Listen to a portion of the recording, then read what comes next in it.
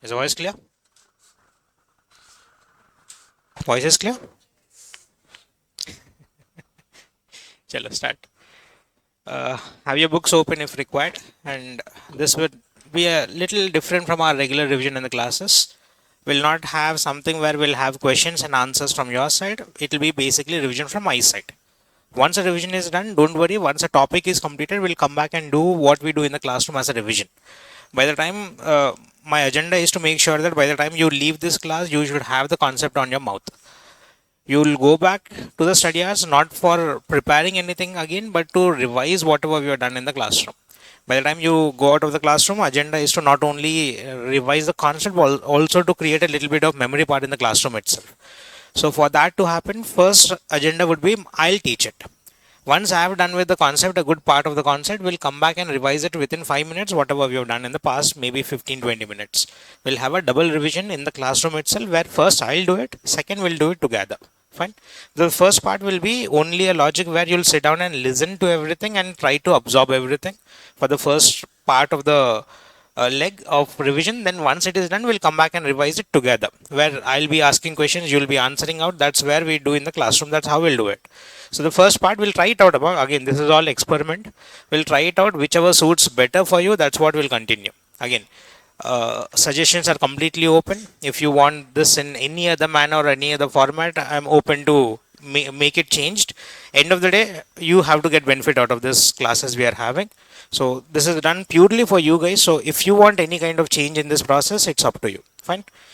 Let's start with the chapter. Chapter called as FEMA, Foreign Exchange Management Act 1999. Before FEMA came into introduction, there was a lot of disturbance that happened in India before FEMA. Initially, we had an act called as FERA. FERA was introduced in India for the very first time in 1947. Even before understanding FEMA, we have to have a basic introduction of FERA. Only then the reasoning behind FEMA makes it easy to understand. FERA was started in the year 1947, where what happened, just months before the independence was declared, FERA was introduced, where our Indian leaders back in the day were in the assumption, try to understand this, Indian leaders were born in the British era. They were grown up in the British era. They have seen India being exploited by Britishers. They have seen India being exploited or misused by Britishers, especially in the World War II. World War II happened between 1939 to 1945, where Indian soldiers were used. It was never a war between India and Germany. It was a war between Germany and the British government. But who was dragged into the process? India. Indian resources was used, human resources were used, we were being exploited. And by the end 1945, the quit India movement, etc. got escalated. 1947, they left India. While they were leaving India, they have taken huge amount of resources from India. No resources were left back in India with the new act introduced, FERA. FERA was called as what? Foreign Exchange Regulation Act 1947. FERA was a concept where the Indian leaders understood it in this manner that external trade is bad for the country. Making external trade, allowing a person from outside India coming to India will always exploit the Indian market. Hence, FERA stated that every transactions with outsider will be closed. Our entire boundaries of India will be closed. No trade outside India will be allowed. Not a person from outside India is allowed to come and trade in India. Borders of India were completely closed. It was this rigid that even medical expenses were not provided. Imagine this. Himanshu goes to the RBI and states that I want medical expenses outside India. RBI states that you are born in India, you will die in India. I don't care. I'll feel proud that you have died in India. I'll not even give expenses for medical care. This how rigid was in 1947. But slowly, even though we are so rigid, we are not self-sufficient. We know this from our economics at the foundation level. Every country is dependent upon other country for some other resources. Even today, crude oil. We import electronics. We are the largest consumers of electronics in the entire world, but still we import. You can't provide me a proper mobile phone company in India, but we are the largest smartphone consumer in the entire world. Thanks to our population, obviously. But we are still importing mobile phones. We are still importing electronics from Japan or South Korea, etc. Whenever we are importing goods from outside India, whether our Gandhi Tata will work there, what will happen? When you are importing goods into India, what currency will work? Indian currency or other than Indian currency? Anything other than Indian currency will be called as a foreign currency.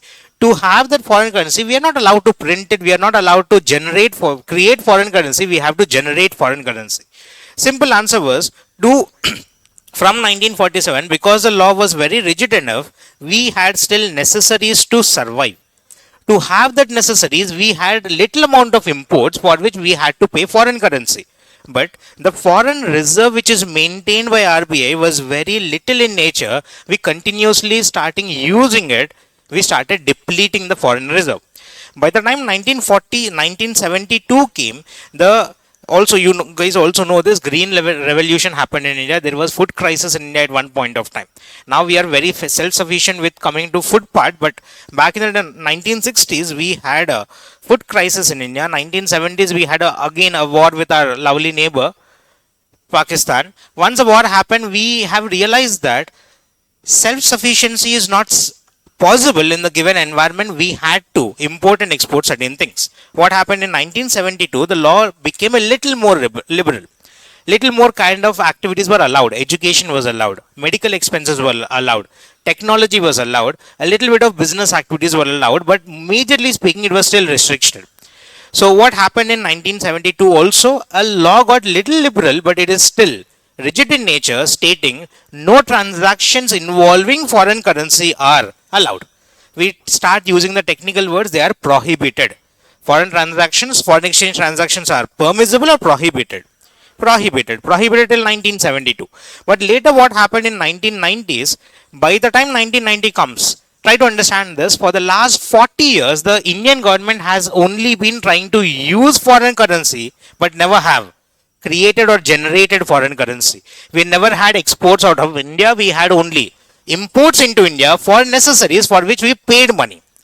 By 1990s, the foreign exchange reserve, what's it called as? Foreign exchange reserve, or technically it is called as foreign exchequer. This foreign exchequer got depleted down to $1 billion. How much was it? $1 billion in which year?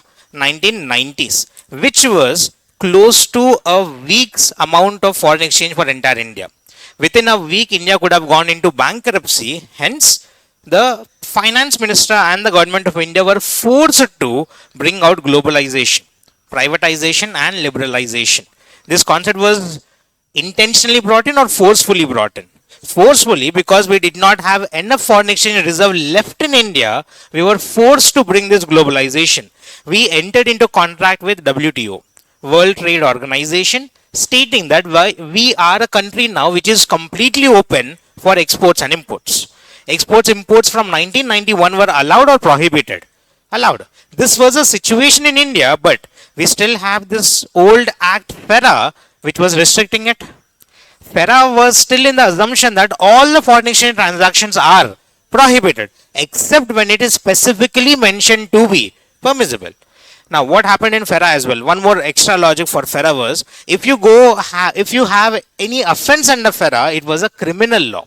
What do you mean by criminal law? The punishments will involve imprisonment. If you have done anything wrong under FERA, you will be imprisoned. For example, forgot your name, Aditya, for example, has conducted an offense under FERA. Will he be punished with fine? Yes. Along with fine, he will also be punished with imprisonment. Now this law was very rigid in nature. Can I say this was restricting external trade? If external trade is restricted, can we grow our GDP? Then government of India decided that 1991 the situation of India changed, but the laws in India have still been static with the old circumstances. We had to bring in a new law. New law was brought in with the intention that will not regulate everything, will rather manage foreign exchange in India from here. Will we provide facility for external trade? Allowed or not allowed? Allowed. Now FEMA states that, FEMA intention completely got changed. FEMA states that every foreign exchange transaction is permissible unless specifically mentioned to be prohibited. What was FERA logic? All transactions are prohibited unless they are permissible. But FEMA stated that all transactions are permissible except when they are prohibited. It became lot more liberal. Transactions were allowed. People were allowed to go out of India. People were allowed to come into India. Businesses will go out of India. Businesses will come into India. Lot of transactions happened in the last 30 years. Now, with this last 30 years, this $1 billion have gone up to $696 billion now. Fifth largest foreign exchange reserve in the entire world. In a situation where we could have gone into bankruptcy, we have revived ourselves and we have now the fifth largest economy. We are competing with China, Japan, Switzerland, US. Fifth largest in the entire world. This happened only because of FEMA. Without FEMA, India could have been still in those poverty lines itself. India grew because of FEMA. FEMA is one of the most important concepts of entire Indian law. It acts as a backbone for entire foreign exchange. So now we have got an understanding of foreign exchange is so important for imports and exports. Let's start understanding FEMA to a little bit more. FEMA is a civil law or a criminal law? FERA was a criminal law. FEMA is a civil law which states that if at all you make an offense under FEMA, there won't be any imprisonment, but there will be still punishments imposed, there will be still penalties imposed on you, but there won't be any imprisonment. FEMA has reduced the number of sections down to 49. Back in the day, FERA, it used to have 81 sections. Now we have reduced it down to act got easy, trade got easy, imports, exports got easy. We can enter into transaction in a lot more easy manner. That's the reason we consider FEMA as a rigid law or liberal law. Liberal law. But if I allow the liberty to my citizens completely, if I allow liberty completely, will they use it or misuse it? Chaitanya stated that I want to enter into lottery tickets outside India. It is using or misusing foreign exchange. So are you guys getting the logic? FEMA states that I'm going to liberalize everything, but if I give a complete liberty, you'll misuse it. But so all transactions are permissible, but there are certain still transactions which have to be prohibited, which have to be regulated. Now get me a clear wordings here. Is FERA regulating or managing? Managing. FERA. Regulating. FEMA, is it managing or regulating? And regulating also. There are some parts of FEMA which are still being regulated. There are some parts of FEMA which are still not allowed to be done. Can I travel to Nepal with foreign currency? Not allowed. It is still prohibited. So there are still transactions which are prohibited. There are also transactions which are permissible. Now give me the wordings here. FERA, all transactions are prohibited. There is no permissible transaction at all. FEMA, transactions are permissible. Also certain transactions are prohibited. To understand which transaction is permissible, which transaction is prohibited, FEMA divided transactions into two parts. Capital account transaction and current account transaction. We'll divide the chapter into how many categories? Two. What are the two categories we have? Capital account transaction and current account transaction. Whenever you're learning, you should first learn capital, then again go to current account. Section numbers. Add the section numbers here itself. Capital account transaction is defined based on section number 6. Current account transaction under section number 5. But we'll learn what section number 6 or 5 first. 6. After understanding capital account, we'll come to current account transaction. Give me a little more details here. If we have done this already in the classroom, capital account transaction, current account transactions are, certain transactions are permissible, certain transactions are prohibited. But to understand which transaction is permissible, which transaction is prohibited, RBI states that I don't care about citizen of India, I don't care about a group of people, I don't care about a company, I care about the country. Does RBI have ethics? Don't write in the exam hall. RBI doesn't have ethics. RBI doesn't care what is right, what is wrong. RBI only cares, am I the country of India getting benefit? If the transaction is benefiting Indian government, will it be allowed? I don't care who thinks what about me. I don't care if it is right or wrong. If it is benefiting my country, I'll allow it. If it is not benefiting my country, I'll not allow it. Even though it might not be ethically correct, I'll not allow it if it is not benefiting my country. Give me a straightforward answer. If it is depleting foreign exchange, allowed or permissible or prohibited? If it is increasing, developing my foreign exchange reserve, permissible. Who is taking care of entire FEMA chapter? RBI. RBI will be the administrative body of FEMA. Now RBI stated that because I don't have ethics, I don't follow the concepts here, whatever is benefiting me, I'll allow. Whatever is not benefiting me, I'll not allow. To define what is benefiting and not benefiting to me, I have to see who is the person entering into the transaction. Whether he is a person in India or is a person outside India. So we'll start discussing with defining a person as PRI and PROI. What is PRI? person resident in India or a person resident outside India. One of the most important parts of this chapter. 2 clause V and 2 clause W. Which will we start first? 2V or 2W? 2W, give me the answer first. PR? One of the most difficult sections. What is PROI? PROI means a person who is not a PRI. Excellent. And again, there are asking questions on this part as well. PR 2W was also asked. Now coming to 2V. What is 2V?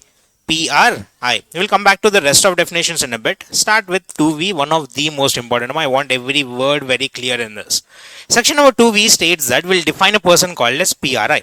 Before we get into the subsections and all, let me give a clarity on subsections here. 2V is divided. This is 2.5 or 2V. Is divided into 4 parts. How many? 4 parts, 4 subpoints. Out of the 4 subpoints we have, the first subpoint talks about when you are an individual.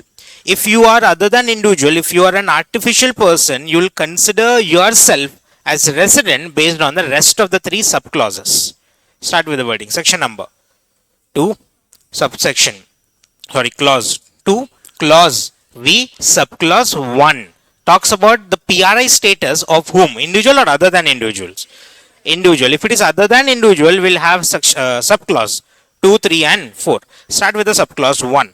States that PRI means a person who has he is residing in India for a period of more than 180 days. Don't link your income tax here. Income tax uses a logic more than or equal to. Here we'll be using the word more than 180 days. More than 180 days in the preceding financial year.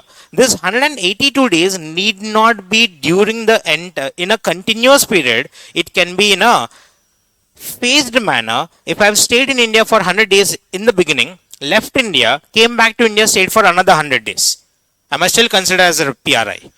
It is not required to be on a continuous basis. That's the reason they have used the word during the course. What's the logic here? Give me the wordings.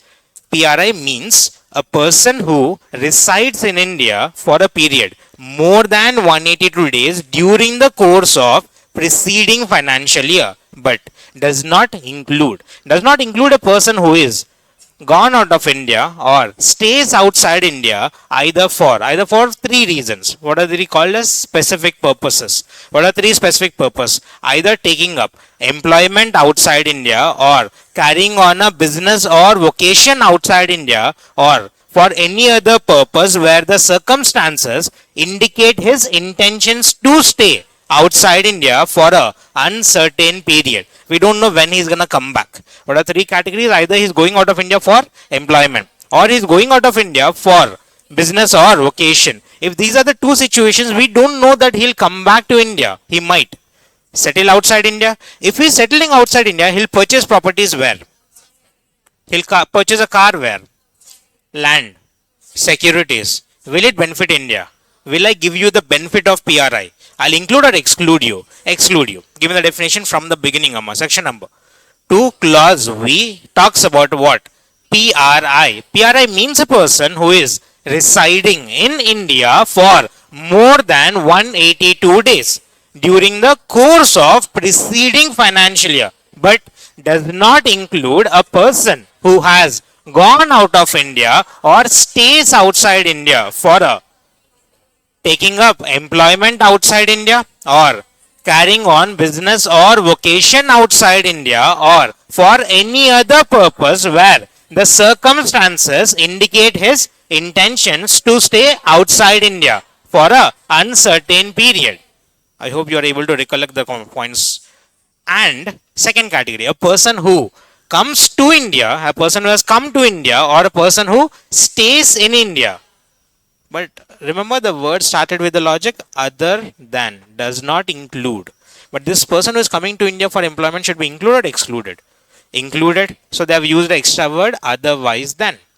Give me the sentence. A person who has come to India or stays in India otherwise than for taking up employment in India or carrying on business or vocation in India or any other purpose where the circumstances indicate his intentions to stay in India for a uncertain period.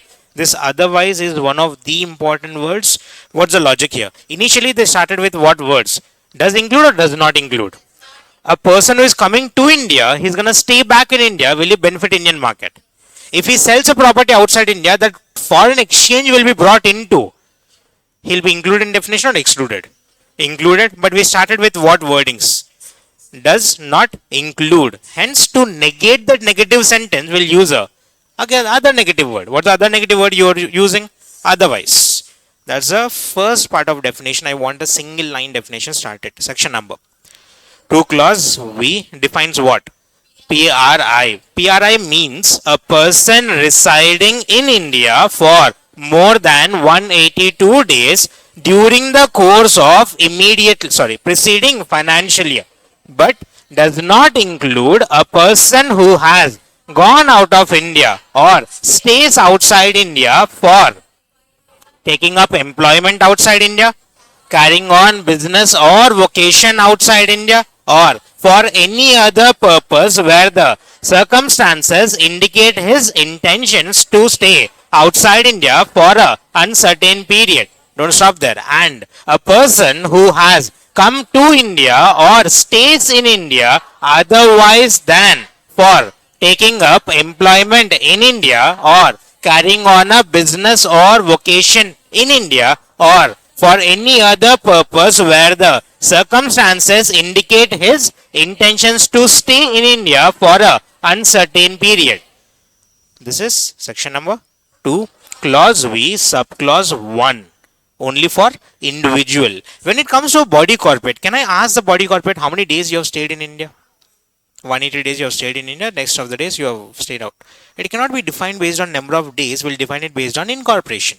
Subclause 2 states that a body corporate, a person who is incorporated, or otherwise we can use the word registered, incorporated or registered where? In India will be called as a PRI. Doesn't matter because we cannot define the number of days in or outside India, we just base it on registration or incorporation. It is either incorporated or registered where in India, then it will be called as a PRI. Now that means, sir, a company which is registered outside India, PRI or PROI? A company which is registered in India will be called as PRI. Similarly, a company which is registered outside India will be called as PROI. That company which is registered outside India has opened a branch in India. Try to understand, branch is not a separate company. Branch is a part of the original company which is incorporated outside India. But if the branch is located in India, is it affecting Indian market? If the branch is located in India, they'll bring investments into India. They'll generate business in India. I'll include them in the definition. A branch, office or agency. They wanted to cover everything, Amma. Branch, office, agency. Give me the words. Branch, office or agency located where? In India. But that branch office is not from India. It is not originated from India. It is owned or controlled by a... What do you mean by PROI? A company which is incorporated outside India. Give me the wordings again. A branch, office or agency in India which is owned or controlled by a PROI. Or repeat and rinse it again for the opposite point. A company which is situated in India had a branch outside India. We are a company in India, incorporated in India, registered in India. We have a branch in Switzerland. This company in India, PRI or PROI? PRI, try to understand. The company in India is a PRI, but under which section? 2, clause V, subclause 2. That branch which is situated outside India is gonna again, once in the future, the branch will be sold off. Branch will generate profits. Branch will generate profits. Branch will be sold off. That amount will be brought back to. That will also be considered as a PRI. It's a branch, office or agency where? Outside India but owned or controlled by a PRI. PRI. Is it fine? Section number 2 clause V. We have also drawn this chart in the classroom. Quick answers. If a person, to decide whether the person is PRI or PROI, will first ask him, the first question will ask him, how many days have you stayed in India? If the answer was more than 182 days, or the answer might be less than equal to 182 days. We'll tackle each part. Try to answer it without your books on this part. If you have, the first question I'll ask is, how many days have you stayed in India? If your answer for that is more than 182 days, the next question I'll ask is, have you left India? Have you gone out of India? If the answer, have you gone out of India, was no, I have not gone out of India in this particular financial year, then he is a PRI. But if the answer was yes, I've gone out of India, then the next question I'll ask is, what was the purpose for him going out of India? Was the purpose any of the three specific purposes we have discussed? If he has gone out of India for any of the three specific purpose, if the answer is no, I've not gone out of India, I've gone out of India but not for specific purpose, he is still called as a PRI. But if he has gone out of India for three specific purposes, then he'll be a PROI. Now you guys wrap the questions for me. First question would be, first question, how many days have you stayed outside, in India? If the answer was more than 182 days, the next question you'll ask is, have you gone out of India? If you have gone out of India, answer is no, you have not gone out of India at all. You are PRI. Yes, you have gone out of India. And the next question I'll ask is, have you gone out of India for three specific purposes? No, not for three specific purposes. I went for foreign travel. I will be a PRI. If I have gone for any of the three specific purposes, then I'll be. Now this is in your ballpark. Start. If a person has stayed in India for less than or equal to 180 days, what's the first question you'll ask? How many days is done, Amma? He is less than equal to 180 days in India. The next question would be, has he come to India or stays in India? No, he has not come to India at all. PROI. Yes, he has come to India. What was the purpose? Ask a specific point, Amma. Was it for three specific purpose? I have come to India, but it was not for three specific purpose. PROI. Yes, I have come to India and it was for three specific purpose. PRI. That's a definition done. With this definition, we also had 5 clarifications discussed. When you go back to your Income Tax Act, the Income Tax Act defines the residential status for the entire previous year, entire assessment, entire previous year. But coming to FEMA, if you have, try to understand this example, if you have last year stayed 365 days, this year you are a PRI, and during the year, in the month of October, you have gone out of India for employment. Till October, you are. After October, you are. The residential status under FEMA is not for the entire year, it is for a period of time. Residential status under FEMA decides based on the residence you have rather than the citizenship you have. You are an Indian citizen and you have stayed in India for 180 days. PRI or PROI? PROI. Doesn't matter whether you are Indian citizen, doesn't matter whether you are a foreign citizen. What matters is how many days have you resided. If you have stayed in India for more than 182 days, even though you might be a foreign citizen, you will be still called as a PRI. Citizenship matters or does not matter? Simply speaking, if the question gives you citizenship, strike it off. Strike it off, doesn't matter. Citizenship is not going to be relevant under FEMA chapter. It is for a year or for a particular year period. It is for a particular period. Then we have green card concept. If a person has applied for green card in the USA, that means his intention is to stay in USA for uncertain period, he'll be considered as a PROI. Though his residence is more than 182 days in here, they'll confuse you more. I have stayed in India for more than 182 days, but I've applied for green card. That means my intention is to stay outside India for a uncertain period. I'll still be called as a PROI. Then we had clarification on air hostess. Air hostess who are coming to India and staying in India during their layoff period will be considered as PROI, even though their stay is more than 182 days. Try to understand the words clear. Air hostess are coming to India not for employment, they are coming on employment. They are coming during their employment process. They will not be considered as PRI. They are still considered as a PROI. And the last clarification given by RBI for studies abroad. If a person in India is going out of India for studies, we have an assumption that during his study period, he will also take up employment. Hence, we will assume him as a PROI, PRI or PROI. Now, your answer should be drafted in 2 legs here as per 2 clause V. That's what we start. 2 clause V. A person who is going out of India for studies. A person who is going out of India for studies will be considered as PRI. But however, RBI has given a clarification. A person going out of India for studies will be considered as PROI. Are you getting the logic? You have to write both the points in the answer. IC is giving both of them. A person going out of India for studies abroad, as per section 2V, will be considered as PRI. But however, RBI gave clarification stating that he'll take up employment outside India, hence he'll be considered as PROI. Are we clear with this? Two sections we have done, Amma. Two major sections, 2V and 2W should be fine. Now coming to the applicability and the preamble part. We will complete the definitions part first. The preamble. Preamble of FEMA is very interesting. It has given a lot of concept behind why FEMA was drafted. Preamble states that it is an act to consolidate and amend. Consolidate and amend, just listen first, we'll repeat it afterwards. It's an act to consolidate and amend all foreign exchange laws in India. Everything relating to foreign exchange will be amended through this chapter, through this act, FEMA. Give me the basic wordings here. An act to consolidate and amend laws relating to foreign exchange.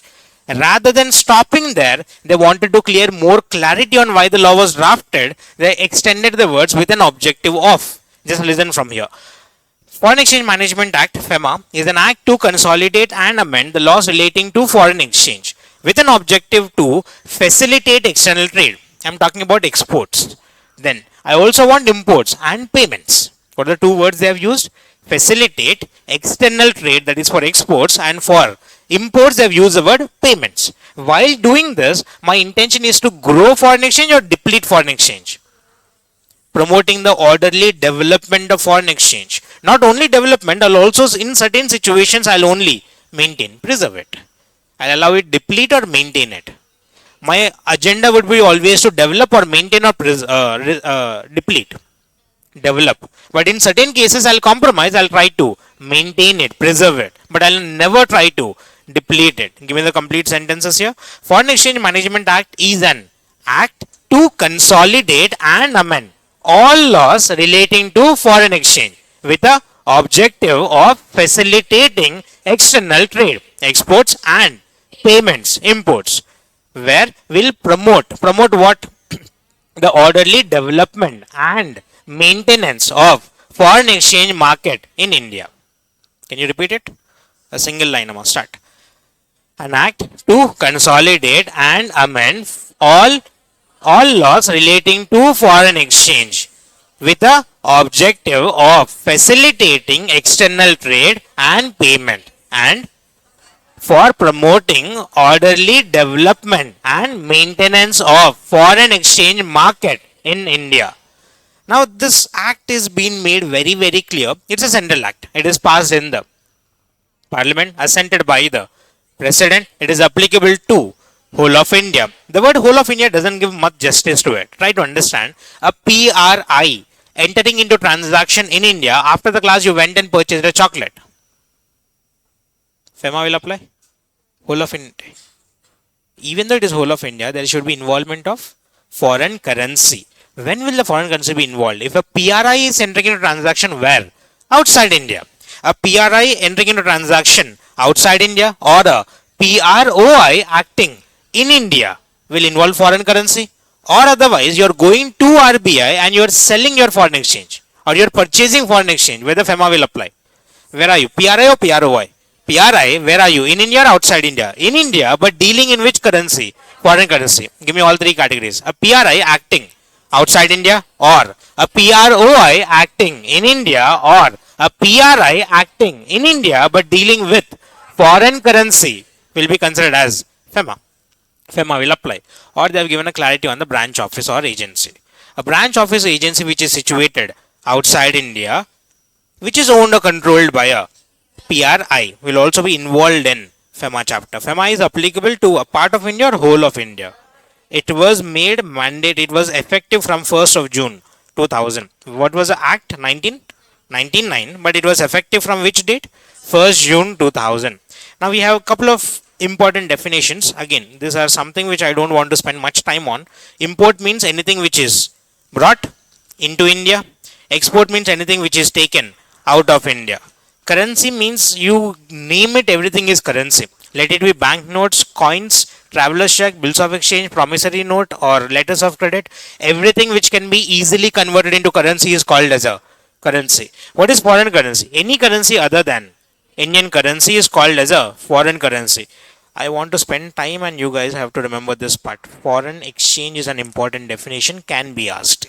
What is foreign exchange? Simply states that, actually speaking, the definition should have ended here itself. Foreign exchange means foreign currency. Whenever there is involvement of foreign currency, I'll call it as foreign exchange. But to give you more clarity, they have given 3 examples of what can be foreign exchange. Definition actually has only one concept. Foreign exchange means foreign currency and includes. If you observe it carefully, this is a definition which uses the word means and includes. Includes what? Any kind of balances, any kind of credits, or any kind of amounts which are payable. In which currency will I pay? If I am paying in foreign currency, there will be involvement of foreign exchange. Any deposits, credits, or balances which are payable in foreign currency will be called as foreign exchange. Or I want 4 words here. Demand draft, all of them are outdated, but still. Demand draft, letters of credit, bills of exchange, or traveler's check. These are the 4 categories if you are carrying them outside India. Okay, I'll give you one example. Traveler's check. Today you have international credit cards, you can carry your credit card. But back in the day when credit card was not something which is familiar in nature, we used to carry a check. We will not carry a bunch of cash in our hand. It will be, there's a chance that it might be lost. We'll carry a check. We'll go to outside India. We'll deposit the check in a bank outside India. They'll give you money. It is called as traveler's check. A traveler's check is drafted in India but been drawn where? Outside India. I getting the point? I've drafted this where? In India. But I'll withdraw the money when I am outside India. The money will be drawn in which currency? But I'll draw it. I'll prepare it in which currency? Indian currency. A traveler's check, bills of exchange, letters of credit, or demand draft, which is drawn or expressed in Indian currency, but which is payable in foreign currency. Give me the wordings here. It is drawn in which currency? Indian currency, but it is payable in foreign currency. Repeat it exactly opposite. Bills of exchange, traveler's check, letters of credit, demand draft, which is drawn where? Outside India, but which is payable in India. Give me the exact wordings here. It is drawn by a bank, financial institution, or any person outside India. That means it is drawn in which currency? Foreign currency, but it is payable in Indian currency. Repeat the entire definition for me. Where are we? Which definition are we talking? Foreign exchange. Foreign exchange means foreign currency and includes, first point, any kind of deposits, credits, or balances which are payable in foreign currency, or demand draft, or letters of credit, traveler's check, or bills of exchange which are drawn or expressed in Indian currency but payable in foreign currency. Repeat it. Demand draft, traveler's check, bills of exchange, or letters of credit which are drawn where? Outside India. By whom? A bank or financial institution or any person outside India, but which is payable in which currency? Indian currency will be called as a foreign exchange. Very important definition. Then foreign security. What do you mean by security? Includes own fund or debt fund? Security. Security. Shares or debentures? Shares and debentures. It includes own fund as well as debt fund. Shares, stock, debentures, bonds, debenture stock, everything is involved. Any of those shares, stock, bonds, debentures, any other instrument which is expressed or denominated in a foreign currency will be called as a foreign security. If it is in which currency? Expressed in a foreign currency will be called as a foreign security. There are certain situations, don't get fooled by the examiner here. There are certain situations where it is drafted, denominated in foreign currency, but the returns or the redemption will be received in a Indian currency. It is still called as a. I don't care how is it redeemed. I don't care how the amount will be paid in the future. I only care whether it is denominated or not. If it is denominated in, I'll call it as a foreign security, even though it might be redeemed in Indian currency. Even though it is redemption happens in Indian currency, it is still considered as a foreign security. Rest of definition should be fine. This only word we'll learn, authorized person. Does the RBI have enough time to deal with every single foreign exchange transaction on their own? They have appointed multiple authorized persons. For our syllabus, you have to just remember the word authorized person, but there are three types of authorized person. It can be either authorized dealer, money changer, or offshore banking unit. Authorized dealer is nothing but a person who is dealing in securities usually. Money changes, the name itself gives you the word. You go to him, he'll change the money, change the currency. Offshore banking unit is something which is set up in SEZ. It is in India or outside India? In India. Offshore banking unit is in India, which is going to help or facilitate the trade process outside India. Usually SEZs. SEZ areas are drafted for two reasons, if you guys remember. SEZ is drafted for equitable distribution of development. They'll usually set up in rural areas. And second, and the most important reason, is to make exports out of India.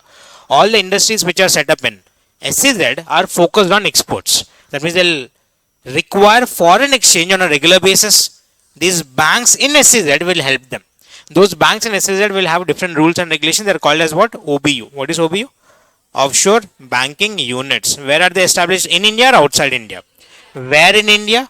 SEZ areas. They'll help the export procedure. They're called as authorized person. Authorized person includes how many people? Three. What are three people involved? Authorized dealer, offshore banking units. Chalo start. That's the first part of the chapter done. I'll divide this chapter into three parts. That's the first part, introduction part done. Then we'll have the next two parts, that is capital account transaction. Then we'll tackle the current account transaction. Is the pace clear? Fine. Capital account transaction. What is a capital account transaction? Capital account transaction means a transaction which alters. To have the word purchase, transfer, sale, modify, develop, rather than using multiple different category of words, I've used a single word called as alter. Give me the definition. Capital account transaction means a transaction which alters an asset or a liability. Where? In India or outside India? Outside India. Of whom? PRI. At the same point of time, they've also included a contingent liability. A contingent liability, making sure that we are ready for the extreme situations, we'll have to pay this money. Give me the entire wordings here. Section number again, this is also important number. 2 clause E. Give me the definition. Capital account transaction means a transaction which alters assets or liabilities, including contingent liabilities outside India of PRI, and asset or liabilities in India of PROI. Why did we not include contingent liabilities? The contingent liabilities for a PROI will be a contingent asset for India. Can we start recognizing contingent assets? No. Hence, they are not included. What is included? Only assets and liabilities. Section number 2 clause E. This entire capital account transaction will divide into multiple parts, where we'll first learn the definition which we have done. Then we'll have the clarification under section number 6. Then we have certain transactions which cannot be restricted. Transactions with no restrictions. Who cannot put restrictions? Either RBI or central government. In the future also they cannot put any restrictions on certain transactions. Two transactions where no restrictions can be placed. Then we have transactions which are permissible, transactions which are prohibited, also drafted for PRI and PROI. Again, this is coming from where? Foreign Exchange Management Capital Account Transaction Rules 2000. Which year? 2000. Start with the clarification. Is the definition comfortable, ma? Section number 2 clause E. First, capital account transaction means a transaction which alters asset or liability, including contingent liability outside India of PRI and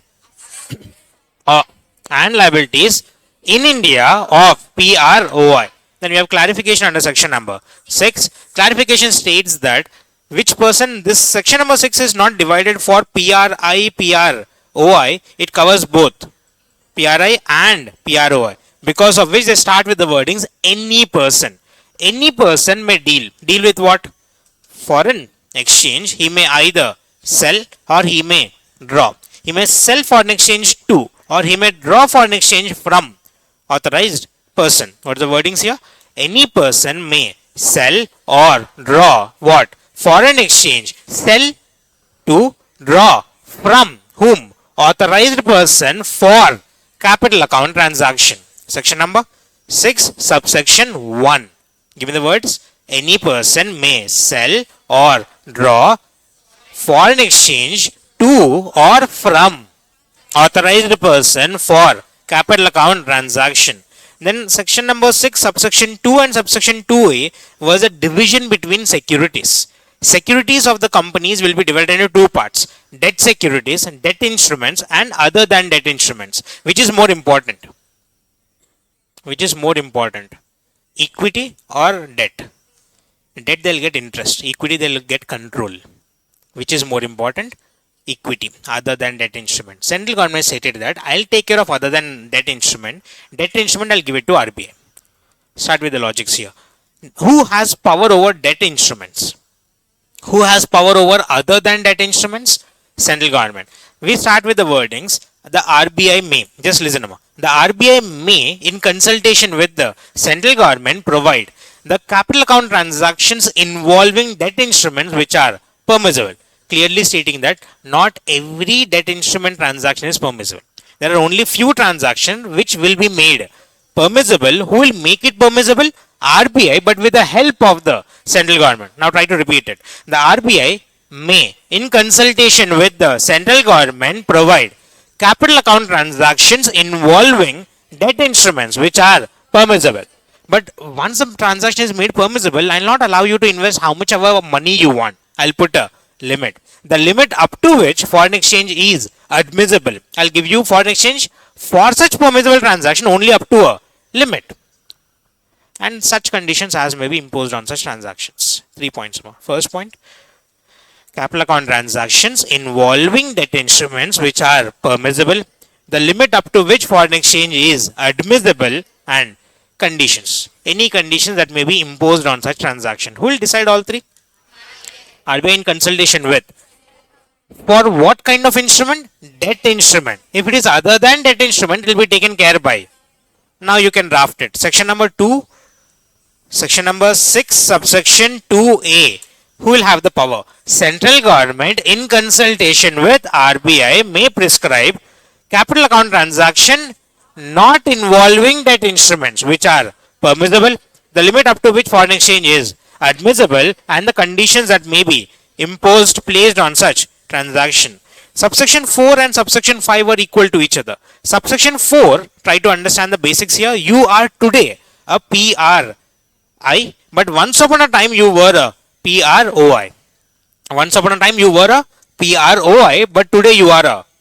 While you are a PROI, you might have purchased certain things, you might have invested certain things, but now today you are. You will sell them and bring it back to. Try the concept clear. A PROI purchasing an asset outside India. Is it a capital account transaction? A PROI purchasing an asset outside India. Is it a capital account transaction? A PRI purchasing asset outside India? A PRI purchasing asset in India?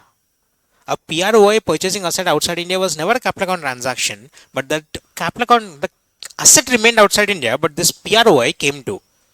He became a. Indirectly, he has a asset outside India. Will it also be capital account transaction? Yes. Start the wordings. A PRI. I want the same wordings in the same order. A PRI, he may invest, or once invested, he'll own it, or he will hold it, or he will transfer it. A PR. Today he is a PRI. Start with the wordings. A PRI may invest or own or hold or transfer. I want in the ascending order. Either foreign currency or foreign security or immovable property situated outside India, which was owned, held or acquired. When was it acquired? When he was a PROI, or he simply inherited it from a PROI. Given the entire sentence, today I am a. Once upon a time I was a. I've invested in certain things when I was PROI. Today I've become a. This will also be included in the definition of capital account transaction. Start. A PRI may invest or own or hold or transfer. Ascending order. foreign currency or foreign security or immovable property situated outside India, if the same was acquired, held, or owned when he was a PROI or inherited from a PROI. Same repeated for subsection 5. Subsection 5 talks about today I am a PROI. Once upon a time I was a PRI. I purchased an asset when I was a PRI purchasing asset in India. Is it a capital account transaction? But today he has become a PROI, but the asset is still in India. It will become a capital account transaction. Start the word. A PROI may invest or hold, transfer. Transfer what? Indian currency or Indian securities or a immovable property situated in India. If it was acquired, owned, or held when he was a PRI or it is inherited from a PRI. Subsection 5. Then come back to this 2A, 2 and 2A. Subsection 2, who has power? For what kind of instruments? Debt instruments. Subsection 2A, who has power? Central government for such transactions which are not involving debt instruments. Simply speaking, what? Equity instruments. Then, what is this debt instrument is also defined. Defined by whom? Central government. Debt instrument is a power in the hands of RBI, but what is debt instrument is again defined by the central government in subsection 7. Subsection 7 states that debt instrument means such instruments as may be determined by the central government in consultation with RBI. Is it fine? Only thing left is subsection 6. Has a lot of meaning to it, but doesn't make sense here, but lot of meaning to it. RBI, does it care about foreign citizens? Does it care about PROI? Does it care if you are PRI? I care if it is benefiting India. I care whether it is developing foreign exchange reserve. Now it states that a PROI, give me the wordings proper. PROI can come to India. He can do business in India. But while he is doing business in India, if he exploits Indian market, will I allow him or prohibit him? I'll prohibit. Don't even come to India. There are certain transactions where RBI states that you are prohibited. You are not even allowed to come to India. Second case, you are not prohibited. You can come to India, but while you are doing business in India, I'll put a lot of restrictions upon you. RBI may prohibit. I'll not even allow you to come. Second case, I'll allow you to come, but I'll put certain restrictions. And I'll also, while putting restrictions, while you are following them, I'll come and regulate. I'll continuously check you. I'll continuously monitor you. 3 points. RBI may prohibit or prohibit or restrict or regulate. Regulate whom? I don't have to regulate PRI. He's right here in India. I have to regulate whom? But PROI will fall under FEMA when he's doing business in India, office, branch or agency or any kind of business which is in India, owned or controlled by a PROI, I will regulate them. Start the wordings here. RBI may prohibit or restrict or regulate any office, branch or agency in India which is owned or controlled by a PROI, office, branch or other places which are situated where in India. That's your section number 6. Section number 6, each point can be a question, not entire section 6. Any of the points can be drafted as a question. Then coming to the important part of the process, permissible and prohibited transactions. What is permissible transactions? Allowed or not allowed? Prohibited. We'll have a small storyline as usual. We'll come back to it towards fast. I hope you guys remembered it. We'll have a small storyline for this all 11 points. We'll come back to it in a bit. Fast. You have completed your CA Inter.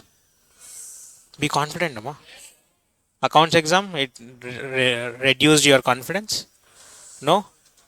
Trust me, your law exam will reduce your confidence. Trust me. Law paper, I have drafted law paper with lot of time. Law papers will be very, very difficult. You'll basically, okay, not try, Amma. We have drafted question papers in such a manner that you will not write 100 marks for sure. I'll guarantee that. If you're writing 100 marks, I'll be very impressed. You will not write for 100 marks. Don't write random things, okay? Don't write stories in there, but you will not be writing 100 marks for sure. That's a guarantee from my side.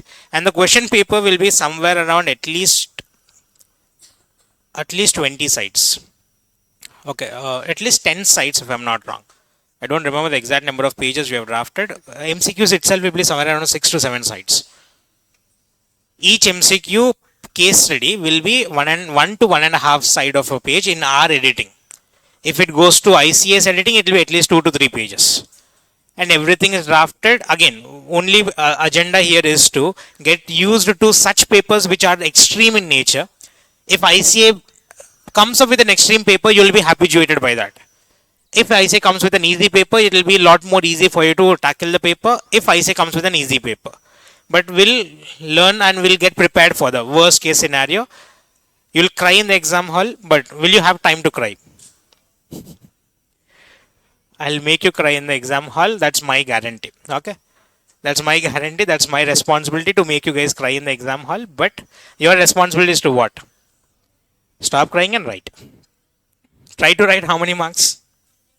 100 marks. Don't get stuck at any place. Papers will be very, very difficult. Basically, you'll lose all the confidence you have in law by the time first grand test is done. Okay, first grand test, I'll give you the most difficult paper you have seen in law till date. Okay, be mentally prepared, Itama. Don't expect an easy paper at all from my side for the rest of all grand test. There is no compromise on the second grand test also. All grand tests are drafted in the same format, same process, where it will be very, very difficult, especially the case studies. The case studies, again, I'll tell you this in the classroom when all the students are available. I'll discuss on the paper later. But as of now, rest assured, paper will be very difficult. There's no compromise on the toughness of the paper. It will be very difficult. Be mentally prepared for the next 7 days. Don't only prepare for concept, but also be mentally prepared. Paper will be. Can you write 100 marks? But will you try to write 100 marks? Will you write stories? Sure. Will you write law? If you know the law, we'll write the law. If you know the law, don't make the law. If you don't know the law, we will create the law. We are the legislator, we are the lawmaker, we are the president of India. Sit properly, you are the presidents. Start. Permissible transaction. How many categories are there? 2. Schedule 1 and Schedule 2. Permissible for a PRI, permissible for a PROI. Fast with the storyline. You have completed your CA Inter? Be confident, Amma. After completion of CA Inter, you will roam on roads, sir. No, life is done. Articles. You will earn money. Huge amount of money. You don't even know what to do with that money. You learn how much? Lakhs, crores. Say you have a salary of 10,000 rupees. You have this 10,000 rupees. Will you spend it? How much ever you spend it, there will be savings in it. How much? 20% savings. Fine. You had 2,000 rupees savings in it. What to do with this 2,000 rupees savings? Will you put it in a bank? No. You'll put it in a. We'll start with the topic. We'll go to the stock market. We invested in a stock market, and as soon as we invested, the prices got obviously increased or decreased? Increased, and you made 100% profit. How much profit? 100% profit. You got little carried away. You got little confident or overconfident. You started imagining as Rakesh Jhunjhunwala. You started imagining yourself as a Warren Buffett, and you started investing in Indian market or foreign market. You disinvested all the securities in India and you invested in foreign stock exchange. Foreign securities you started purchasing, and in the foreign securities you made a profit or loss? Entire loss. You know our luck. It will not last for more than 5 days. You invested in Indian securities, you made a profit, then you went and invested in which securities? Foreign securities, you made a profit or loss? To mitigate the risk, to reduce the risk, you invested into what kind of securities?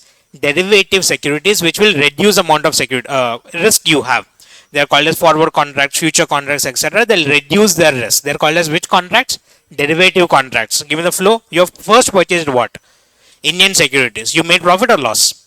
Then you purchased foreign securities. You made a loss. Then you have invested in derivative contracts. Even though reducing risk, you still made a loss. Then you decided you will invest in the most safest form of investment, land.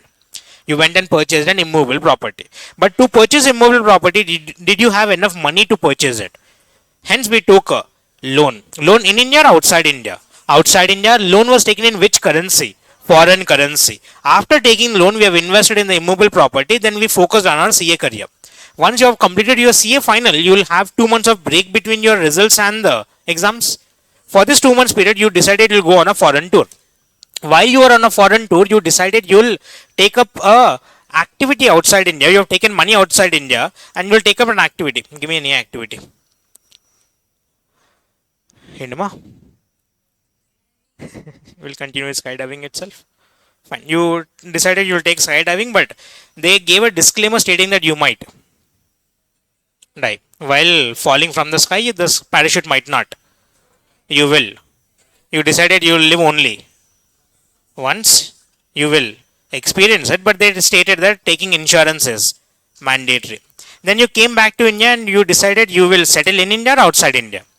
You sold all the assets in India and you settled outside India. First, repeat the story, we'll start the process. You first invested in Indian securities, then you invested in foreign securities, you made a loss. To reduce the risk, you invested in derivatives. Even with reduced risk, you made a loss. Then you invested in immobile property. But to purchase immobile property, money was not sufficient. You took a loan. In which currency? Foreign currency. Then after completing your CA, that land was sold. Then money which is received in land was not brought back to India but was put in a separate account. Which account is it called as? Gutanama? Foreign currency account. You maintain in a separate bank account. Then with this money in this bank account, you went for a foreign travel.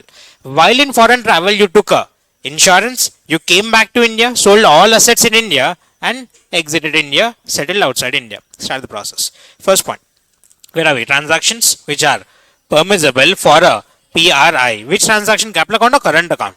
Capital account. Start with the process. Investment by a PRI in what securities? Foreign securities. After that, undertaking derivative contracts or transfer. Remember, the word transfer includes both sale and purchase. Transfer of immobile property outside India by a PRI. What are three logics we are done here? First, foreign securities. Second, derivative contracts. Third, immobile properties. Where is this immobile property situated? It is done by whom? PRI. Then we have taken a loan. Which kind of loan? Foreign currency loan raised either in India or outside India, abroad, by a PRI. PRI is taking what kind of loan? Foreign currency loan. On the same concept of loan, we had another category, loans and overdrafts. Loans and overdraft, remember we are under schedule number 1 or 2. Schedule 1 is more focused on whom? PRI will always start from PRI's perspective. Loans and overdraft by PRI from PROI. I have taken a loan. I have borrowed money. Or loans and overdraft by PRI to PROI. I have taken loan or given loan. Either it is PRI from PROI or PRI to a PROI. Or I have given a guarantee. Who is given guarantee? Guarantee given by PRI in favor of a PROI. These are the 4 loan points here.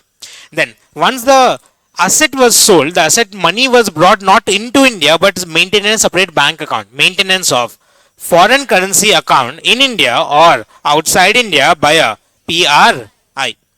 Then while we were going out of India, while we were traveling outside India, we have taken money out of India, export or import of currency. Taking insurance policy by a PRI from a insurance company outside India or remittance of capital assets outside India. Give me all 11 points. Start. Where are we? Schedule number. Transactions which are for a PRI. First point. Investments in a by the PRI or undertaking derivative contracts or transfer of immobile property outside India by PRI. Then foreign currency loan in India or outside India by PRI. Loans and overdraft by PRI from PROI. Loans and overdraft by PRI to PROI or guarantee given by PRI in favor of PROI or we have sold asset amount. Maintenance of foreign currency account in India or outside India by PRI. Then export or import of currency or currency notes. Taking of insurance policy by PRI from which company? Insurance company outside India, or remittance of capital assets outside India by a PRI. Schedule number 1. Repeat. I am not explaining anything from schedule 2. You have to repeat it. Schedule 2 first. Start the process. First point was investments. Who made investment? PROI. Where did he make investment? Indian securities. Or he might not purchase securities, he might come and contribute. Contribute to proprietorship, sole proprietorship, or partnership firm, or AOPs. Given the entire sentence here, who is investing? Where is he investing? In India. In which securities? Indian securities. Or is making contribution to a proprietorship, sole proprietorship, or a firm, or a AOP. Undertakes derivative contracts, transfer of immovable property in India by PROI, or for all the loan points we had a single logic. Deposits between PRI and PROI. Guarantee given by PROI, because we are under schedule number. We'll give more importance to the PROI. Guarantee given by PROI in favor of PRI. Then, for maintenance of foreign currency account in India or outside. If foreign currency account is maintained by PROI outside India, does FEMA apply? FEMA applies only when the foreign currency account is maintained by a PROI. Remember, this is only in India or outside India. Schedule 1 had the topic maintenance of foreign currency account in India or outside India by a PRI. But if it is PROI, it will be maintained where? In India or outside India? In India. Then export and import of foreign currency or currency notes, no insurance topic. Remittance outside India of capital assets via PROI. What is missing out? Insurance topic is not covered. 3 of the loan process were combined into 1. We have total how many points here? 8. Schedule 1 had how many points? 11. This has only 8. Prohibited transaction, again very important. I hope you had a basic knowledge on LRS, so I'll explain it here itself. LRS. What is LRS? Liberalized remittance scheme. What is LRS? Liberalized remittance scheme, stating that I'll be little more liberal when it comes to the Indian citizens, when it comes to PRIs. If you are a Indian citizen, if you are a resident of India, PRI, and you are an individual, I believe that you are entering into a transaction at a very small amount. I'm not going to disturb you or ask you for permissions every single time. I'll allow you foreign exchange transaction without any permissions. Without any permissions from RBI, without any permissions from central government, I'll allow foreign exchange transactions up to how much? 2.5 lakhs. Now try to understand this. Is this given to Indian company? Is it given to Indian company? No. It is not given to companies. It is given only to an individual. That individual who is resident or non-resident. So a resident individual has a benefit up to how many? $2.5 lakh per financial year, where he can use that amount for any transaction which is permissible or prohibited. Permissible. Permissible for resident is given under schedule 1 or schedule 2. Schedule 1 with permissions or without any permissions. Without any permissions. Then we had this FATF, if you remember, Financial Action Task Force. Financial Action Task Force is an international body which defines there are certain countries in the world which are promoting terrorism. For such countries, we want to stop financing. We want to stop funding to them. To stop funding to them, FATF states that all the countries within my purview don't invest in such countries. They have in the past defined North Korea. They have in the past defined Iran. They have in the past defined Myanmar in one part.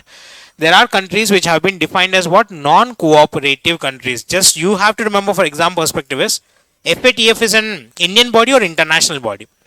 What is FATF? Financial Action Task Force. They are trying to combat terrorism. To combat terrorism, they have notified certain countries as what? Non-cooperative. If they are non-cooperative, can I enter into transactions with such country? Not allowed. This is international body. Then coming to Indian part, the Indian Ministry of External Affairs has clearly stated that one country we don't like. Pakistan we don't like, but for FEMA chapter they have given North Korea. North Korea as of now, Pakistan also has a lot of restrictions, but North Korea is completely prohibited. What is prohibited with North Korea? And they are not calling it as North Korea. They are called as Democratic People's Republic of Korea. What is it? Democratic People's Republic of Korea. Obviously, they are democratic. They are democratic. They are People's Republic. They are republic entity. They do conduct elections. They do have democracy. They do have options to choose. They have their option to choose their own life. It is a. Don't laugh, Amma. It's a very serious matter. It is a Democratic People's Republic of Korea. North Korea or South Korea? North Korea. So a PRI, can he undertake any capital account transactions with a person who is citizen of North Korea? Allowed or not allowed? Prohibited. Who prohibited? Not FATF. Who prohibited this? Central government. Which Ministry of Central Government? Ministry of External Affairs. Heard about it, right? Sir Jaishankar. You have seen a lot of reels about him, but we don't know who he is. Minister of Corporate Affairs kadamma. Ministry of External Affairs. They have clearly stated that a transaction with a person who is citizen or with a person who is resident or a company which is incorporated in North Korea will be allowed or not allowed? Not allowed, it will be prohibited. But by the time this notification comes, if you have already invested, you have to disinvest, you have to suspend your investments, you have to close, settle it off, dispose it, disinvest it within a time frame of 180 days. This has not been asked. This can be asked in the near future. Be a little careful on this part. What happened? Who mentioned it? Who mentioned it? Central government or FATF? Central government. Which Ministry of Central Government? Ministry of External Affairs. I have mentioned that a PRI shall not undertake a capital account transaction with the person who is citizen or resident or a company which is incorporated. Incorporated where? North Korea Democratic People's Republic of Korea. If you have already entered into such transaction before this notification, after notification transaction is allowed or not allowed? Before notification transaction was allowed, if you already hold such transaction, it must be closed, suspend or disposed of within a time frame of, unless you got a permission from central government. If you get a special permission from central government, it is allowed, otherwise not allowed. Then for PROI, there are certain transactions which are prohibited. Very, very important for exam perspective. There are 5 transactions which are prohibited. First transaction was to make an investment in the business of chit fund. But there's a small problem in chit fund concept. Investment in chit fund is allowed because it was a law which is under the purview of central government or state government. State government may allow a PROI to make investment in chit fund business, but once investment is made, a person can he remit money out of chit fund business. Remittance is going to be taken care by state government or central government. That will fall under FEMA. RBI will stop remittance or investment. Remittance or investment. Investment is in the hands of. Investment is in the hands of state government. State government may allow you to invest, but once invested, who will prohibit remittance? Central government. The RBI will prohibit what? Remittance of chit fund business. Coming to Nidhi Company. Nidhi Company is central law or state law? Nidhi Company comes under banking regulations, comes under RBI directly. You have to get a license from RBI to do the business of Nidhi. So a Nidhi Company directly falls under central government. Hence Nidhi Company's concept stated that will prohibit what? Investment or remittance? Investment, not even allowed to come to India. Chit fund business, investment is. Remittance is prohibited. Nidhi business, investment itself is prohibited for a PROI. Then agriculture, backbone of India. We don't want our agriculture system or agriculture sector to be affected. We don't want any PROI coming here. Agriculture or plantation activities. Then real estate business, we don't want artificially increasing the prices in Indian market. Increase in land price will have a inflation increase. It is directly linked to inflation. I don't want that to happen in India. No PROI will come and purchase real estate businesses in India. And coming to farmhouse, is it agriculture or a real estate business? It's a combination of both. Why to create confusion? I'll give a clarity by mentioning that also, including a construction of farmhouses. Give me the first 4 points quickly, Amo. Either business in chit fund or Nidhi Company or agriculture or plantation activities or real estate business, including the construction of farmhouses. But the word real estate business does not include construction of townships.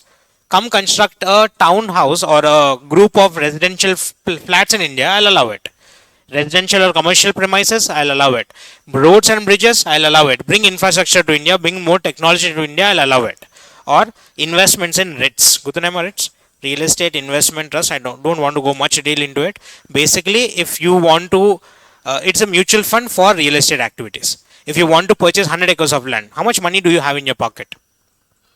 Check. We'll purchase 100 acres of land in Kondapur. No. Do we have enough money? Can I alone purchase it? Then we will have a group of people, will pool money and purchase a single real estate project, which grouping will be done by a concept called as REIT, Real Estate Investment Trust. Then TDRs, again, I don't want to explain much about TDR. TDR is basically going to allow you to increase your floor space index. Floor space index is a logic stating that if you have 200 acres, 200 square yards of a land, you can construct only for this amount of square feet. If you want to construct more than the recommended square feet, you have to have a development right. The development right because it can be transferred from person to person, it is called as transferable development right. One word answer. GHMC or any municipal government will give you a limit up to which you can construct. If you want to construct beyond this limit, you have to have a development right. You will submit this development right to the municipal authorities and they'll allow you to construct a higher floor space index, higher square feet you can construct. But for that to happen, you should have what? DR. What is DR? Development rights. Because these development rights can be transferred from person to person, they're called as TDR. Transferable development rights. A PRO is not allowed to trade in them. 5 points more. Chit fund, Nidhi company, agriculture, real estate and TDRs. These are the 5 transactions which are prohibited for a PR, PRI or PROI? PROI. Okay. What shall we do?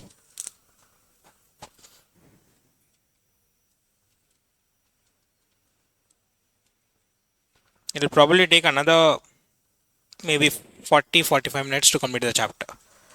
Shall we continue or shall we take a break? How? Show of hands. What? Show of hands or what? Question article is show of hands that Chile piece. We'll have postal ballot. I'll send a post to you. You respond back within 30 days.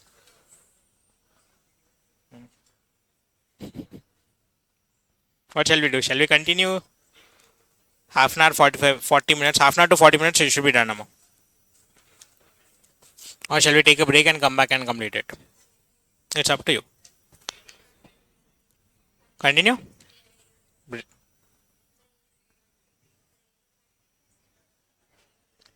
What shall we do fast? Shall we continue? Half an hour we'll complete FEMA, then we'll take a break, then we'll come back and start a new chapter. Again, should I increase the pace? No. Yes, no. Is it fine? Should I increase or should I? I'll not decrease it. This is more than fine. Can I increase it? No. Then half day we'll sit here. That's fine. So we'll decide. We'll complete FEMA, then we'll decide. Chalo, capital account transactions is done. Now the third stage of the chapter, third part of the chapter we have is current account transactions. Current account transactions, again, we'll divide them into multiple parts. The definition is given under section number 2 clause J, clarification under section number 5, which is not much important. You can leave this part. We'll focus more on the rules. Rules will divide them into 3 parts this time. Prohibited transactions, permissible but with the prior approval of the central government, permissible but with the prior approval of the RBI. First, we'll start with transactions which are prohibited. What transactions? Current account transactions which are prohibited. If you observe the chart correctly, they have not defined whether it is for PRI or PROI. Every single point used has to be read in 2 perspectives. It should apply both to the PRI and PROI. Schedule numbers are very, very important. If I talk about schedule 1 of capital account transaction, what PRI? Transactions which are permissible for PRI. Schedule 1 for capital account transaction. Schedule 2 for capital account transaction. Transactions which are permissible for PR. Coming to schedule of current account transaction, we have how many schedules? 3. Schedule 1 talks about transactions which are prohibited. Schedule 2 talks about transactions which are permissible but with the prior approval of central government. Then Schedule 3 talks about transactions which are permissible but with the prior approval of RBI. Then Schedule 4. Is that schedule 4? But if it doesn't fall under schedule 1, schedule 2, schedule 3, we'll automatically assume that the transaction is permissible with no approvals. Schedule 1, prohibited. Schedule 2 with the prior approval of. Schedule 3 with the prior approval of. If it doesn't fall under 3 schedules, the transaction is permissible without any approval. Start with transactions which are prohibited. The first two transactions were coupled together where it talks about Nepal and Bhutan. One would answer, Nepal, Bhutan, are they neighbors? Are we having good relations with them? Yes or no? Don't say no, ma. They're the only neighbors we have good relations with. Pakistan, China, Myanmar, or Sri Lanka, Bangladesh, Maldives. None of the neighbor is in good relation except, at least accept that, Nepal, Bhutan are in good relation with with our country. Indian rupees are directly accepted in the local markets of Nepal and Bhutan. Hence, foreign currency is required or not required. If you are, give me the wordings. First transaction which is prohibited, travel to Nepal or Bhutan. Don't get this wrong. You're not prohibited to travel. Ma. Can you travel to Nepal? Can you come back from Nepal? Can you travel to Pakistan? Can you come back? No. Travel to Nepal, Bhutan. Can you travel? Yes. While you're traveling, will I give you foreign exchange? Because you can use which currency? Then why to unnecessarily waste foreign currency? Use your Indian currency there. Travel to Nepal or Bhutan, or a transaction with a person who is resident in Nepal or Bhutan, which can be alternatively done with which currency? Use Indian currency. Don't come asking for foreign currency. First two transaction, repeat it. A transaction with, transaction for travel to Nepal or Bhutan, or a transaction with a person who is resident in Nepal or Bhutan will be prohibited. Next 3 points are coupled together relating to gambling and lottery activities. Start. A remittance. Remittance of what? Income from lottery winnings. Can a PROI come to India, purchase lottery tickets? Can a yes. Can a PRI purchase lottery tickets in India? Yes. Gopi sir purchased lottery ticket in Kerala. Allowed? Did he win? Obviously. But did he waste money? It is allowed? Because it is not involved in foreign currency. RBI doesn't care. Sell your property. If you are a PROI, can you come to India? Can you purchase lottery ticket in India? If you are purchasing lottery ticket in India, are you wasting money? Are you wasting money? Is RBI happy? Happy or dancing? Why dancing? Any which ways you will lose. You brought what into India? But if in case if you will cry, RBI states that why would I cry? I'll create a law. Remittance of income. Income from what? Lottery winnings. You're allowed to come and purchase, but if at all you win, you are not allowed to take it out.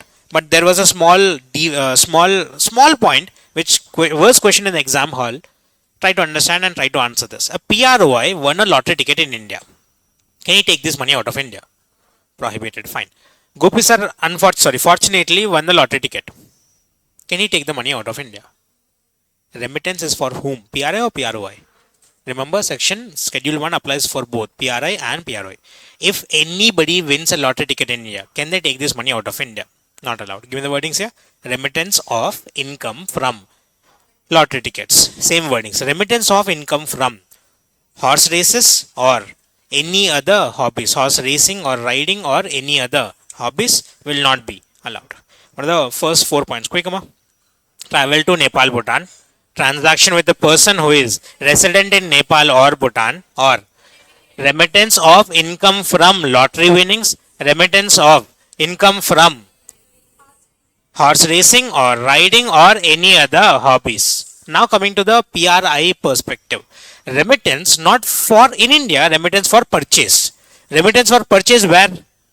Outside India. Remittance for purchase of lottery tickets or football pools or sweepstakes or banned or prescribed magazines. I don't want to go explaining each point here. Just remember, purchase of these categories are allowed or not allowed. Quick answers: lottery tickets. Will you win or lose? magazines, these are information which are gonna reduce the integrity of India. I don't want you guys to read it. If I don't want to read it, you are not even allowed to purchase it. Remittance for purchase of banned or prescribed magazines. There are certain kind of magazines which have been prohibited in India, which is going to reduce the integrity of India. Again, Durandar, have you seen it? ఇవన్నీ చూస్తారు exam మాత్రం కరెక్ట్గా రాయారు. You seen the movie? Was it? No? At least heard about the storyline of the movie? No. Fine. If you have not seen it, very good, Amma. I mean, it is a movie to see, but not as of now. So, what was the movie? It was basically an Indian spy in Pakistan. Okay? Indian spy in Pakistan. He killed some gang leaders there, something that was obviously exaggerated, but still. It was an Indian spy in Pakistan for so many years. He was there and he was a part of a gang or something, and he killed the gang leader something. You watch it after the exams are done, but try to understand it on the opposite side of it. On the flip side of the coin, can there be a Pakistan soldier who might be a spy in India? They might have also made a movie out of it. We'll watch. Will the government allow you to watch? Those kind of magazines are prohibited in India. Those kind of articles are prohibited in India. Those kind of movies are prohibited in India. They are prohibited for a very reason, that you shouldn't go through them. Can you purchase it? Football pools. Nothing but your IPL betting, but in a pooled manner, in a grouped manner, football pools. Then sweepstakes are a format in which they are trying to fool. They are lottery tickets, but they are trying to fool it by a different name called sweepstakes. I don't want to go much details into it. But these are the four categories which are allowed or prohibited. What are prohibited? Remittance for purchase of lottery tickets, banned or prescribed magazines, football pools, or sweepstakes. Then, interesting concept. You have made an, I hope that is visible, you have made an export. This is fine, or should I show the chart we have drawn?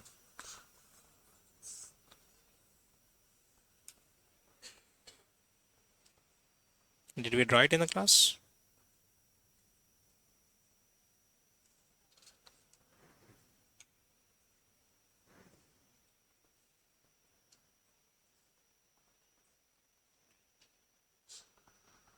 Did we draw that?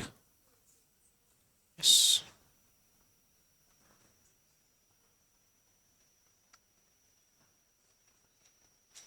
Chalo. Start. Where are we? In India or outside India? In India, we are exporting goods. Outside India, after the export has happened, we will sell the goods in India or outside India. After selling the goods out of India, you are expected to bring in what currency to India? Foreign currency. Who is waiting at the port? RBI is waiting and excited to receive what currency? Foreign currency. But you came back to India with currency or empty containers. Who was sad? What have you done with this money? You have invested that foreign currency in India or outside India? Outside India, either in a joint venture or a wholly owned subsidiary. Wholly owned subsidiary or a joint venture in India or outside India. But you came back to RBI the next day asking RBI commission on the exports you have made. Once you have made export, you will sell the goods through an.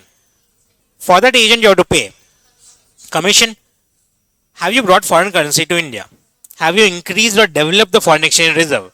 But you are coming to RBI asking for commission. Will RBI provide commission? Same point. If you have not made any investment out of India, you brought the entire foreign currency back to India. You go to RBI next day. Ask RBI commission. Will RBI provide commission? Yes. When will RBI prohibit commission? Given the wordings here. Payment of commission on export towards equity investment in a joint venture or a wholly owned subsidiary outside India by a Indian company. Given the words proper. Payment of what? Commission. Commission on what? Exports towards equity investment. Where? Joint venture or a wholly owned subsidiary. Where is this investment? Outside India. Who made this investment? Indian company. Is that wordings clear? Same format. Second example was, point number 7 was, we made an investment especially to Russia this time. We had lot of imports from Russia, especially in the 1990s. We made lot of imports from Russia, but we did not have enough amount of exports. That means we always were in debt with Russia. The Indian government had to pay X amount of money to Russia to complete their import requirements of arms and ammunitions to India. So what happened? If you have, try to understand the situation, live in the situation. You are a PRI, you made an export to a person outside India to Russia. What was expected to brought back? Foreign currency. But what happened? This PROI, does he have Indian currency? He'll go to his government, he'll request his government which currency? Foreign currency to pay to the exporter. Are you getting the logic clear? You are a PRI, you are exporting or importing. Some person in Russia is importing it, and this person has to pay in which currency? Foreign currency. He'll go to his government requesting foreign currency. Then the Russian government asked, from where have you imported goods? He stated that I imported goods from. If it is from India, I'll not give you foreign currency. I'll give you a piece of paper. Go give it to the RBI. They'll accept it. Because we will set off the loan taken from Russia. Are we giving money or setting off? They'll set off the debt which is there with the Indian government. They'll give you a piece of paper. That piece of paper is called as credit note. What is it called? That credit note you brought back to India. And this PRI will take this credit note to the RBI. Now RBI was expecting what once you make an export? Foreign currency, but what did you bring to India? A piece of paper. What is it called as? Credit note. This credit note is mentioned in which currency? Indian rupees. That's the reason it is called as rupee state credit note. This rupee state credit note was given to RBI. Start the answer. Will the foreign exchange increase? With this piece of paper given to RBI, RBI will give you what? Which currency will RBI give? Indian rupees. Without increasing the foreign exchange reserve. Tomorrow morning you go to RBI stating that I have to pay commission to the agent outside India. Will RBI provide it? RBI is not providing what? Commission, because you have not developed the foreign exchange. I will not provide you the commission. Payment of commission under what scheme? Rupee state credit route. What is it called? Rupee state credit route. If you have made any exports out of India and that export is received back not in foreign currency but received back through a credit note, the credit rupee state credit route, in that case you are not developing foreign exchange reserve. I am not gonna give you commission. You have to adjust it outside India. But there are certain exceptions that are important. For example, there are certain exceptions where I'll provide commission even though I have not received foreign currency. What are the two categories we have is tea and tobacco. Tea, we are the second largest producer of tea. We have abundance of tea. We cannot use it in India. Will encourage exports. Tobacco, we don't want it in India. Do we want tobacco in India? No. ఆలోచిస్తున్నా. Do we want tobacco in India? Yes or no? We will encourage it so that the amount of tobacco in India will be reduced. We will encourage two things, tea and tobacco, where I will provide commission up to a maximum of 10% on the invoice value. 10% of invoice value will be provided as the commission even though the export happened in rupee state credit route itself. Then callback services. Try to understand callback services. Don't judge my drawings, but understand callback service. Okay, where are you located? Where you are calling a person who is outside India. I'll directly jump into the concept. There are two options. Either call the telecom company, call directly to the PROI, where the telecom company in India will bill you, will send a bill in which currency? Rupees. Will be very costly. Second option was you'll call a company outside India. You're calling a company which is outside India. That company will call back you. They'll not call you, they'll not answer your call, they'll hang your call and they'll call back immediately and connect with the person whom you want to talk. Billing will be given by a company in India or a company outside India. That company outside India is providing what services? Call back service. You made a call and you'll get a call back and they'll connect to the person because the charges outside India are lesser than compared to the telecom charges in India. Again, this is outdated. If you want to make a call to a relative outside India today, you'll make a WhatsApp call. There's no need of callback services anymore. But back in the day in 1999, Contemporanea Expositio. 90? Contemporanea? Don't look at me like that. We have already discussed this. Contemptronio expositio. Read the law in the circumstances in which it was drafted. At the time in which it was drafted. 1999, when it was drafted, callback services were well in place and well in usage. But today, can I remove these words? It is still, it doesn't make sense. We can remove it, but still in the law, it is still existing. If you are making a call to a person, to a company in India or outside India, they will bill you in which currency? For your personal matters, you are using foreign exchange reserve. Will I allow it? What is not allowed? Remittance to callback services. Payment for callback services shall be prohibited. Point number 8. Point number, this was an interesting topic. A factory was established in India where it was established by a company which is situated outside India. This manufacturing setup in India have sold certain goods in India and also made exports out of India. When they made exports out of India, they brought in which currency to India?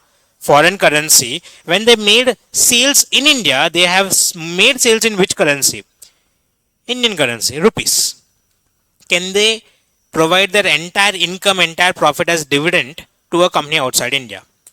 They have increased the foreign exchange reserve. Try to understand this example itself. What was the limit? 2 lakhs, 2,50,000. We have received 2 lakh rupees from exports out of India and we have received $50,000 worth of rupees in India. How much foreign exchange reserve got increased? Only by 2 lakhs. But your total profit will be how much in dollars? 2 lakh 50. That $50,000 came in which currency? Indian currency. From which market? Indian market. If you have increased the foreign exchange reserve only by 2 lakhs, you are allowed to take only how much outside India? 2 lakhs. This is a concept called as dividend balancing.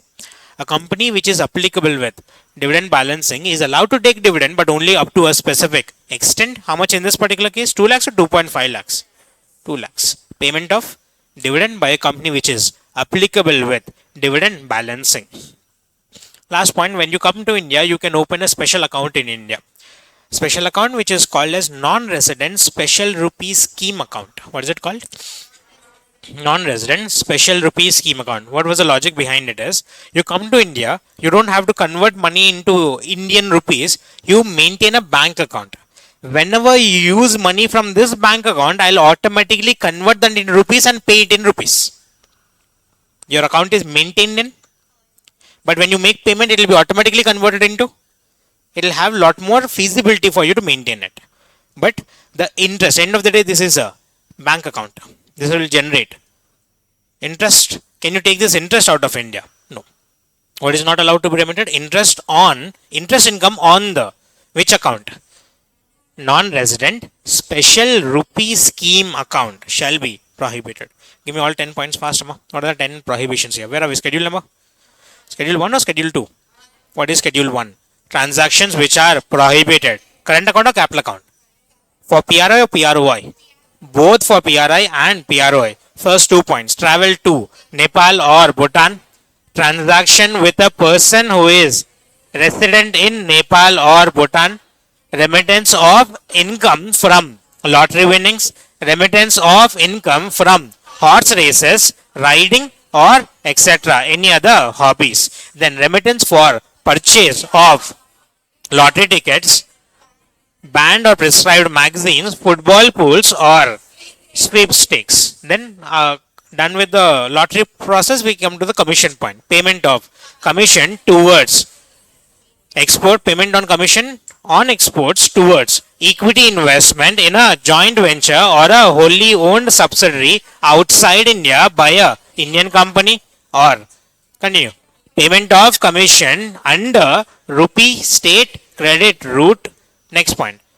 But there were exceptions. How many exceptions were there? What are the 2 exceptions we have? Tea and tobacco. Up to how much percentage will I allow it? How much percentage? 10%. Then we have payment for callback services. Then payment for dividend. Remittance of dividend for a company which is applicable with dividend balancing, and remittance of interest income. Interest income on the funds which are laying in the which account? Non-resident special rupee scheme account. Then schedule number 2. Schedule 2 states that, what are we talking about? Schedule 2 talks about transactions which are permissible but with the prior approval of central government. Quick flow. You wake up at what time in the morning? Faster one. 4 o'clock? 4 or 3:30? 4. As soon as you wake up, you'll open your law. Okay, sorry. Law book. After law book, much spoken about newspaper. You wake up at what time? Fast. 4 o'clock, and as soon as you wake up, you'll read. After law, you'll open. After an audit, at least newspaper. Newspaper. Yes, Samu. Newspaper. In the newspaper, you have seen one advertisement. Advertisement about whom? Himanshu. Himanshu performing what dance? What dance? I want specific genre. Indama? Kuchipudi. Okay, just imagine. Sorry, don't imagine. Don't try to imagine. It is injurious to health. Himanshu performing what dance? But the problem was it was not in India, it was in Australia, outside India. So we decided we will attend. What is important? Law exam. What is important? Himanshu's dance. We had how many options to travel? 3 different options. Either it can be airways or waterways or cycleways. Right. Where were we? Chalo, give me the story. When did you wake up? You read the newspaper, you saw an advertisement. Himanshu is performing a dance where in India or outside India. What is important for us, Himanshu's dance or our career? Himanshu's dance. We decided we'll go, but we'll have how many options to go? Either airways or waterways. We decided we'll go in airways. While we were going in airways, we have seen a ship which was being sunk with Aditya Kadama, with Sanjay on it, and we have seen a ship which was coming to India. This is import or export? Import. And we have seen a ship which was going to Australia, which is an export. Then we attended the cultural dance. After cultural dance completed, we participated in a cricket match. That cricket match were being telecasted in India in mobile phones and computers, televisions. Any doubts? Quickly run through the story. We'll start the process. Start. You woke up it. You read the law book. Newspaper. You saw an advertisement. Who is dancing? What kind of dance? Belly dance. It should be cultural dance. Belly dance. He is performing a cultural dance, any kind of cultural dance, and we decided we'll attend, but we have how many options? Multiple options to attend. We decided we'll go in. While going in airways, we saw a ship which was being sunk. We saw a ship which was coming to India. We saw a ship which was exporting goods out of India. We attended the cultural dance and we attended a sports event. That sports event was being telecasted in India. People were watching in TVs and their mobile phones. Start with the first category, cultural tour. Cultural tour, remember? Divide Chadama. The purpose, which ministry you have to take permission from, who has to take permission, which person, how much amount, and is there any exception? Start with the first category, we have cultural tour. Cultural tour, which ministry? Ministry of HRD. What is HRD? Human Resource Development. Who has to take permission? Any person. How much amount? Any amount. Is there exceptions? No. Then one of the important points, advertisement in foreign print media. If you are making advertisement in digital media, is it allowed? Permissible? With or without approvals? Without approvals. If you are making advertisement in a foreign print media, then you have to take permission from Ministry of Finance. Who has to take permission? Either the state government or PSU. Who? State government, PSU. For how much amount? Any amount exceeding $10,000. If it is below $10,000, permission is required or not required? If it is more than $10,000, you have to take permission from the Ministry of Finance, but there are exceptions. How many exceptions are there? 3. What are 3 exceptions we have? Either for promoting tourism or foreign investments or international bidding. What are 3 categories, Amma? Give me all the points of foreign print media. Give me the purpose. What's the purpose? Purpose. Second point, Amma. Advertisement in foreign print media. We have to take permission from Ministry of Finance. Who has to take permission? Either it is a state government or PSU. They have to take permission only when the remittance is more than $10,000, but there are exceptions. If it is for promoting tourism or for attracting foreign investments or asking them to come for international bidding, it will not be considered as a It will not be required to take a permission. Then we had multi-modal transport operator. We have multiple options to go to Australia. Multi-modal transport operator paying commission remittance to his agent abroad. What's happening? Where is the operator located? I'll give a briefing about it. You are running an airline in India.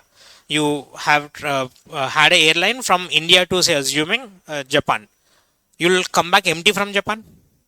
You'll have people who will board from Japan, will come back to India. The boarding in Japan will happen through your agent in India or agent outside India.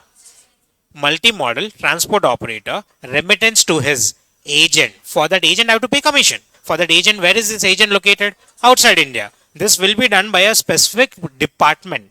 This is again MOST itself, Ministry of Surface Transport, but a specific person, Director General of Shipping. Who is this person? Director General of Shipping. Rest of it is EZM. Which person? How much amount? Any amount. Is there any exceptions? No exceptions. What's the concept called as? What's the purpose called as? Multi-modal transport operator. Who is this operator? Where is this operator? In India. But he's remitting to his agent. Where is this agent? Abroad. Then we have seen this ship which was coming back to India. The ship which was coming back to India had two aspects to it. One, the freight charges of the ship itself, freight of the vessel, and we have the import value on CIF basis. Remember? Cost, insurance, freight. First talk about the vessel. We are going to pay remittance for freight on the vessel chartered. Freight means basically rent on the vessel which we have brought. Will we purchase a vessel for one import? It will be crores and lakhs of crores of rupees. Vessels are very costly. We are not going to purchase it. We are going to take it on rent. That rent paid on those vessels will be called as what? Freight. Again, which transport? Which kind of transportation is this? Sea transport will always come under which category? MOST. What is MOST? Ministry of Surface Transport. Who has to take permission? Only a PSU. How much amount? Any amount. Any exceptions? No exceptions. This is what? Remittance for freight on vessel chartered. Then same concept. On the same vessel we had the goods imported. For these goods imported we'll pay on imports. Imports through which transport? Ocean transport on FOB basis or CIF basis? FOB, free on board. That free on board added with. Are you getting this point? Until this warehouse it is called as free on board. Once it is on the board, once it is on the vessel, during this process I'll pay transportation, that is freight. During this process I'll pay insurance. FOB plus freight plus insurance is called as CIF. Cost plus insurance plus freight. Everything included is called as CIF. On CIF basis, that means I'll pay everything on the imports I have made. Again, same process. Which transport is this? Ocean transport. Which ministry? Ministry of Surface Transport. It has to be taken if it is PSU or any government department. They have to take permission. How much amount? Any amount. Exceptions? No exceptions. Then while we were going, we have seen a ship which was being sunk. We should have taken a insurance. Rather than taking the regular marine insurance, we can enter into something called as P&I Club. Protection and Indemnity Club, which will not only cover the vessel, which will cover the goods, which will cover the life loss, which will cover everything on the vessel. P&I Club is more wider than compared to marine insurance. But P&I Club, are they regulated or unregulated? That means there's a high chance that you might be using money for such other activities, stating that it was P&I Club, but you might be using money for other purposes. I want to take a permission. Again, insurance. This is not about transport amount. This is about insurance.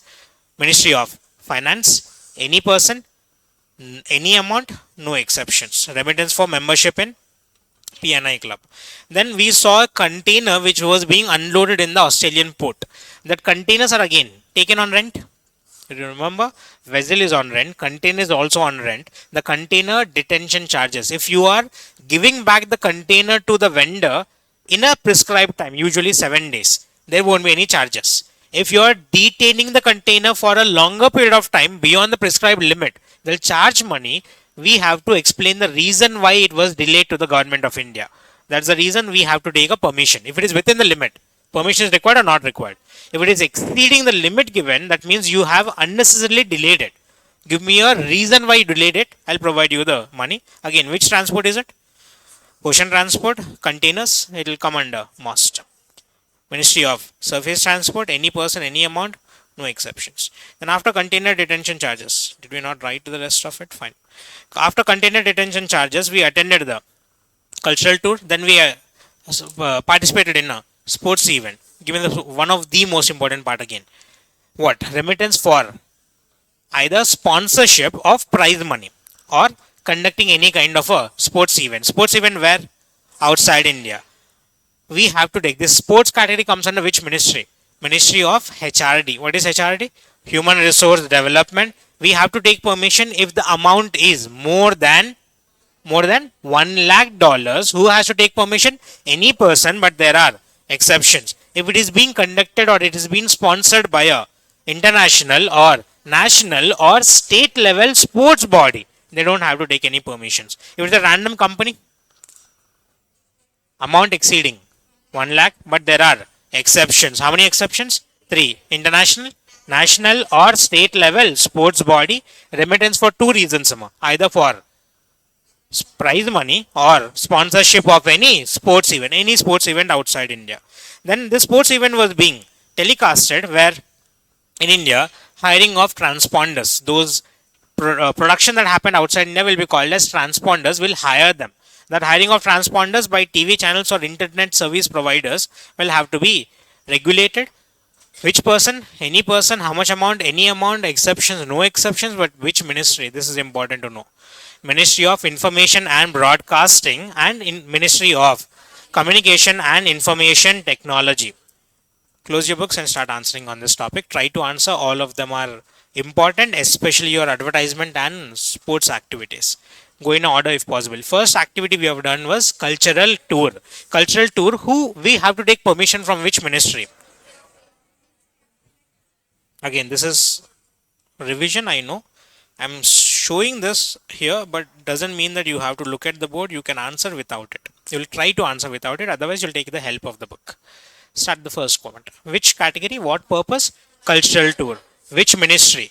Ministry of which person? Any person. How much amount? Any amount. Will there be exceptions? No. Second category. Advertisement in foreign print media. We have to take permission from Ministry of Finance. Who has to take permission from Ministry of Finance? Either state government or PSU. They have to take permission if the amount is more than $10,000, but there are exceptions. How many exceptions are there? 3. What are 3 exceptions we have? For promoting tourism or foreign investments or international biddings. Then after this advertisement, we had multi-modal transport operator remittance to his agent abroad. Repeat the wordings. Multi-modal transport operator remittance to his agent abroad. Which ministry? Director, not ministry, I'm a specific person. Director General of Shipping. We have to, who has to take permission? Any person. For how much amount? Any amount. Exceptions? No exceptions. Then we had the import of goods into India, where we divided them into 2 parts. Remittance on freight vessel chart, freight on the vessel charted, and remittance on the imports. Start with the vessel charted. Remittance on the freight of the vessel charted, which ministry? Ministry of Surface Transport. Who has to take permission? PSU. Only PSU. How much amount? Any amount. Exceptions? No exceptions. Then we have the import value. Import value of goods through which transport? Ocean transport on FOB or CIF. Will include everything. Cost, insurance and freight. We have to take permission from Ministry of Surface Transport. Who has to take permission? Either PSU or any government department. From how much amount? Exceptions? No exception. While we were outside India, we saw a ship which was being sunk. We had to take a insurance. But we are not taking regular insurance. We are taking a PNI club. What is full form? Protection and Indemnity Club. Remittance for membership in PNI Club. We are focused on transport or insurance. Will it be MOS or MOF? MOF. What is MOF? Ministry of Finance. Which person? Any person. How much amount? Any amount. Exceptions? No exceptions. Then once we have reached there, we saw a ship which was unloading their cargo there. We are focused on cargo or we are focused on the container? The containers will be allowed up to a specific time limit without any charges. Beyond the time limit, exceeding the time limit, they'll charge money. They're called as containers detention charges. These container detention charges, again, ocean transport will take permission from Ministry of Surface Transport, which person? Any person. How much amount? Any amount. Exceptions? No exceptions. Then while we were outside India, we participated in a sports event. What was happening here? We remittance of prize money or sponsorship of a sports event abroad. Which ministry? Ministry of Human Resource Development.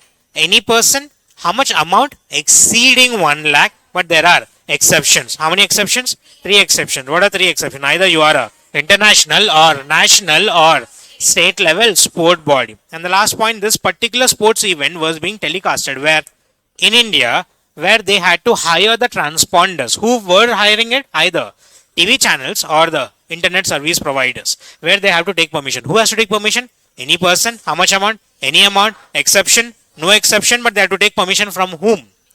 Ministry of Information and Broadcasting and Ministry of Communication and Information Technology.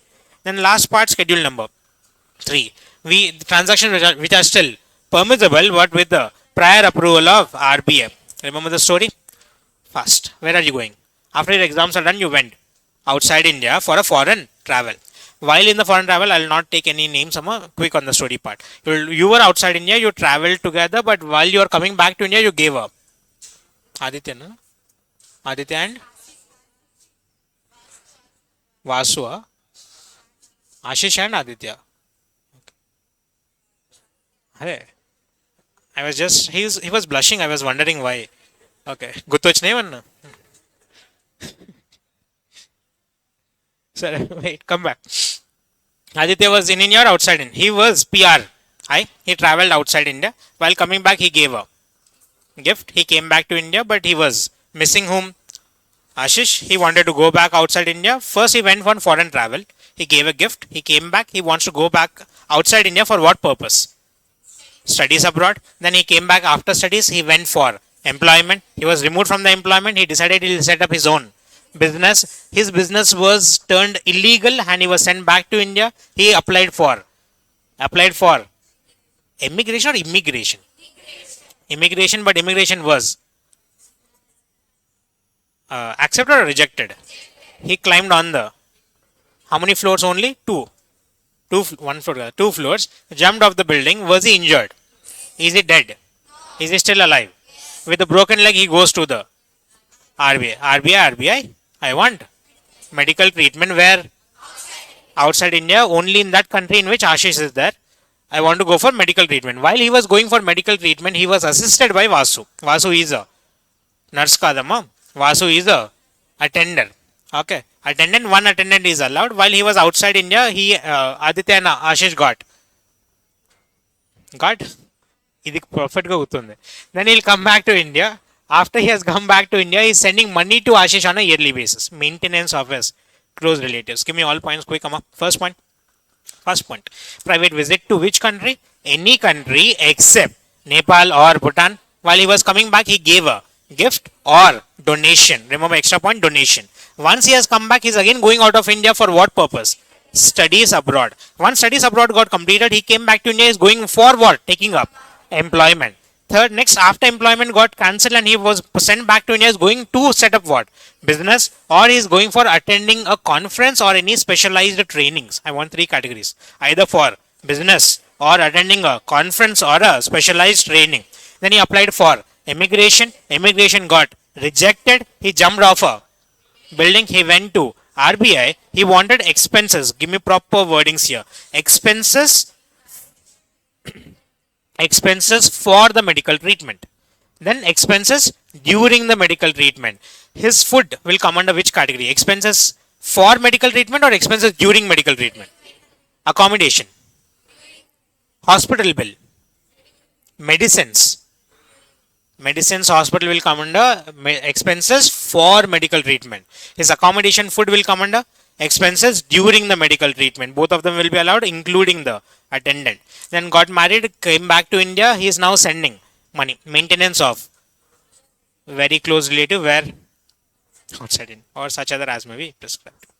How many points? Quickly run through. First point, private visits to any country except Nepal or Bhutan. Gift or donations. Studies abroad. employment outside India, travel for business or attending a conference or specialized trainings, immigration or expenses in connection with the medical treatment or expenses during the medical treatment including the attendant, maintenance of close relatives abroad or such other as may be prescribed. LRS, again come back to LRS, how much amount is allowed? 2.5 lakhs per financial year for resident individuals. But when you're talking about three specific activities, when you're talking about either you're talking about immigration or you're talking about studies abroad or you're talking about the medical treatment, can you restrict that amount? The studies abroad was 3 lakh dollars. RBI states that study till 2.5 lakh dollars, then come back. They'll provide money for 3 lakhs. LRS restriction will be available or will not be allowed. There are three categories where LRS restriction is not going to be applicable. You can get money even beyond 2.5 lakhs. What are three categories? Either studies abroad, but who should agree? You should not ask for it. Who should ask for this money? The university in which you are working. I should have a paper format of request from university. I'll give you money. Studies abroad, university will provide more than 2.5 lakhs. I'll allow more than 2.5 lakhs in a liberalized manner itself. Second category, immigration. Who should ask for it? The country of immigration should ask for it. Or medical treatment, the hospital shall ask for it. The medical university which you are under, which will have to ask for it. Then this is an interesting concept. I am expecting this question to be asked either in your or the September attempt. A person who is resident but not permanently resident. A person who is resident but not permanently resident is a person who is going to be staying in India for a maximum period of 3 years. After 3 years, he will go back outside India. If he's going back outside India after 3 years, his intention is not to purchase assets in India. He'll purchase assets in India only on a temporary basis. Hence, his net salary, not gross salary, net salary after deductions, taxes, etc., can be taken outside India. Give me the quick words. Is he a resident of India? Yes. Is he going to permanently stay in India? No. He's called as resident but not permanently resident. If he's not permanently resident, that means his stay in India is not exceeding 3 years. His entire net salary after all the deductions and taxes can be taken outside India. But this is allowed for two set of people. Either he must be a foreign citizen except our beloved neighbor, Pakistan citizen. If you are Pakistan citizen, I will not allow you to take money outside India. If you are any citizen of any country, any foreign citizen except the citizen of Pakistan or otherwise, you are an Indian citizen who is working on deputation. Deputation means basically working on temporary basis in a different country. Try to understand. Shiva is a citizen, Indian citizen. He is employed in USA, but he came to India for a couple of years of work. After a couple of years, he'll go back to US. He's called as deputation. He's working on temporary basis in another country, but he's still which citizen? Indian citizen, but working on a deputation. They can take what? Their entire net salary outside India. These points I'll come to schedule for other individuals. I'll come back. That's important. I'll be a little slow on that. I'll complete these parts very quickly. Holding of foreign exchange, section number 4. Allowed or not allowed? Can you hold foreign exchange? Not allowed. You are not allowed to have foreign exchange. You have to immediately deposit to the authorized person. If you are holding foreign exchange, it is considered as an offense, except if it is provided by any of the above sections 5, 6, etc. Then, can you deal in foreign exchange on your own? Every foreign exchange transaction shall be dealt along with the authorized person. Can you, we had multiple concepts, can you pay foreign exchange on behalf of any PROI? PROI had to pay money to India. He did not pay it. I paid it on behalf of him in Indian rupees. Government of India did not receive. Foreign exchange, payment on behalf of PROI. Allowed or not allowed? Dealing in any foreign exchange from a person other than a authorized person. Allowed or not allowed? We should deal only with a authorized person. Can you receive money? A PROI came to India and he paid you in foreign currency. Can you receive foreign currency? Where are you? A PROI comes to India and he pays you, he purchased some goods from you and he is paying you in foreign currency. Can you accept foreign currency? Allowed or not allowed? It should be done only through a authorized person.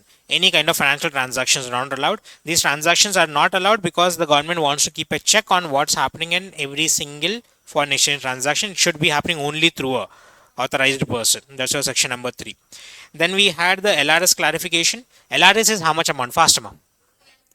Each year or entire lifetime? 2.5 lakhs per financial year per individual who is resident. Resident individual will get this, including a minor. Himanshu and Himanshu's son, Chinna Himanshu. Himanshu will get 2.5 lakh. His son will also get. Even though he is a minor, he'll also get how much? 2.5 lakh dollars. Everybody will get 2.5 lakh dollars. This 2.5 lakh dollars can be used either for capital account or current account, which are permissible or prohibited. Permissible transactions. Then again, this is also important. They have asked question on this. HUF. Is it an individual, firm, trust, society, company? Will they get this benefit of LRS? LRS benefit is given only to a individual. When it comes to a minor, the LRS concept is available, but it shall be signed, countersigned by the minor's guardian. Then consolidation is something which is important. Can you purchase capital asset outside India? Yes or no? Fast. Himanshu wants to purchase a capital asset and land outside India with a value of $1 lakh. Does he require to take a permission from RBI? Because it is within $2.5 lakh. If at all Himanshu wants to purchase an asset which is $3 lakh, is he required to take a permission? Because it is exceeding his $2.5 lakh. But if their family members are purchasing it on a consolidated basis, I'll allow you to purchase on a consolidated amount. If say assuming his family has 2 people, he'll get a consolidated amount of how much? $5 lakh per financial year. With permission or without any permission? Without any permissions, I'll provide $5 lakh, but only condition is that this property shall be purchased on a consolidated basis. You must be co-owners of such property. If it is purchased on co-ownership, I'll allow the consolidation. If they are not co-owners, if the property is purchased only in the name of Himanshu, I'll give you how much? $2.5 lakh. If the property is purchased in the name of Himanshu and his son, 5 lakhs. If the property is purchased in the name of Himanshu, his son and his daughter, 7.5. I'll allow consolidation only when the property is purchased in a co-ownership or co-partnership. Then consolidation is allowed. Otherwise, consolidation is not allowed. This I'll come back after this point. 5 minutes, I'll close it. 5-10 minutes, I'll close it off. There are easy points from here. Where are we? Schedule number? Skill schedule number 3. Schedule 3 are transactions which are permissible but with the prior approval of RBI. These 10 points we have discussed are transactions which are permissible for whom? Individual. Now we are jumping into that part which is other than individual. Very important. Lot of questions have been drafted on the numbers itself. Lot of questions have been drafted. Very important concept. Start with the first category. Can a PROI do real estate business in India? Can a PROI do real estate business in India? Can he purchase a real estate land in India? Yes, he is allowed to purchase, but he is not allowed to do business. Remittance of commission for sale. Sale of what? Real estate activities. So what happened? A PROI purchased a land in India, but PROI purchased it through an agent. For this agent, I have to pay commission on real estate to an agent who is located outside India. What did he sell in India? 2 categories, if you remember correctly. If it is a vacant piece of land, can I use it as resident purpose or commercial purpose? Don't think of a vacant land. I cannot stay there. I cannot sleep in the vacant land. It is not considered as a residential plot. I'll call it as a commercial plot. If it is vacant land, I'll usually call it as commercial. If it is having a building in it, I'll call it as residential. Sale of residential flat or a commercial plot in India to a person who is PROI. For this sale, I have to pay commission to the person. That commission shall not exceed $25,000 or 5% of that remittance inward, whichever is higher or lower, whichever is higher. How much amounts? $25,000 or 5% of the amount inwards, whichever is higher. If it is up to this limit, permission is required or not required? If it is exceeding this limit, is it permissible or prohibited? It is still permissible. Don't misunderstand this logic. If it is exceeding this limit, it is still permissible, but it with the prior approval of RBI. What's the limit? 25,000 or 5% of the inward, whichever is higher. Second category, third category for infrastructure project and other than infrastructure project, consultancy services. Remittance for consultancy services involving a infrastructure project, they'll allow up to $1 crore, not 1 crore rupees, $1 crore. If it is up to $1 crore, permissible or prohibited? With or without permission? If it is exceeding 1 crore, is it still permissible? Yes, but with the prior approval of RBI. If it is anything other than infrastructure project, I'll provide you 10 lakh dollars. If it is infrastructure, I'll provide you 1 crore, up to 1 crore. If it is other than infrastructure, I'll provide you 10 lakhs. Whenever you have made an investment in India, out of that investment, there are a certain amount of expenses which are called as pre-incorporation expenses, which got incurred even before the company got incorporated. These pre-incorporation expenses can be remitted out of India. But we don't know exactly how much money was incurred. We'll put a limit. Remittance of pre-incorporation expenses up to $50,000 or 5% of the investment brought into India, whichever is higher. How much?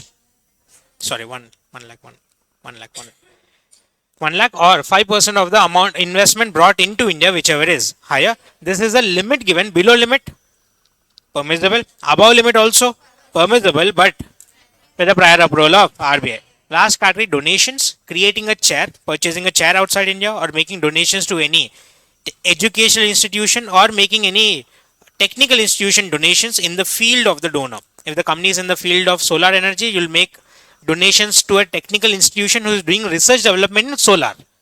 I'll provide this exception, but I'll provide exception up to 1% of the foreign exchange earned in the past 3 years or 50 lakhs, whichever is lower. Be careful with the limits. 1% of the foreign exchange earnings in the last how many? 3 years. This is not average amount, 3 years aggregate amount. Last 3 years, how much ever I have earned, consolidate it into 1% or 50 lakhs, whichever is lower. Is a limit, I'll provide it. 1% of the foreign exchange earnings in the previous 3 years. Very, very important limit. Someone don't have a little more focus on these points. RFC, WFC accounts, quick. Can be an MCQ, cannot be a question. RFC, resident foreign currency account. What's the full form? Resident foreign currency account. You are a resident of India, you are maintaining a foreign currency. You can use this foreign currency account for permissible or prohibited transactions. When you talk about current account transaction, what are permissible? Schedule 1, 2 or 3? 2 and 3. 2 and 3 you use it without any permissions. RFC account can be, amount in RFC account can be used for schedule 2 or schedule 3 without any permissions. Same thing, WFC is something which is given to a person who is doing business. If you are a regular resident, you will be getting RFC account. If you are doing business, you will get a WFC account. Exchange earner foreign currency account. What is it called? I am earning exchange to India. Exchange earner foreign currency account. Same thing. Schedule 2 and Schedule 3 is permissible from this account with permission or without any permission. Without any permission, except 3 points. These are the 3 scenarios in which even though you are using it from WFC account, you still have to take a permission. Permission from whom? RBI or the central government. Either membership in PNI club. Usual answer. Anything other than membership in your PNI club. If it is being used from WFC account, permission is required or not required. Except for membership in PNI club or commission for sale of residential flats or commercial plots, that 5% if it is exceeding the limit. A little more defined answer. If it is below the limit, any which ways permission was not required. If it is above the limit, permission is required because this is an exception. And again, pre-incorporation expenses, give me the limits here. Residential flats limit was 5% or 25,000, whichever is higher. Pre-incorporation expenses 5% or 1 lakh, whichever is higher. If it is exceeding these limits, then you have to take a permission. And if you are using your international credit card, nowadays this has become common now. International credit cards, you can use it for what? Schedule 3 alone. Be little careful. RFC, WFC can be used for both Schedule 2 and Schedule 3. International credit card can be used only for Schedule 3. That's your chapter. Any doubts in it? Any doubts? Should we increase the pace? No? Is this fine? Shall start. Chapter number 2 of the Companies Act. Companies Act in our syllabus will be ranging for the first 10 chapters and chapter number 22. First 10 chapters in an order, then chapter 22 talks about your foreign company. Chapter number 2 talks about incorporation. Usually, chapter number 2 is a mandatory 5 marks question. It will come for 5 marks, and there are only specific set of sections which usually are asked. I'll disclose those specific sections. I know you're already taking your pen to write it out. I'll disclose it after the session is done. I'll have 4 to 5 sections which are very important for this particular chapter. Priority sections, then we'll go for the rest of the sections. Coming to FEMA, which part is important? Entire FEMA. You are not gonna discuss important points under FEMA again. Entire FEMA is important. It will come for at least 10 to 14 marks. Nothing to be left out. Coming to incorporation again, you don't have to leave. You will not be leaving any single section of it or any single part of it. But out of incorporation, I'll give you some important sections which will focus more upon. I'll give you 4 to 5 sections at the end of the process. Incorporation chapter, it is actually called as incorporation matters incidental thereto. Chapter number 2, which will be ranging from section numbers 3 to 22. Section numbers 3 to 22 will start with the definition of promoter. The problem here is the definition of promoter and the meaning of promoter are slightly different from each other. Meaning of promoter is simply states that a person who promotes the business, a person who gives the idea to kickstart the business is called as a promoter, or a person who promotes the running of a business. He was not associated with the business at the beginning part, but after the company got incorporated, he helped the company to raise finance. He is also called as a promoter. This is the meaning of promoter. But when it comes to Companies Act has a different definition to it. Companies Act states that promoter means a person who has been named as such in the prospectus. If my name is mentioned as a promoter in the prospectus, I'll be called as a promoter. Doesn't matter whether I'm promoting the business or not. It doesn't matter if I had the idea of business or not. If my name is mentioned in the prospectus or if my name is mentioned in the annual returns, I'll be called as a promoter. Annual returns, remember section number 92. Or your name is mentioned in the prospectus or your name is mentioned in the annual returns as a promoter, you'll be called as promoter. Or otherwise, your name is not mentioned but you're able to control the company. We have seen this. Control over a company can be established over 2 ways. Either from the shareholding part or from the management part. Either you're controlling the affairs of the company either directly or indirectly. Directly by becoming a shareholder or indirectly by being a director. All the transactions of the company, the basics of Companies Act. Who has powers under Companies Act? Ultimate powers are always in the hands of shareholders, but shareholders did not have time or the knowledge to run the business. They delegated their powers to the board of directors. Can the director control the company? The day-to-day management is controlled by whom?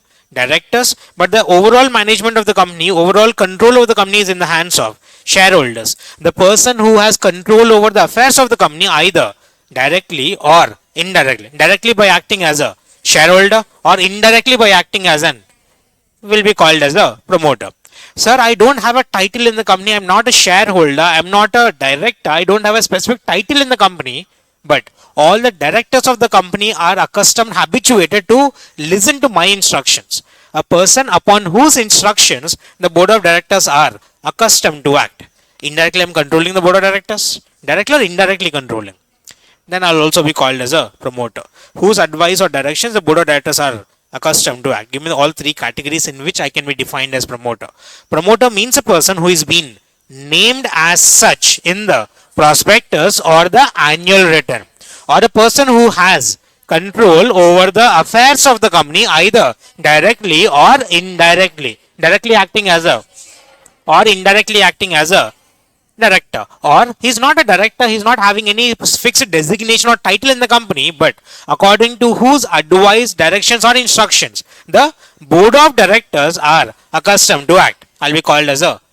This is the definition given by Companies Act, which is slightly different from the concept here. Then we'll start with the first section. We have section number 3. Section number 3 talks about the number of members and the legality of business.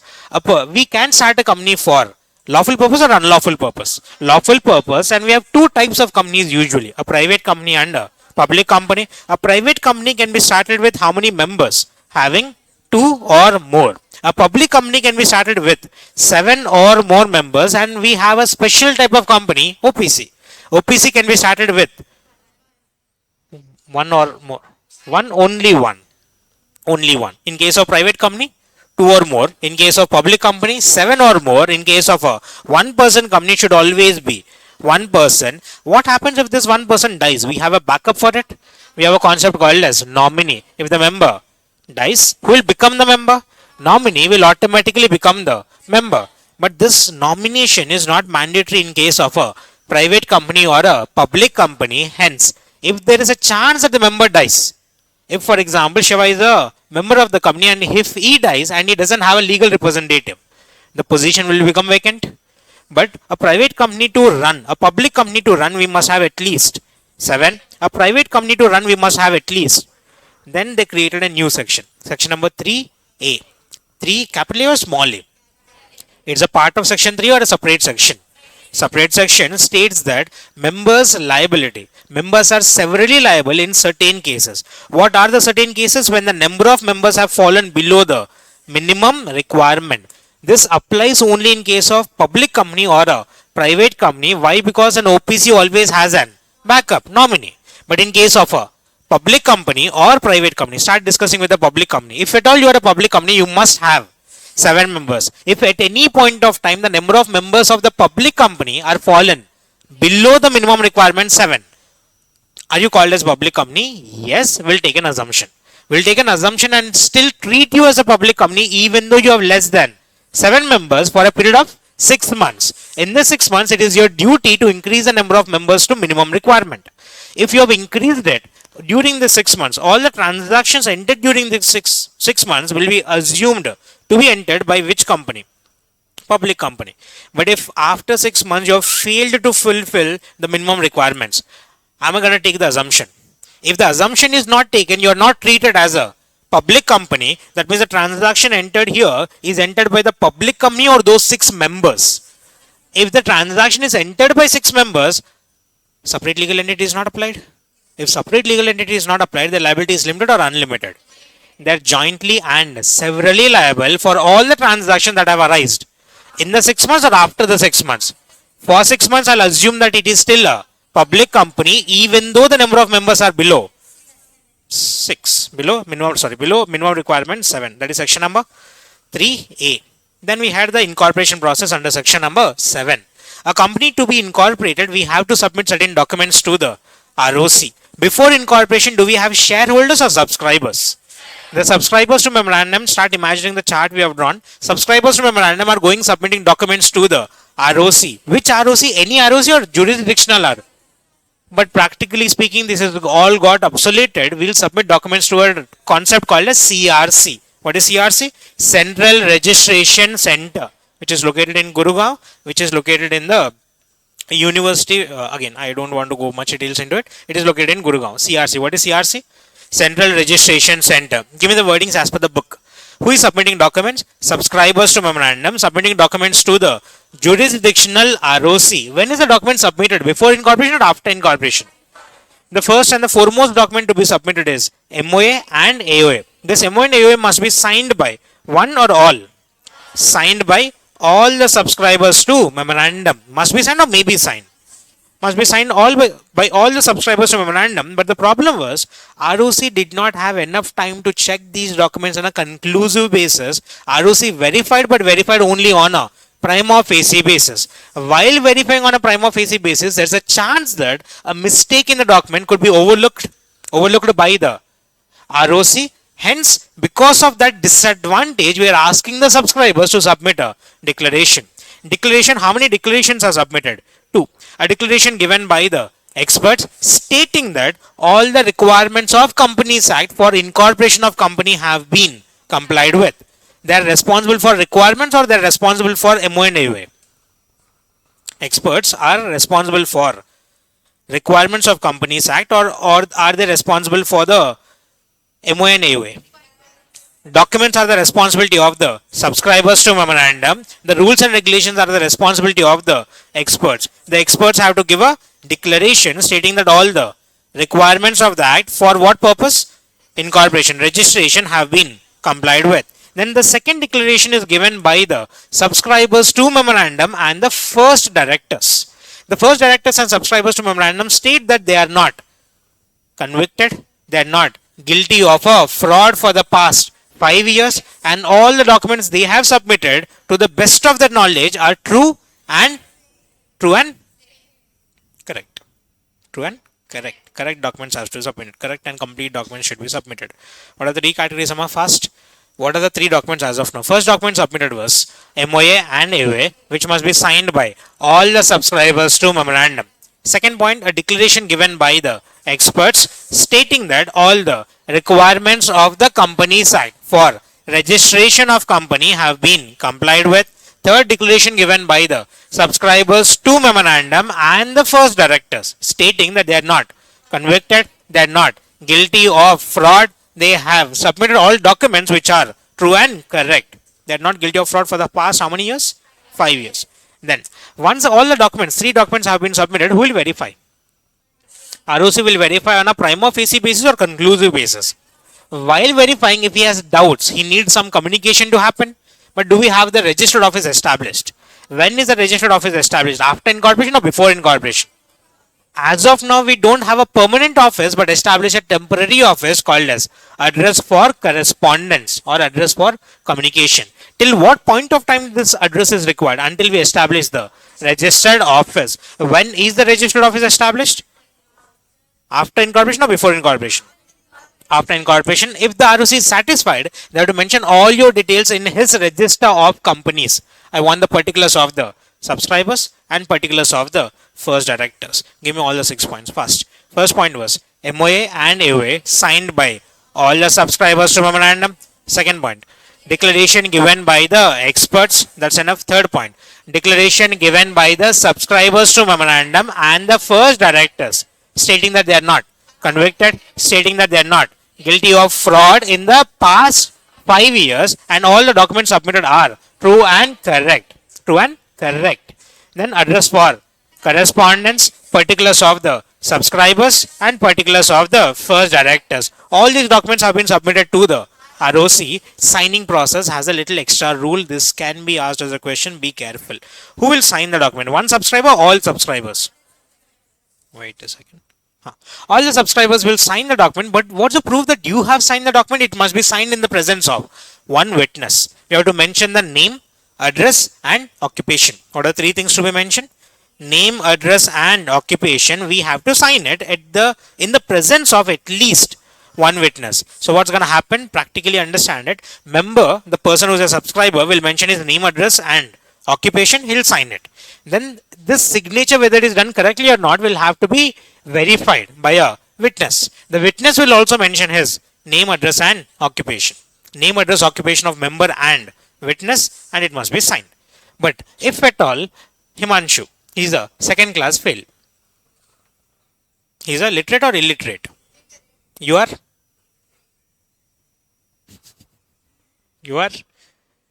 literates. You are financially literates.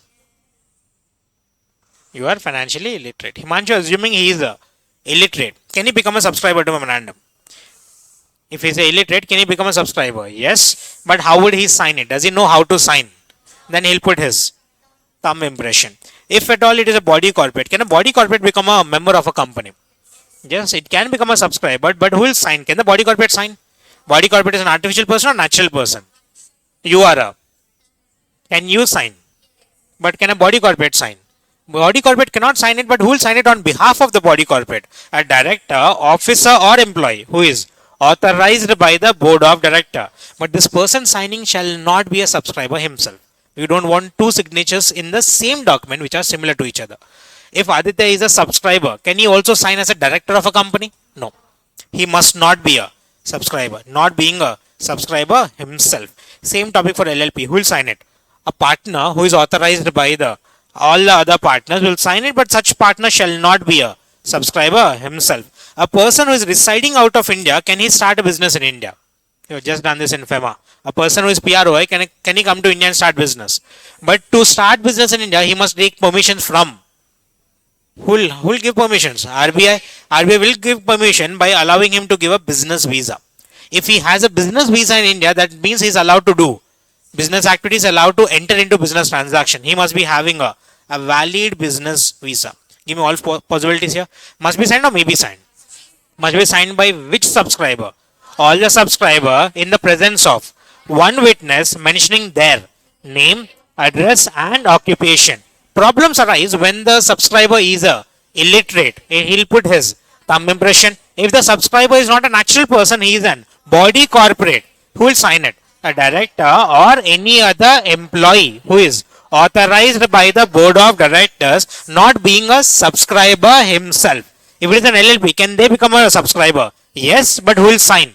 A partner who is authorized by all the partners, who is again not being a subscriber. But if at all he is a resident outside India, can he still sign? But he must be having a valid business visa.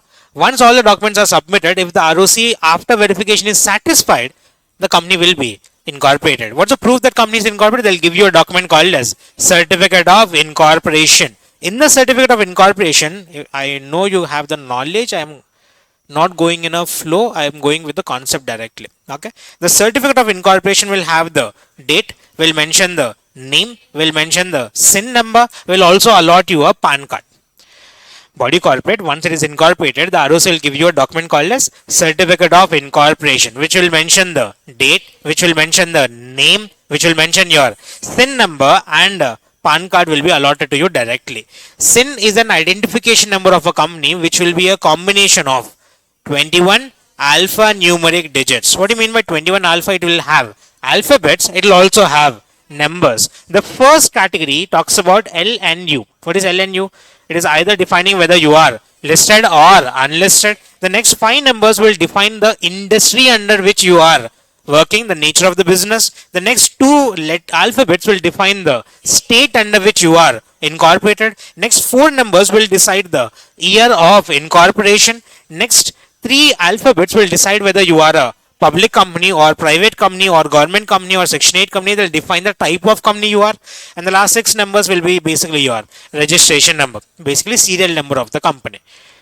Give me the entire category. It is a 21 alphanumeric digits. L and U will define listed or unlisted. 5 numbers will define the industry code. Then the 2 alphabets will define the state code. Then the 4 numbers will decide the year of incorporation. Then the 3 letters will define the type of the company, public or private, and the last 6 numbers will decide the registration. Now the documents have been verified, yes or no? Documents have been verified, but the documents have been verified on a prima facie basis. There's a chance that you have submitted mistake. Try to understand it. Once you have made a misstatement in the document, you have submitted false information in the document, ROC found it out in the prima facie verification itself. Will he incorporate the company? Company is incorporated or not incorporated? But you have tried to fool the ROC. You have tried to deceive the ROC. You have done it intentionally or unintentionally. Intentionally, that means you have done a fraud. If you have done a fraud, you will be punished under section number 447, where the company is incorporated or not incorporated. Company is not incorporated. What happens if there is a chance that you have submitted false information, ROC verified but could not find the defect in the documents? ROC assumed that the documents were correct. Assuming they were correct, ROC accepted it and company got incorporated with false information or without false information? With false information. Whose default? Don't blame ROC. ROC is doing only prima facie verification. Whose default? Subscribers. They have made a wrong information to the ROC. Will they be punished? All the subscribers who were responsible for submitting such incorrect or false information shall be punished under section number 447. That's regular. But the problem is, this time the company is also incorporated. What to do with the company will be taken care by the tribunal. What is tribunal? NCLT. What is NCLT? National Company Law Tribunal. The National Company Law Tribunal may pass any of the orders, and you can use your talent here. This is not a restricted concept. This is an inclusive concept. Can you add more points? They can convert the unlimited liability to limited liability. Then ask the company to go for winding up. They can ask the company to change its MOA, AOA. They can alter. They can impose penalties. They can do whatever they want. Who has the power? NCLT. But before the passing of that order, they have to give the company a reasonable opportunity of being heard. Let them speak. Then you'll pass the order whatever you want. Once the company has been incorporated, can we start the business straight away? We have to complete certain formalities under the concept called as commencement of business. Once you have received the certificate of incorporation, you cannot start the business, but you have to file a declaration. Who is filing this declaration? Company directors are filing this declaration to the ROC. This declaration has to be filed within 180 days from the date of registration, date of incorporation, this declaration shall be verified by either a CA or CMA or CS in practice. Give me the basic wordings fast.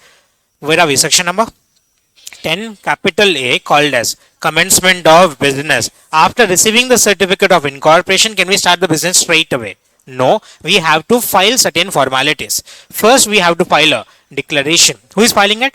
Board of Directors, company filing declaration to the ROC within 180 days from the commencement, or sorry, from the date of incorporation. This declaration shall be verified by CA or CMA or CS in practice. This declaration shall mention that all the subscribers to memorandum have paid the value of shares which they have agreed to take. If I have agreed to take one share, I should have paid for one share. If Vikram has agreed to take 10 shares, he should have paid for 10 shares. All subscribers or certain subscribers? That means this is proving that the company has received money. Until this point of time, we just made a promise. But now we actually got money into the pocket. Can I use this money to start the business? So money is confirmed, but I should also establish my registered office. Registered office must be established or may be established. Must be established within 30 days from the date of incorporation. But does the ROC believe that you have established it? No. Hence we have to make an application for physical verification of my registered office. When will the ROC come and verify? Within 30 days or after 30 days? Anytime. But when should you apply for verification? Within 30 days from the date of registration. You have two formalities. First, you have to establish the registered office, then you have to apply. Apply for what? Physical verification. Verification of what? Registered office. But when will who will do the verification? ROC. At what point of time? Any point of time. There is no time limit. But there is time limit for what? Establishment and applying for verification. You have to apply to the company, file with the registrar for verification of its registered office within how many days? 30 days. What are the 2 points? Where are we? Section number? Is it fine, Amma? Am I going fast? Fine, comfortable. Section 10A talks about commencement of business, declaration that money is received, application for verification of my registered office. I made application to whom? ROC. ROC will come and verify it. This has to be done within how many days? Verification 30, declaration within 180. On top of it, say assuming I'm a restaurant business, I should also get a food license. FS, SAI, I have to get a food license. Or I'm into the business of say manufacturing, I have to get an industry license. If I am in the business of education, I have to get a business license. If I am in the business of any specialized category, I have to take specialized licenses or permissions from regulatory authorities. If I am not into any specialized business, is that license required? If I am into a special business, I should submit that license along with the declaration to the ROC. If not, that is not required. There's a note point we have. Then this is an interesting topic. If this declaration is not filed within 180 days, has the company started its business? This is a confusing logic. I'll go a little slow on this. You have to file the declaration within 180 days. If you have filed the declaration on the 100th day, for this 100 days, is the company existing? But can you do the business? You can do business only after the declaration has been filed with the ROC. You have given how much time to file this declaration? 180 days. Say, assuming you filed it after 50 days. In this 50 days, company is still existing, incorporated. You have the certificate, but you are not allowed to do business. After 50 days, can I start business? After declaration has been filed, can I start the business? Yes. If I have not filed the declaration even after 180 days, give me the rightful answer. In this 180 days, can I start the business? No. In this 180 days, if I have not started the business, the ROC will come and pass an order for removal of my name. They'll remove my name, they'll strike off my name from the register. Why can they simply remove, sir? Will not go through liquidation or winding up process because there is no liabilities at all. We have not even transacted anything. There's no liabilities created. There's no need of settling assets and liabilities. I'll directly remove your name. Who will remove your name? ROC, if it is believing that you have not filed the declaration within 180 days. But there's a small problem here. The declaration was not filed within 180 days, but the company has already commenced its business. It entered into business transactions. Is it allowed or not allowed? But still the company did it. The company entered into business transactions even before giving declaration to the ROC. Now start the answer. Can the ROC simply remove the name? If they remove the name, it is gonna affect the company, but also affect whom? The creditors. To protect the creditors, ROC is not allowed to remove the name. So when can the ROC remove the name? If the company has failed to file the declaration and the ROC is satisfied that the company has not commenced its business, ROC may take an action to remove the name. Are you getting the logic clear? If the declaration is not filed and the business is already commenced, can I remove the name? When can I remove the name? When the business declaration is filed or not filed. No declaration has been filed and the ROC is satisfied that the business is commenced or not commenced. If it is not commenced, I can take an action to remove the name. Section number 10 can be an important point among newly added section. I'll come back and give all the important sections at the end of the process. Quick on the OPC and Section 8 company. OPC, how many members are there? OPC Section 8 company, there a good part of them are from your foundation syllabus itself. So I'll be a little quick on it. How many members? How many shareholders? How many subscribers?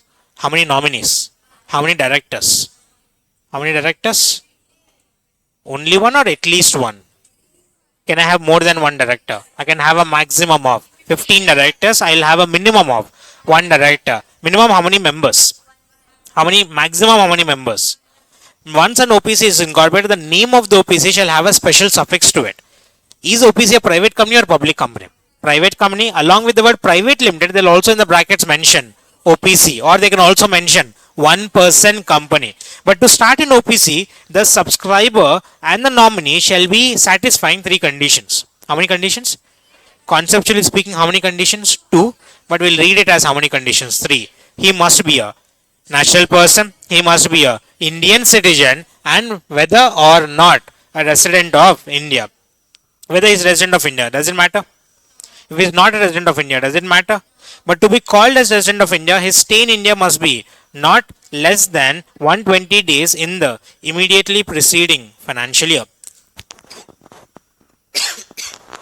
Who should satisfy this? Subscriber and the nominee shall satisfy three things. They must be a natural person, they must be a Indian citizen, whether resident or not, doesn't matter. But to be called as resident, you must be staying in India for not less than 120 days. I've stayed in India for exactly 120 days. Am I resident or non-resident? I'm not talking about PRI, PROI, this is for Companies Act. If I've stayed in India for exactly 120 days, resident or non-resident? Resident, can I incorporate OPC? I've stayed in India for 119 days. Resident or non-resident? Non-resident, can I incorporate OPC? Still yes. OPC can be incorporated either by a resident or non-resident. Doesn't matter. But to be called as resident, your stay shall be not less than 120 days. Once the company is getting incorporated, the company must have a nominee or may have a nominee. We have to submit 6 documents or 6 plus 1 documents. The 6 original documents plus I should also submit a nomination clause. This nomination document, written consent of the nominee shall be obtained at what point of time? Before incorporation and submitted along with the MOA and AOA. Written consent of the nominee shall be filed with the ROC along with the MOA and AOA in the event of death or incapacity, inability of the member who will become the member. Death or incapacity of whom? Member who will become the member. Nominee. Any doubts as of now? Must be submitted or may be submitted. Without the nomination clause, can the OPC be incorporated? OPC will be incorporated only when you submit a nomination clause. That means what is nomination clause? You have to submit the written consent of the nominee to the ROC along with the MOA and A. Once incorporated, can I change the nominee? There are 3 ways in which you can change the nominee, either by removing the nominee or the nominee himself may withdraw or the member might have died. 3 categories. First, removal. Who will instigate this? Member. Can the member remove the nominee? Yes, at what point of time? Any point of time. Once removed, he has to appoint a new nominee. That means he has to obtain a written consent of the new nominee. Remember, we are separate legal entity. Member will submit it to the OPC. OPC will go file it with the ROC. Are we getting the logics clear? We'll file it with ROC within how many days? Usual answer, 30 days. Second aspect. Can the nominee withdraw his consent? At what point of time? Any point of time. But while he is withdrawing it, he has to communicate the withdrawal to whom? Member and the OPC. Now the member has to appoint a new nominee, obtain his Written consent submitted to the OPC within 15 days, and OPC will go file it with the ROC within 30 days. Remember the charts we have drawn? First category removal. Who will remove it? Can he remove? At what point of time? Then he has to appoint a obtainer, submit it to the, file it with the within. Second point, who can? Nominee can withdraw. At what point of time? But once withdrawn, he has to intimate, communicate it to the OPC and the member. Member has to appoint a, obtain his within, submit it to the OPC. OPC will go file it with the ROC within 30 days. Otherwise, the member died. Did we kill him? Maybe, but he died. If member dies, who will become the member? Nominee will now become the new member. If the nominee has become the member, the position of nominee gets vacant. That has to be filled by the which member? New member has to appoint a new nominee within 15 days. Submit it to the OPC will file it with the within 30 days. Can a person act as a nominee of two different OPCs? Can a person act as a member of two different OPCs? Can a person act as a member of one OPC and nominee of another OPC? But if he becomes a member of the other OPC, can he continue as member of two different OPCs? Yes. Yes, for how many days? 180 days. In this 180 days, you have to take actions in such a manner that after the expiry of 180 days, you are a member of only one OPC. Quick answers. Can I act as a member of 100 private companies? Can I act as a member of 100 private companies? Can I act as a member of 1000 public companies? Can I act as a member of two OPCs? Can I act as a nominee of two OPCs? Can I act as member of one OPC and nominee of another OPC? But if I become the member of that other OPC, can I continue? But for a period of. After 180 days, I should be a member of only. What to do with the other OPC? It's up to you. Law has not defined it. But at the end of 180 days, you must be a member of only one OPC. Minor. Does he have knowledge? Hello? Minor. Minor is sound or unsound? You are? Are you sound? You are assumed to be. Assumed or sound minor? Assumed to be. Now Himanshu is a. But we cannot call him as unsound until it is declared by the court. Who should declare that you are unsound? Court. Until it is declared by the court, you are assumed to be a. So you are all assumed to be sound. If you are a minor, minor is sound or unsound? Unsound. Can he enter into transactions? Does he have skill? Does he have knowledge? Does he have understanding of business? Can a minor become a member of a company? Yes. A minor can become a member of a company because the company is not expecting skill, company is only expecting finance. But can a minor become a member of an OPC? OPC business is not only expecting finance but also expecting skill. Can a minor bring in skill to the OPC? Can a minor become a member of company? Can a minor become a member of an OPC? Can a minor become a nominee of an OPC? No minor shall become a member or nominee of an OPC. Then again, Section 8 company. To create a Section 8 company, we have to get a license. License? License from whom? Central government. Can an OPC be converted into a Section 8 company? Can a Section 8 company be converted into OPC? No. Can an OPC be converted into any other type of company? They can convert into any type of company except an Section 8 company because they have a different logic altogether. Then banking company business. I don't want to go much details into the banking business. We have done in the classroom. One would answer. Can a single person control the entire bank? If a single person takes a entire decision for a bank, it will be, there's a chance that they might take a wrongful decision. That wrongful decision in the banking system is going to affect one company, couple of companies, society, or the entire financial system of India. Can I take that risk? Can an OPC be involved in non-banking financial investments? OPC, can he do business? Can he invest in securities? No. OPC is not allowed to invest. If you wanted to invest, you could have invested in your own name. Why to incorporate an OPC at all? Investment in securities is not allowed. Non-banking financial institution investments are not allowed. That's your OPC. Coming to Section 8 company. What is Section 8 company?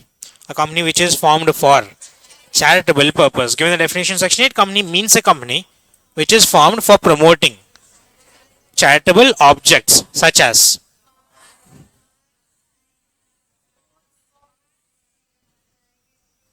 science, social, arts, commerce, maths, Telugu.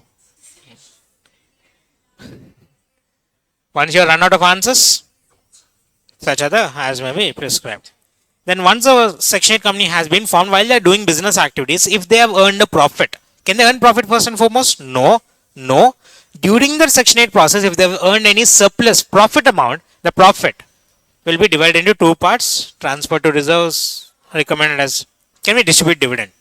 Allows or prohibits distribution of dividend to its members. If dividend is not distributed, entire profits are transferred to the reserves. If entire profits are transferred to reserves, entire profits are again used for my objectives. Entire profits are applied for fulfilling my, promoting my objects. If 3 points are satisfied, I am satisfying the definition of Section 8 company, but will I be called a Section 8 company? No.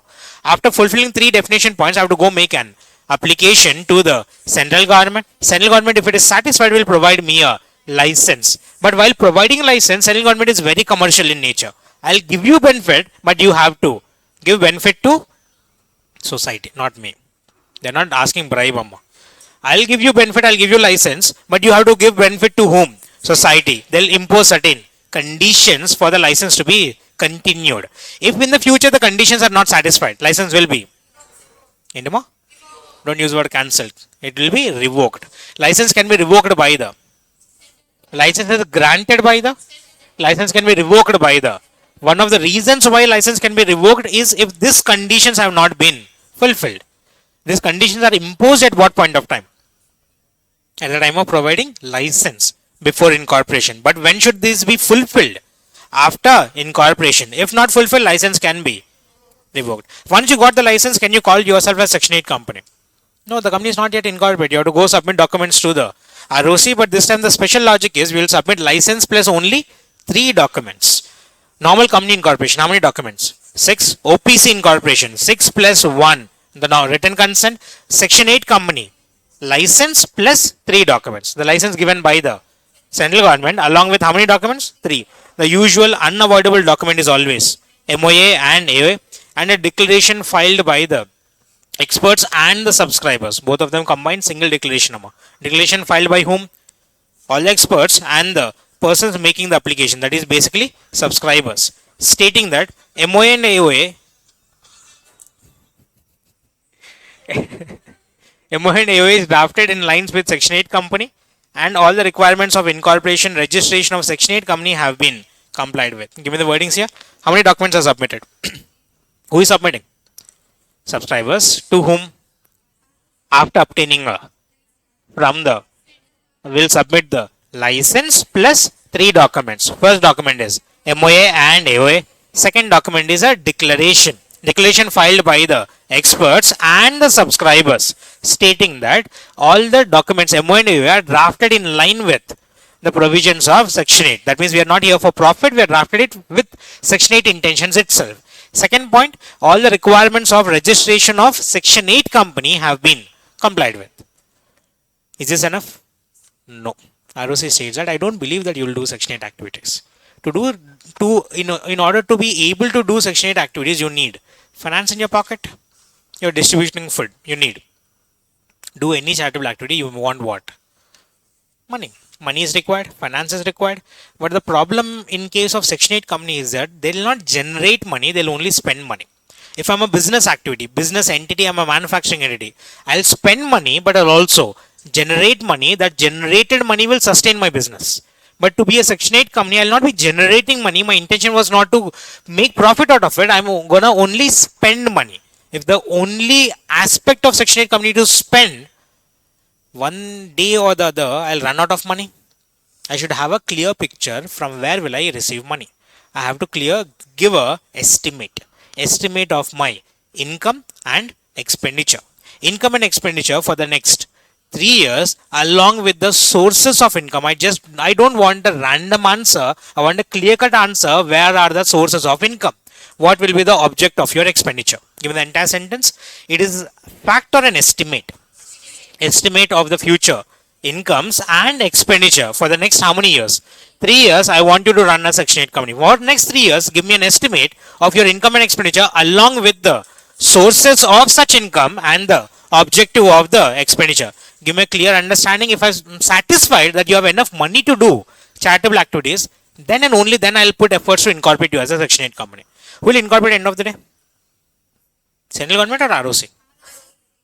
Estimate of future incomes and expenditure for how many years? Along with the source of income and the objects of the expenditure. Once a Section 8 company has been incorporated, who verified the documents? Who verified the documents? ROC verified. The first document verified was MOA and AOA.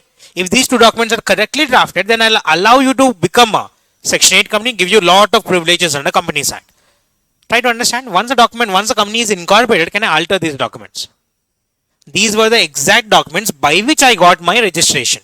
If I can alter on my own in any way I want, they'll misuse the process. Can I alter them? No, unless you got a prior approval from the central government. Can the MOA and AOA be altered? Yes, but with the prior approval, of the central government. Then we'll talk about the revocation part first. Can the license be revoked? Quick answers. This is easy logic. Can the license be revoked? Who will revoke the license? Who granted the license? Who can revoke the license? Central government can revoke the license if you have failed to fulfill the conditions imposed by the central government, or you have failed to fulfill the provisions of the Companies Act. You distributed dividend. Your license will be. You entered into transaction for business purpose. Your license will be. You have failed to fulfill the provisions of the Companies Act, or you have acted in a fraudulent manner. If you are the Section 8 company members, you'll act in fraudulent manner. Yes. If you are the members, you'll act in your license can be. What are three categories? First category, you have not fulfilled the conditions. You have not fulfilled the provisions. You have violated the provisions of Companies Act, or you have acted in a fraudulent manner. Your license can be revoked. Remember, once a license is revoked, the number of Section 8 companies will increase or decrease. But if the Section 8 companies are decreasing, it is not loss for the government, but it is a loss for the society. To make sure that the level of Section 8 activities remain the same, we want the Section 8 company to be amalgamated. Amalgamated with which company? Another Section 8 company having similar objective, so that those assets can be put to the right usage by the other Section 8 company. Give me the wordings here. Amalgamated with another Section 8 company having similar objectives. Or I'll ask the Section 8 company to be wound up. Once it is wound up, they'll have surplus money. The surplus money, cash, shall be transferred to any Section 8 company. Or you have surplus assets. That asset can be used only by a Section 8 company having similar objectives. Give me two options here. Once your license is revoked, either you will amalgamate or you'll go for winding up. If you're amalgamating, you're amalgamating with another Section 8 company with similar objectives. But if at all you are winding up, there are two options. Either you have excess assets. The excess assets will be used for, surplus assets will be transferred to whom? Another Section 8 company with similar objectives. Are you getting the logic? It can be used only by similar objective Section 8 company. Or otherwise you have excess assets, sell them off, you will receive cash. Cash can be transferred to any Section 8 company or rehabilitation fund. Remember this insolvency rehabilitation fund, insolvency bankruptcy fund. Again, we have spent a lot of time on it, but not for revision. Insolvency bankruptcy fund, basically we'll try to revive the companies as per Insolvency Bankruptcy Code 2016. Nothing much is required from your side. Just remember the word insolvency and bankruptcy fund. Coming to the conversion process, one of the important parts of Section 8 company. Rest of it all was discussed in the foundation level. Conversion is something which is added in the inter level, will be important. Conversion of which company? Can you convert from Section 8 company to another type of company? Yes, but you have a huge procedure to follow. Again, we have spent more than 2.5-3 hours on conversion process in the regular class. It will hardly take 5 minutes to complete it here. Be a little quick and be a little attentive on the process. Can we convert from Section 8 company to another type of company? Yes, but who will be affected? The first person who is getting affected is the members. Members had the intention to start the company with an objective to provide benefit to the. But if you convert from Section 8 company to other type of company, their objective will not be fulfilled. Who will be the first person affected? Members. But whose idea is it to convert?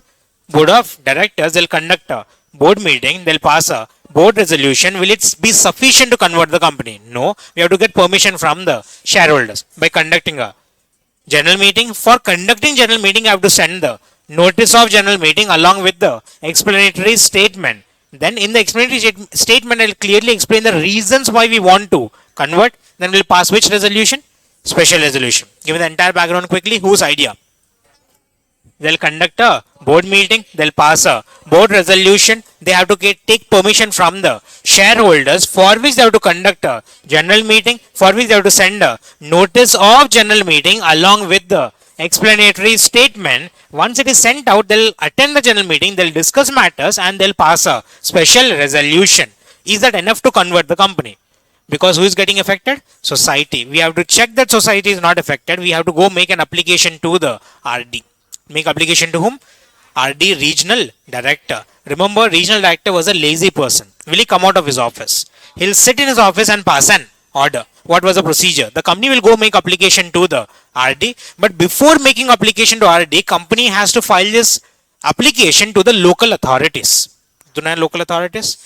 Chief Commissioner of Income Tax Officer, Charity Commissioner, Secretary of the State Government, or any other department of the central government or state government. These are the local authorities to which I'll make application. Try to understand the flow of the process. Company will make application to the RD. Even before making application to RD, I've already sent this application to the local authorities. Once it is sent to the authorities, authorities will do their ground level research and send their representations to the RD. Are you recollecting the points? Is RD getting their hands dirty? Is the RD coming out of the office? Is the RD understanding the ground level reality? The ground level research and the survey is done by the authorities. These authorities will send their representations to the RD within 60 days from the date of receiving such document. But before sending it to the RD, they have to give the company a reasonable opportunity of being heard.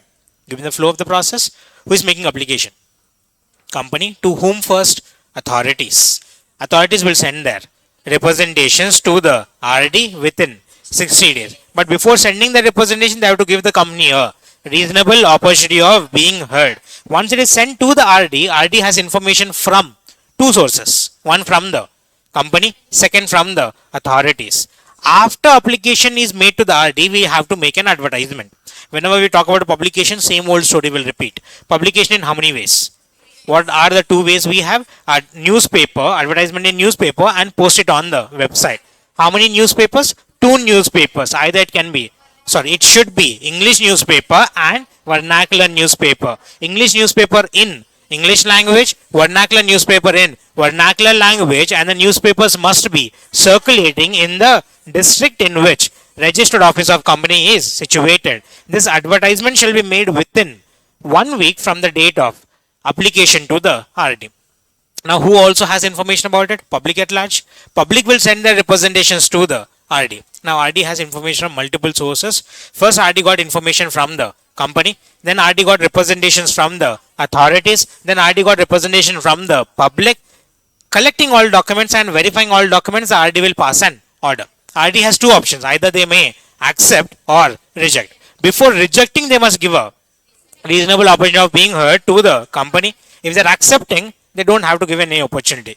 But if they're accepting with certain conditions imposed, they have to give again a reasonable opportunity. The company shall be given a reasonable opportunity of being heard if the application is being rejected or accepted with conditions. Once it has been accepted, am I converted? No. Conversion is still done by whom? ROC. I have to submit these documents to the. But before I submit these documents to ROC, the chartered document, constitutional documents, MO and AOA, I have to change them. I'll conduct a general meeting, amend the MO and AOA in line with other type of company, then go submit everything to the ROC will convert. After converting, they'll issue a fresh certificate of incorporation as Section 8 company or other type of company. Give me the entire flow. Start. Whose idea? Passing. They have to conduct. Okay, fine. Start from the beginning again. You lost the process. Whose idea? They'll conduct a board meeting. They'll pass a board resolution. Now they have to get approval from the shareholders, for which they'll conduct a. For conducting general meeting, they have to send the explanatory statement, notice, and the explanatory statement. Once the shareholders come and attend the general meeting, we'll pass a special resolution. Once a special resolution is passed, we got an approval from the shareholders. Now we have to get approval from the RD. To get approval from RD, we'll make an application to the RD. But even before making application to RD, we'll make an application to the authorities. The authorities will send their representations to the RD within 60 days from the date of receipt of application, after giving the company a opportunity of being heard. Once it is received, once application is made to RD, we have to make an publication. Publication shall be made within 1 week from the date of advertisement, and that publication has to be made in newspaper and website. Then the public will also know about it. They'll make their representations to the RD. RD, considering everything, will pass an order. If the RD is rejecting or accepting with conditions, they have to give the company a reasonable opportunity of being heard. If at all it is accepted, we'll again conduct a general meeting to amend the MOA and AOA by passing special resolutions. Then we'll go submit all the documents to the ROC. ROC will register within 30 days and give you a fresh certificate of incorporation, considering you as Section 8 company or other type of company. They'll give you a certificate of incorporation. Conversion of Section 8 company into other type of company. Is it fine? Clear? And again, I'm not going through all sections of my effect of registration. Once you're registered, are you a separate legal entity? Can you purchase properties? Can you sell properties? Can you transfer properties? Hold properties? Enter into transactions? File a suit? Be a suit can be filed on the company. Everything is done in whose name? Company's name. That's your section 9. Memorandum of Association and Articles of Association. Quick definitions to it. Memorandum of Association means the Memorandum of Association as originally drafted or altered from time to time. Originally drafted, framed by whom? Subscribers to memorandum. Can it be altered? By the shareholders under section number 13. AOA can be altered under section number 14. What is section number 4 talks about? MOA. Alteration of MOA under? AOA under section number 5. AOA under 5. Alteration of AOA under section number 14. They are called as constitutions of the company. Once the documents have been submitted to ROC, the ROC keeps them open for public inspection. There is a reason they are called as public documents. Can anybody inspect these documents? At what place? Registered office or with the ROC. How many clauses are there?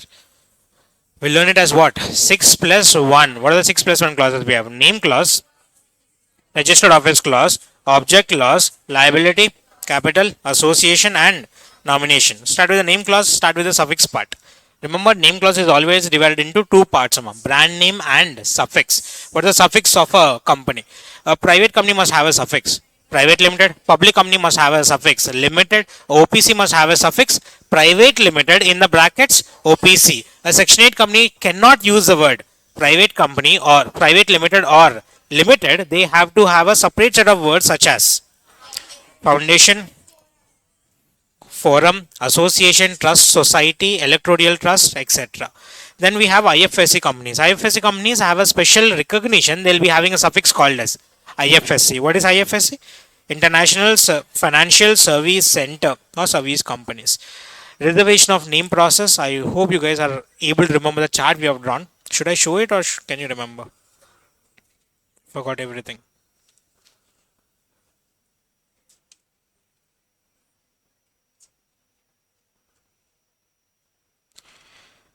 Not sure where I'll find it.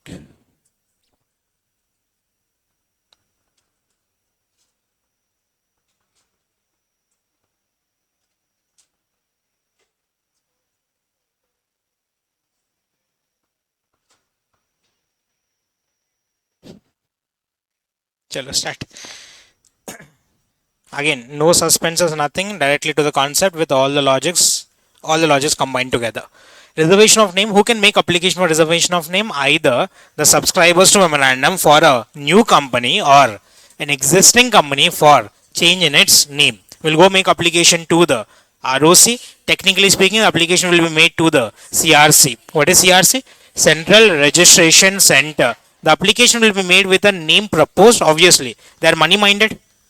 They'll ask you to submit fees. If the document application made is defective in nature, application has wrong information, they'll not cancel the application, they'll give you a chance to resubmit the application within a time frame of 15 days. Give me the application process. Who can make application? Either subscribers to memorandum for a proposed company, to be incorporated company, or an existing company for a change in its name. They're making application to the ROC or otherwise CRC along with fee. But if the document is defective, they'll ask you to resubmit within a time frame of 15 days. Once it is submitted, ROC will verify directly reserve. First, reserve or allot. Reserve is temporary or permanent? Temporary. After verification, if they are satisfied, they'll reserve the name. After reservation, we submit all the documents as per part A or part B. Reservation of name is under part A, documents under part B. Once all the documents have been submitted, then the name will be, reserved name will be allotted, and the reserved allotted name will be mentioned in the certificate of incorporation. But who will verify this? Who will verify? ROC. ROC will verify on 3 points, stating that the name of the company shall not be identical or too nearly resembles. Identical or too nearly resembling with what? A company which is already existing, incorporated under this act or any other previous company law. Second point, it must not be offensive under any law, or it must not be undesirable in the opinion of the central government. What is undesirable? It must not be giving a impression that it is connected with central government or state government or local authority. I want all 3 category of words first. First, it must not be identical or too nearly resembling. It must not be offensive. It must not be undesirable in the opinion of central government. If all 3 points are satisfied, after verification, they will reserve. Temporary or permanent? Temporary, they'll reserve it only for how many days? 20 days. If the 20 days is not sufficient, can you extend it by another 20 days but on payment of fee? How much fee? 1000 rupees. If that 20 days is also not enough, you can apply for another extension of another 20 days, making it a total of 60 days, but you have to pay how much? Or you can apply for a 40 days extension one time with payment of 3000. Either apply for one time extension 20, pay 1000. And again apply for another 20 days of extension, pay 2000, or apply for 40 days of extension and pay how much? 3000. But if it is an existing company, they are given a time limit of 60 days already. Will they have any extension? If it is a new company, they'll get 20 plus extensions, 20 and 20. If it is an existing company, they'll directly get how many days? 60 days. Will there be any extension for an existing company? You have to make the application again from the beginning. That's your reservation process. Is it fine? Are we comfortable? Once the reservation is done, start the process for incorporation. The next category of topic, registered office clause. Cancellation. Okay, we will complete cancellation here itself. Wait a minute. Shall we? Name has been reserved. Name has been allotted. Now we have 3 different concepts we are going to learn here. We have this concept called as cancellation of name. It will be difficult to recollect, but try. Cancellation. We have rectification and we have alteration. We'll start with our cancellation concept. Cancellation is a process where you have submitted false information. Subscribers to memorandum have submitted false information to the ROC for reservation of name. The name got already reserved, but there are 2 possibilities from here. Name is reserved but not allotted, or the name is reserved and allotted. What do you mean by allotted? Company has been incorporated. If the name is reserved but company is not incorporated, name is not allotted, and the ROC got to know about the false information, will the name be allotted or cancelled? Name will be cancelled. Reserved name will be cancelled. Company will not be incorporated. The fee you have paid will not be refunded, and the person submitting wrong information will be punished. If the company's name is reserved and allotted, what do you mean by the allotted? Company is incorporated. If the company is already incorporated, company is already doing business, and we got to know about the false information later, whose mistake? Subscribers or ROC? Who submitted false information? Subscribers. Whose mistake? Subscribers. ROC will pass an order. ROC will pass an order for either of the 3 categories, asking the company to change its name within a time frame of 3 months by passing a ordinary resolution. Remember, change in name usually happens by passing special resolution, but because this is a mandation, they reduced it down to ordinary. Who is passing the order? Who is passing the order? ROC can pass how many types of orders? Three. I'll show them in a bit. But what are the three orders? Either change the name within 3 months by passing a ordinary resolution, or strike off the company's name, or go for winding up. What are the three different orders? Either change within 3 months by passing ordinary resolution, strike off the company's name, or wind up the company. These three orders will be passed by whom? ROC. Whose mistake? Subscribers to memorandum. The second concept was rectification that happened. This happens under 4, section 4. This happens under section number 16. Rectification of name. Were the documents correctly submitted? But who failed to verify it correctly? Whose mistake? If it is ROC's mistakes, can the ROC come and pass an order? Who will take over the process? Central government. Either central government on a suo motu basis on their own, or an application made by a registered trademark proprietor of a registered trademark. Gutostama?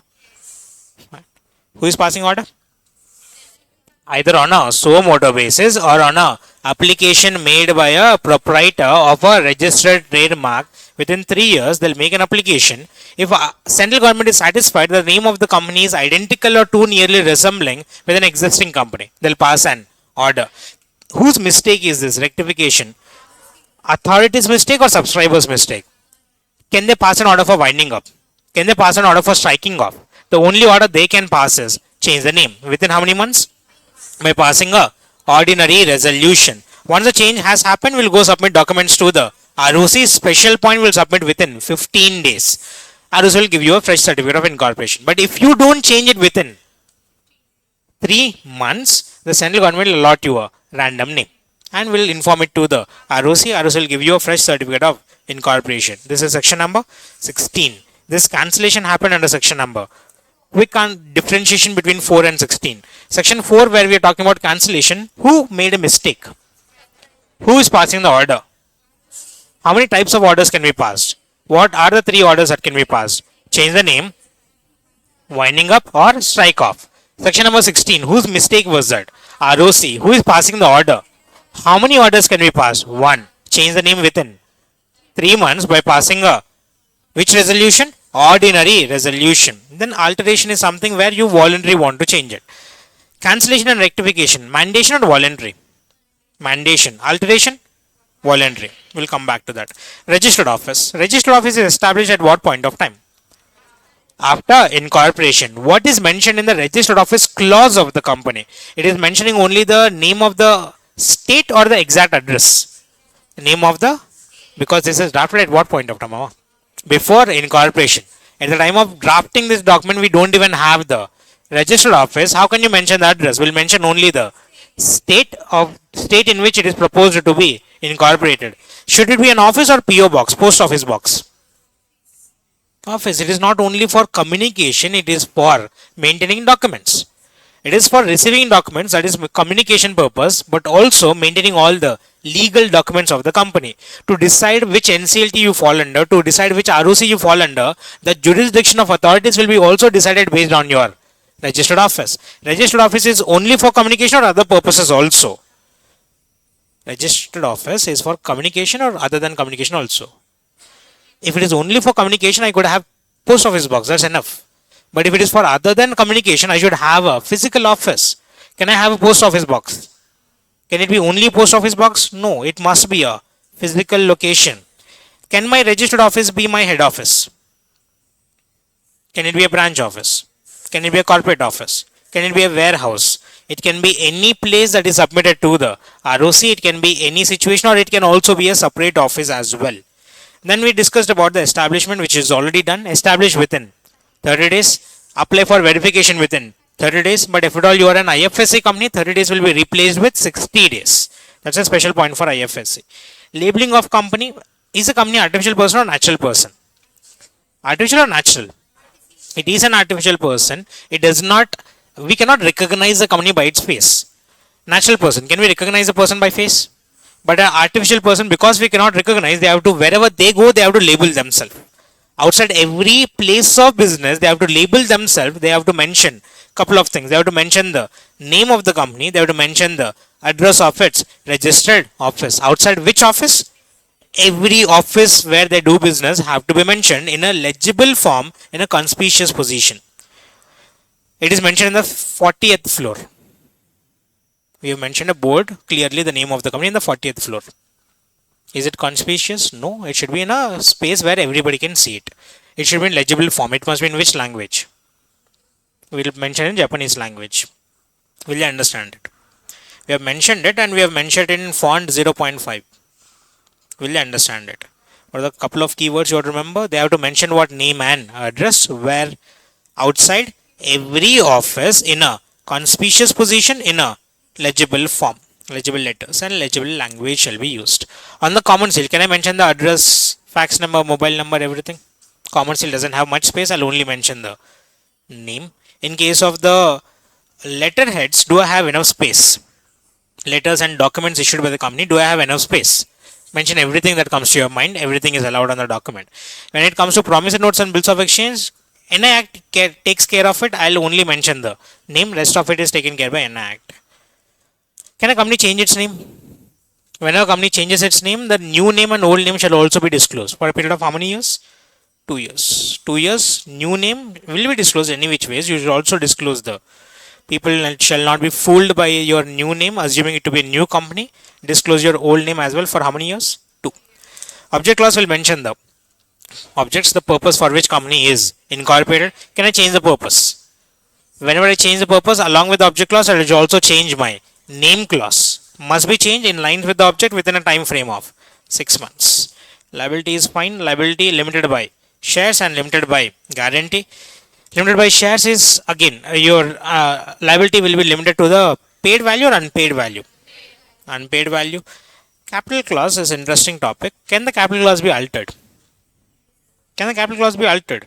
Yes, it can be altered, but we will not alter that under section number 13. We have a separate section for alteration of capital clause, section number 61. Section 13 talks about alteration of MOA, but alters only how many clauses? 3. What are the 3 clauses altered? Name clause, registered office clause, and object clause. Can the capital clause be altered? But altered under section number 61. This will mention the authorized capital of the company, face value of each share, total number of shares into which we divided it into, and number of shares which are subscribed by the subscribers to memorandum. The subscribers to memorandum shall purchase at least how many shares? 1 share. Nomination clause is mandatory only in case of OPC. Articles of Association, quick. AOA is also a constitutional document. This is also drafted at what point of time? Before incorporation, submitted to the ROC, it is drafted by the subscribers to memorandum. The internal rules and regulations of the company will be different from company to company. External category MOA. Every company has a name. Every company has registered office. Every company has capital clause. Every company has liability clause. The clauses which we discussed in MOA are constant for which company? Every company. But when we are discussing about articles of association, internal rules and regulations, they are very subjective in nature. Company to company, will they be same or different? Even though the both companies are in the same industry, in the same kind of business, they are still different from each other. Companies have stated that I cannot draft it, I'll give you a free hand. Who will draft the rules and regulations in AOA? Company itself. What can be mentioned? Anything can be mentioned as decided by the company. Because the Companies Act itself doesn't know what is mentioned in this document, they have stated that you can alter this by simply passing a special resolution with no procedures to be followed. Will there be any procedure followed for alteration? No. By passing what resolution? Go submit documents to the ROC, process closed. But submitting documents to ROC shall be filed within how many days? 15 days. Special topic. Then this can be a proper question, entrenchment clause. Entrenchment clause is not a separate document. It's a part of the articles of association where we segregate certain important rules of the company. Those rules which we feel that they are important, which we feel that should not be altered easily, we'll put it in a category called as entrenchment clause. Articles of association, can it be altered? By passing a special resolution. Entrenchment clause can be altered, but by passing a resolution which is more restrictive than special resolution. Why is this words used? Special resolution is already restrictive than compared to ordinary resolution. But entrenchment clause can be altered by passing a resolution which is more restrictive than special resolution. It can be 76%, 78%, 80%, 90% as mentioned in the AOA. Company to company it will change. So one word answer. Can I alter the entrenchment clause? Yes, by passing a resolution which is more restrictive than the special resolution. But once a company is incorporated, can I add points into entrenchment category? Yes. How to add it? After company is formed, if it is a private company, I can add points into entrenchment clause with the consent of all the members. If it is a public company, by passing a special resolution. Are you getting the difference? If it is an regular rules and regulation, can I change it and put it in the entrenchment clause? Can I include it in entrenchment clause? Yes, but by passing which resolution? If it is a public company, I'll pass a special resolution. Once it is added into the entrenchment clause, can I alter it? By passing a resolution which is more restrictive than special resolution. Again, for private company, give me the answer. Can I add these rules and regulations into entrenchment clause? To add them into entrenchment clause, I have to get the consent of all the members. Once it is added into entrenchment clause, can I alter it? By passing a resolution which is more restrictive than special resolution. But if it is at the time of formation, I'm not even applicable with Companies Act, don't worry, just write it down. Because I'm not even applicable with Companies Act yet. When is this document being drafted? After incorporation or before incorporation? While drafting it, directly put it in the heading entrenchment clause and write whatever you want. Directly simply mention them in the articles of association. You don't have to follow much procedures there. But after formation, can I include them? Yes, there's a procedure to be followed. But once it is done, we have to go file it within 30 days. Are you getting the difference, Amma? If it is alteration of AOA, 15 days. Entrenchment clause, 30 days. Have to be a little careful on it. Go through the differences, not much important. Next three doctrines we have: doctrine of ultra vires, doctrine of constructive notice, doctrine of indoor management. Doctrine of ultra vires: any transaction which is done beyond the powers. Ultra means beyond, powers means, wires means power. Any transaction which is done beyond the powers is called as ultra vires. Ultra vires transactions are considered as void. Ultra vires transaction can be of three types. Either it is ultra vires the Companies Act, or it is ultra vires the MOA, or it is ultra vires the AOA, or otherwise ultra vires the director. There are three kind of ultra vires transaction. All the ultra vires transactions are valid or void. Void. Applying the concept of privity of contract, if the transaction is done without your authority, transaction is entered by company or entered by the director. You getting the topic? If it is with authority, who is assumed to be entered into contract? I'm not expected to explain concepts here, but be a little quick on them. Company entered into a transaction with a third party. Company is an artificial person or natural person? Artificial person. Can the company enter into contract on its own? They enter into contract with the help of a director. Director is acting as a principal or agent? Company is acting as a principal. Now, after the transaction is entered by director acting as an agent, give me the format. Who entered into the transaction? Company with the third party. Are you getting the logic? Transaction is physically entered by the director, but on paper transaction is supposed to be entered by company with a third party. But if the director acts beyond his powers, is he acting as an agent? If he is not acting as an agent, contract is entered by company or the director. Director enters contract at a personal level with a third party. He is a company party of the contract. Applying the logic privity of contract, company is not even a party to contract. Can the company file a suit? Can third party file a suit on the company? Because company is not party to the contract. Neither we can file suit nor they can file a suit on the company, because we are not even party to such contract. Contract is entered between director and a third party. Continue. All the ultra vires transactions are considered as void ab initio, void from the very beginning. Even the entire body of shareholders cannot ratify an ultra vires transaction. Ultra vires Companies Act, valid or void? Remember the table we have drawn? 3 ultra vires transaction, valid, void, ratification concept. Ultra vires Companies Act, valid or void? Can it be ratified? So it will stay as void. Ultra vires the MOA, valid or void? Void. Can it be ratified? It will stay as void. Ultra vires the director or articles of association. Is it valid or void? Void, but it can be ratified. It can be ratified in how many ways? 2 ways. What are the 2 ways of ratification? It can be ratified either by extending powers for a single transaction or increasing the powers by making alterations in the AOA. If you observe these words carefully, the concept should be clear. Extending powers for a single transaction by simply passing a ordinary resolution. Or I'm not extending for single transaction, I'm completely increasing your power. Increasing your power by making alterations in the AOA. But to make alterations in AOA, I have to pass a special resolution. So two ways of ratification. Pass ordinary resolution, extend for one transaction, or pass a special resolution, increase the power and apply for one or all the future transactions. All the future transaction. But we had a special concept in it. Remember, we had a kidnapping example on this.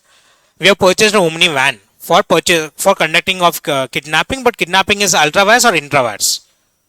Valid or void?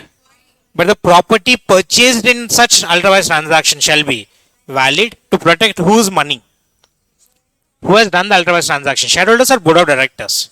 Who should suffer because of it? But while entering into ultra vires transaction, they have used whose money? If the property is not held in company's name, who will lose their money? To protect the property under ultra vires transaction is valid. It will be held in whose name? Company's name. Company will have the benefit out of it. Ratification is done, then process done. Case study, quick on the case study. Ashbury Railway Carriage and Iron Company Limited versus Ritchie. It's a foreign law or foreign decision or Indian decision. Can we use foreign decisions? Yes, we have done this in iOS recently. Foreign decisions can be used. Ashbury Railway Carriage and Iron Company Limited versus Ritchie, where the company's objective was to make, manufacture, sell or lend, give on hire railway wagons. But end of the day, they entered into contract with Ritchie for providing finance for construction of an railway lane, which is within the objective or beyond the objective. Ultra vires or intra vires? Ultra vires the MOA or AOA? Valid or void?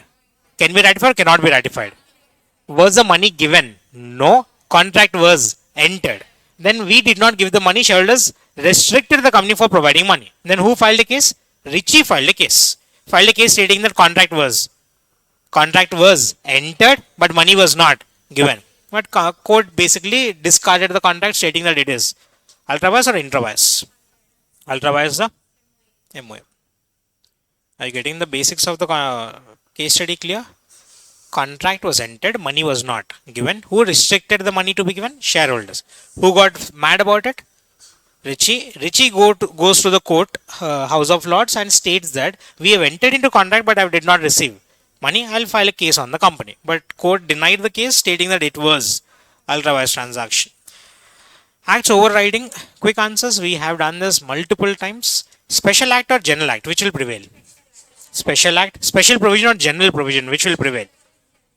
Come with this logic in a wider scope. Companies Act or MOA, which is superior? MOA or AOA, which is superior? MOA, AOA or an agreement, which is superior? MOA and AOA. If I talk about Companies Act versus MOA, Companies Act versus AOA, Companies Act versus agreement, Companies Act will override the MOA or AOA or any agreement or even a resolution passed by the company will be overridden by the act. Who is superior and who should apply? Act. If there is a conflict, always the act will prevail over everything else in the act. Constructive notice. Quick, Amma. We have submitted documents to the ROC. The documents are public documents or private documents. Who can inspect these documents? Any person. The public company or private company for that matter has thousands of third parties. It is not practically possible for me to inform every third party about the business transactions. Hence, we made a concept called as constructive notice. If a third party wants to deal with the company, he will not directly approach the company. He will rather go to the ROC, request for the documents, MOA and AOA, inspect MOA and AOA. After inspecting MOA and AOA, he will approach the company. It is assumed that by the time he comes to the company, he has already read the MOA and AOA and understood the MOA in the right senses in which they were drafted. If he understands them wrongfully or he doesn't read them, whose mistake? Company or third party? Give me one word answer. This logic of constructive notice is making whom liable? Third party for knowledge or lack of knowledge? Lack of knowledge of which document? MOA and AOA, they are available with which authority? ROC. If he has knowledge about it, who is be liable? Company. If he doesn't have knowledge, who is liable? Who is protected? Start linking it. If he doesn't have knowledge and the company is protected, can I say they have entered into ultra vires transaction? If it is an ultra-vires transaction, who is liable? Company or director? Company or director? Director. Company is not even a party to such contract. Constructive notice is indirectly leading to an ultra-vires transaction. They entered into a transaction with knowledge or without knowledge. Then doctrine of indoor management directly start with the case study Royal British Bank versus Turquoise. Start the process. Royal British Bank Royal British Bank was ready to give a loan. There was a railway company start. Have I shown the PPT in the class? Yes. Go through the charts. Go through the entire case study. Fast, Amma. Railway company wanted a loan. They approached which bank? Royal British Bank. And the railway company stated that for the loan taken, I'll give you bonds. But the railway company, knowing and understanding the Companies Act, stated that before I enter into transaction, I have to inspect your MOA and AOA. So the Royal British Bank went to the ROC, inspected the MOA and AOA of the railway company. After inspecting, they got to know that the railway company can accept loan, but with the prior approval of the shareholders taken at the general meeting. Then the Royal British Bank comes back to the railway company, asking the railway company, have you taken a resolution?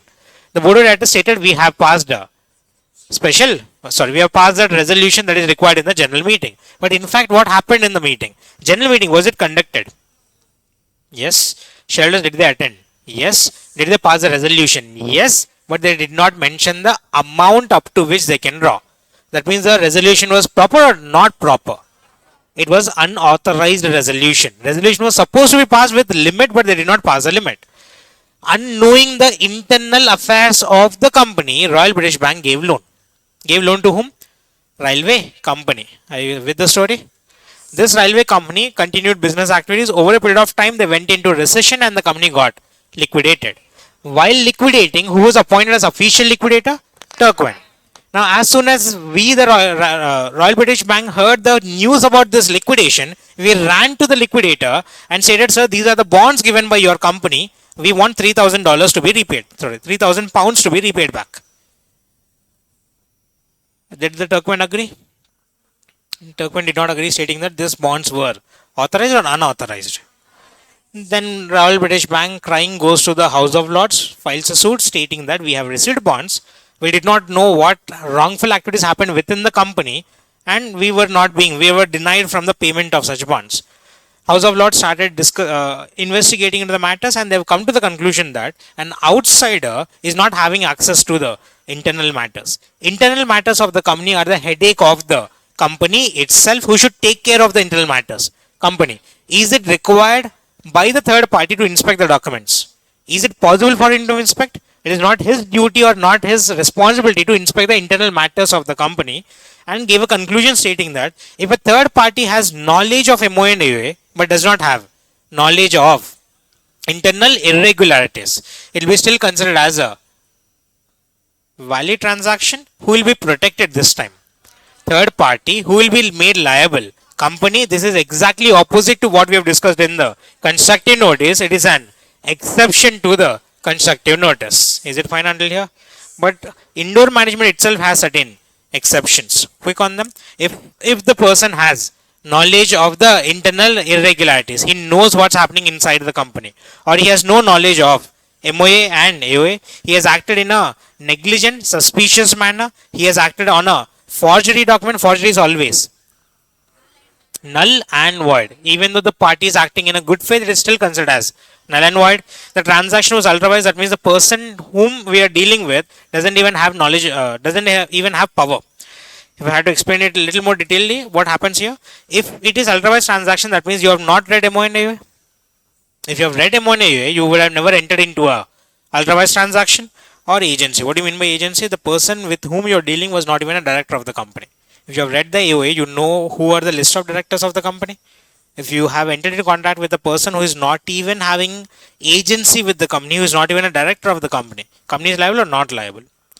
These are the 5 cases where who will be liable? Third party or the company. Indoor management, who is liable? Company. Exception to indoor management, who is liable? Third party. Effect is fine, not much important. Alteration. Come to alteration part fast. Alteration of what? Where are we? Section number? Section number 13. Alteration of what? Alteration of MOA under section number 13 has how many concepts? Three. What are three concepts we have? Alteration of name clause, registered office clause, and object clause. Start with the name clause. Can the name clause of a company be altered? Quick, no suspenses at all. Start the process. If we have to first get an approval from the shareholders by passing a special resolution, then we have to get an approval from the central government, for which we'll make an application to the central government. Central government will pass an order. But central government will pass an order only after being satisfied that the company has made no default. If the company has made a default, license or approval will be given or will not be given. First, we have to get approval from the shareholders by passing a special resolution. Second, we have to get approval from the central government. But to get the approval from the central government will have to get satisfied that the company has made no default. If the company has made default, approval will be received or will not be received. What are the two defaults we have discussed here? If the company has failed to pay what? Interest or repayment of deposits or debentures. I want three words. Remember, deposits, debentures, or interest on them. What are the three categories? If the company has failed to pay deposits or debentures or interest on the deposits or debentures, or the company has failed to file what? Financial statements under section number 137 or annual returns under section number 192. If any one of these defaults have been made, approval will be received or will not be received. If the approval is received, if you have made no default and approval is received, you will go submit these documents to the ROC.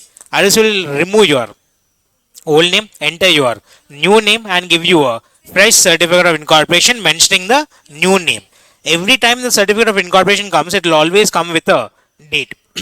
The date mentioned in this certificate of incorporation is not the date on which company comes into existence.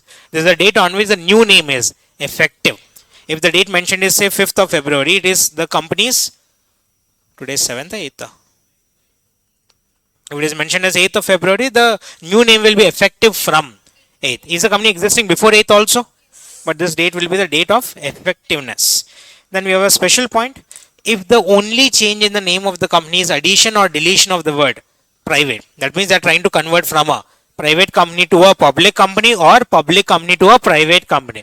They don't have to get approval from the central government because they are not changing their brand name. They are not trying to bluff anybody. It is allowed with approval or without approval.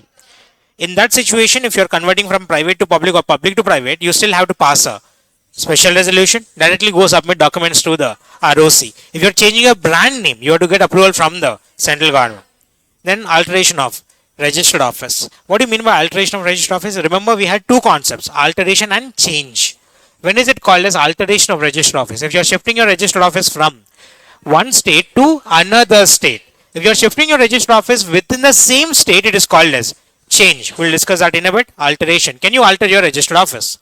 If you are altering your registered office, if you guys remember, there are four set of people who are affected.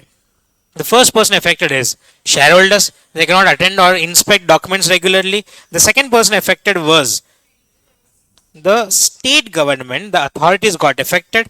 Then the creditors got affected and the public at large. What are the four categories we have?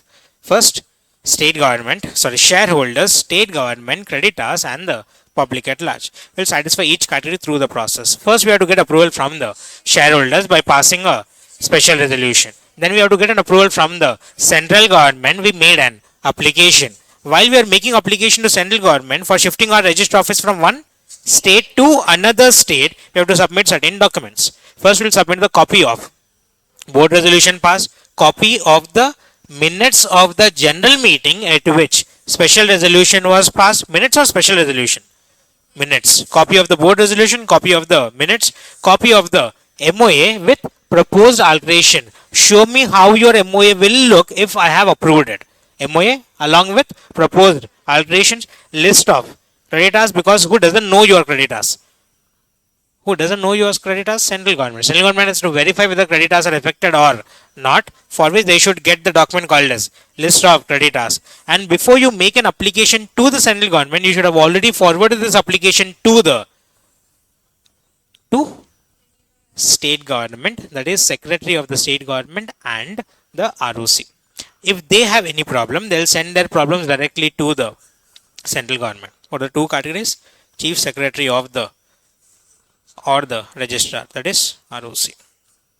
What are the 5 documents you submitted? Where are we? Section number Section number 13. We are altering our registered office from one state to another state. Altering our registered office, shifting from one state to another state. Can we shift it? We have to first pass up. And then we have to make an application to the central government. While making application, we have to submit 5 documents: copy of the board resolution, copy of the minutes of the general meeting at which special resolution is passed, then copy of the MOA along with proposed alterations, then list of creditors or the debenture holders, and an acknowledgement that the document is already been filed. Filed with whom? ROC and the chief secretary of the state. If they have any problems, they'll send the representations directly to the central government. Now we have satisfied the ROC, state government, and shareholders. 2 points satisfied. We still have to satisfy whom?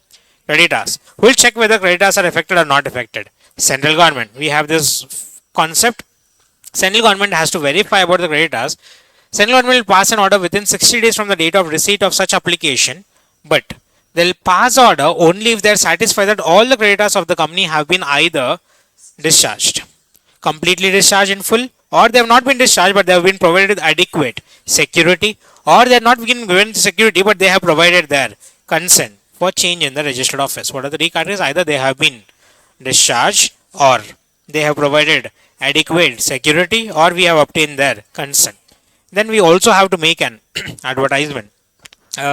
Complicated topic. When should I make advertisement? When should I make advertisement? Before the application to CG or after application to CG? Before, but it shall be as close as possible to the CG's application. It shall not be earlier than 30 days before the application to CG. If I am making application to CG today, it should have been in the last 30 days. It should not be earlier than 30 days. I don't want it to be apart from each other. I want the advertisement to be as close as possible, but before the application to CG. It was a complicated logic. Application is made to the CG. Before application to CG, I've already made an advertisement. Should it be far away or very close?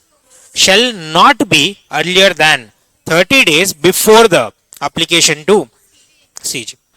Then once you got the approval, go file it with the ROC. Point is, which ROC? We have two ROCs this time. Which ROC will you file it with? Both the ROCs. Which ROC will respond back? New ROC will give you a fresh certificate of incorporation within how many days? 30 days. You'll go file it and ROC will give you a fresh certificate of incorporation. That is a registered office clause. Then we have object clause. Can we change the object clause? Quick answers. If you have raised money from public by issue of a document called as prospectus and the amount is still unutilized, can you change your object clause? No, unless you got a prior approval from the shareholders by passing a special resolution through postal ballot. Special resolution must be passed through a postal ballot. But again, postal ballot, if you guys remember, will send the notice of postal ballot along with the explanatory statement. That explanatory statement shall contain 7 points. This is copy pasted in prospectus chapter again. Remember, same section was copy pasted in prospectus. Try to write the 7 points here. Explanatory statement shall contain 7 points. First point: total money raised. Total money raised or received by the company initially. Once the money is received, we have money which is utilized, amount which is unutilized. Then the new objective, the proposed new objectives, justification for the new objectives, the amount which will be used for the new objectives, and the financial impact of such change in the object clause. First point: total money received. Next, total money utilized, amount which is unutilized, the proposed alteration, that is change in the object clause, justification for such alteration, amount which is proposed to be utilized for the new objective, and the financial impact. All this is mentioned in which document? Explanatory statement, and send it to one shareholder, all the shareholders. Then we'll also make an advertisement. Advertisement here is slightly different logic. We don't make advertisement to get a consent from anybody. We make an advertisement to intimate everybody that we have changed our object clause. This advertisement is made after resolution or before resolution? After. Simultaneously we'll make it, but we are intimating or taking permission. Whose money? Can they change the object clause? Can they do whatever with their money? Who is public to ask it? They can do whatever they want. Public will just get intimation about it in a advertisement. But even though you have passed a special resolution, there will be shareholders who have not agreed for it. The shareholders did not agree for it will be called as what? Dissenting shareholders. These dissenting shareholders will be kicked out of the company. They will be given a opportunity to exit. This opportunity to exit means that they have to purchase the shares back. But if the company purchases the shares back, the amount of finance available in the company's pocket will be decreased. So company does not purchase it, it will be purchased by the promoters at a price determined by SEBI regulations. Given the entire process, descending shareholders will sell their securities. They are given an opportunity to exit, where their securities will be purchased by whom? Promoters at a price which is agreed by the SEBI regulation. Then we'll go file everything with the ROC. ROC will give you a fresh certificate of incorporation. Entire process will be same. Alteration of articles of association included one special logic of conversions. Can we convert a private company to public company? We have only two types of companies, private to public or public to private. Can we convert? Yes, but try to give me the basics here. Private company is defined under section number 2, clause 68. Public company under section number 2, clause 71. Which company has more rules and regulations? Public company or private company? Having more rules and regulations indirectly means that they have lesser possibility of fraud. But if in case of private company, because the rules and regulations are decreased, less in nature, the possibility of conducting fraud is more. With this introduction, start the process. The private company can be converted into public company, or public company can be converted into, given the easy part first. A private company can be converted into public company. Think from the shareholder's perspective and answer. If a private company is getting converted into public company, they'll have more rules or less rules. That means the possibility of conducting fraud will be. That means the shareholders are getting benefit out of it. Companies Act is also happy that shareholders are gonna get extra benefit out of it. They'll allow it. We'll simply pass which resolution? Alteration of AOA. Which resolution? Special resolution. This time to add points or delete points. Remember 268? Private company means a company which is having minimum paid up share capital as may be prescribed and by its articles. Prohibits invitation to public for subscription of securities of the company, or restricts the transferability of shares, or puts a limit on the number of shares, except in case of one person company. They have how many clauses? 3. They call themselves as what? 3 restrictive clauses. If any one of the clauses is removed, they will be converted into. So first, private company can it be converted into public company by making alterations in the AOA, by passing a special resolution, by adding or deleting one or all 3 points, any one of the 3 restrictive clauses. Once it is deleted, go file it with the ROC within 30 or 15 days. We have discussed this already. Except enrichment clause, every process will be 15 days. We'll go submit documents to the ROC within how many days? 15 days. Second part. Where are we? Section number? Give me 10-15 minutes more. We should be done. We're almost done. Last 2 sections are there. 2-3 sections are there. Be a little active. We'll try to close it off. Where are we? Section number 14. We are trying to convert from which company this time? A public company to a private company. Can a public company be converted into private company? This time the rules and regulations will increase or decrease. If the rules and regulations are decreasing, the possibility of conducting fraud is increasing. It is a loss for the shareholders, but shareholders are fools enough to not to understand it. First we have to pass which resolution? Special resolution. Even though shareholders agreed for it, I will not agree for it. You have to go make an application to the central government. Central government is delegated to RD now. It will be made to an RD. RD, after verifying the documents, if RD is satisfied, RD will give you a approval. Then go submit documents to the ROC. What's the extra step added? You have to get approval from the central government, but is delegated to RD. You want to learn this RD itself. You have to make an application to the RD, and RD will give you a approval. While making application to RD, we have to make application with 4 extra documents. Same documents as register office clause. Copy of the board resolution, copy of the minutes of the general meeting at which special resolution is passed. This time, because it is alteration of AOA, MOA and AOA along with proposed alterations, and a statement from the key managerial personnel that compliances have been followed. 4 documents have been filed with the RD. RD will provide you a approval. We have to make application to RD within 60 days. How many? Who is making application? Company. First has to pass which resolution? Once a special resolution is passed, we'll go make application to the RD within 60 days. RD will give you a approval. Once approval is received, go file it with the ROC. ROC within how many days again? 15 days. What's the only difference between private to public and public to private? RD's approval. Rest of it is same. Special resolution, go file it with ROC was same. Only RD approval extra add. That will add only in which type of company? Which conversion? Public to private. Because rules are getting. Possibility of fraud is getting. It's a loss for the shareholders. That's your section number 14. Again, conversion, last topic. After conversion is done, is the company still existing? Is the previous company existing? Previous company, previous type of company? No. New type of company is existing, but is the company still existing? The liabilities, obligations, contracts, all the assets, all the privileges of the company will remain the same, or will they change? There won't be any effect on the liabilities or debts or contracts of the company. They'll remain the same. Two small points. Can I inspect documents with the company? I'm a shareholder. A member can request the company to provide copies of either MOA, AOA or agreements resolution. This you should remember. Resolutions agreements under section number 117. There are certain type of resolutions or a certain type of agreements which we file with the ROC, which are public documents any which ways. These documents can be inspected. Inspected by which person? Every member. Every member can inspect these documents with the company, requesting the company to send what? Copies. Who is sending it above? Member sending copies. Member asking the copies. Who will send the copies?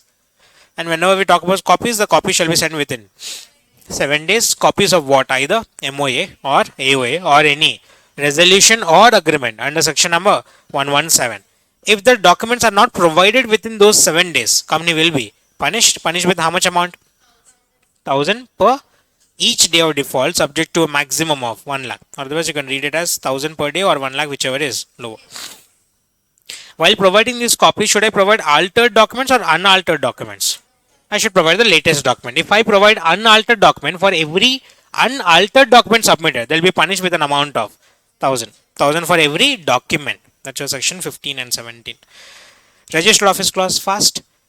Company must have registered office or may have registered office. Can it shift the registered office? Can it shift from one state to another state? That will fall under section number 13, called as alteration. If you are shifting your registered office from one place to another place but within the same state, it will be called as change. That will fall under section number 12. Registered office, come to the chart directly. If you are shifting your registered office from one place to another place within the local limits of the same city, town or village, it is shifting within the local limits or outside the local limits? Within the local limits of the same city, town or village. Is it affecting anybody? If it is affecting nobody, just pass a board resolution, go submit it to the ROC within 30 days. Second point, if you are shifting your registered office within the state but from one city to another city, that means you are shifting outside the local limits of city. Then, who is affected? Shareholders. So give me the process. First we'll pass which resolution? First, board resolution. Then we'll pass a special resolution. Go file it with the ROC within 30 days. Third case. This happens. Third case happens only in 2 states of India. If you are shifting from one ROC to another ROC within the same state, only 2 states in India have 2 ROCs, Tamil Nadu and Maharashtra. 90% cases, if they are using Tamil Nadu or Maharashtra in the question, that means it is section 12. Where what will happen? Can you shift the registered office from jurisdiction of one ROC to jurisdiction of another ROC within the same state? Are you shifting the state? If it is not shifting from one state to another state, it is not called as. It is still fall under change, but you have to get a prior approval. Approval from whom this time? We cannot go ask the ROC. We'll have to not ask the central government. This is not that serious. We'll ask the RD. Remember the hierarchy? MCA, RD, ROC. If you ask the ROC, they are influenced. If you ask the central government, it is not required because it is not alteration in registered office. We'll ask the RD. Start the process. We'll first pass which resolution? Board resolution. Then we'll pass a special resolution. We'll make an application to the RD. RD will provide us approval within 30 days. I want the numbers remembered here correctly. They can ask this. Who will provide the approval? RD will provide approval within 30 days. Once you have received the approval, you will make the changes and you will go submit it to the ROC. ROC within 60 days. Special provision number 60 days. Once you have filed it with the ROC, ROC will verify and give you a fresh certificate of incorporation within 30 days. 30, 60 and 30. Start the process. We'll first pass which resolution? Then we'll pass a. Now you have to take permission from the where the RD will provide documents within 30. Company will go file it with the ROC within 60. ROC will give you a fresh certificate of incorporation within 30. RD will communicate within 30. You will communicate to ROC within 60. ROC will come back and communicate within 30 days. Must be remembered, this can be asked as question. Last point, this is known, this is section number. Are you getting the point number? This box is section number 13. This is entire section number 12. Rectification, we have already done it. One of the most important sections of entire chapter. It might have been repeated like 10-15 times already in MTPs and past papers. Very, very important section. And again, easiest section, but also very important for exam perspective. Who is not allowed to hold securities? Subsidiary company not to hold securities in the holding company. Okay. We are almost at the end. Shall I complete the two small sections first? Execution of documents quickly. Quickly run through this execution. We'll complete this and we'll come back to 1920. Execution of bills of exchange. Quick, the first question I'll ask is the company having a common seal? If the company is having a common seal, the authentication will be done by the common seal and the signature of a person. If the company doesn't have a common seal, then I'll ask the question, does the company have a company secretary? If the answer is no, yes, the company has a company secretary. It will be signed by one director and one company secretary. If the company doesn't have a company secretary, it will be signed by two directors. Authentication is fine. Section 20. Complete this 20. I'll come back to 19 at the end of the process. And 19 I'll go a little slow. We'll link it with section 67, 68 and 66 process. We'll link with the buyback process. We'll come back to 19 a little bit later. Complete section 20. Again, this is also important. What is section 20? Service of documents. Service of documents. Remember what is important. Who is sending? The person sending documents or person receiving documents? The person receiving documents is more important to us at the process. We have three categories. Either documents are received by the company, or documents are received by the shareholder, or documents are received by the ROC. If it is shareholder or ROC, we have how many points? 7. If it is company, we have how many points? 6 points. What are the 7 points we have discussed? Start, same order. Post, registered post, speed post, courier, electronic mode, or hand delivered. If it is shareholder, hand delivered at the residential address or such other mode as may be prescribed. If it is ROC, you guys draft it. If it is ROC, how many points? How many points? 7. How many? What are the 7 points? Post, speed post, courier, electronic mode, hand delivered at the office of the ROC or such other mode as may be prescribed. But if it is a company, how many modes? 6 options. We'll remove. Post. We'll start with speed post or registered post or courier or electronic mode, hand delivered at the registered office or any other mode as may be prescribed. Any doubts in this? But sending documents will incur cost for me. I'll have special points for it if it is a Nidhi company. Nidhi company, the problem was to become a Nidhi company is also called as mutual benefit society. Remember, can they accept deposits? Only from members. Can they lend money? Only to the members. So to take loan from Nidhi company, you have to become a member, you have to invest at least one share. One share amounting to how much? 10 rupees. So there are a lot of people who have invested merely 10 rupees to become a member. For such people, if I start sending documents by post, registered post, the amount of investment will be lower than the amount of cost I'll incur to send the document. Is it possible to send documents to every member? Then we'll divide Nidhi company into two parts. Either it is a specific member or other member. If it is a specific member, they have invested good amount of money, I'll send individual documents. If it is other member, will I send individual documents? But am I still required to communicate? How would I communicate? I'll make a publication. I'll make a advertisement in a newspaper and post it not on the website, post it on the notice board of the Nidhi company. If it is which member?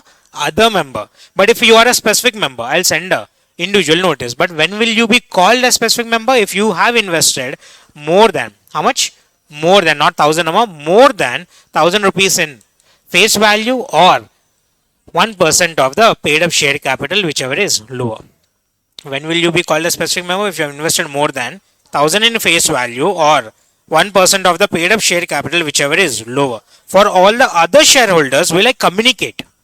Will I send document? No, I'll make an advertisement in the newspaper and put it on the notice board of the company. Is that fine? Clear?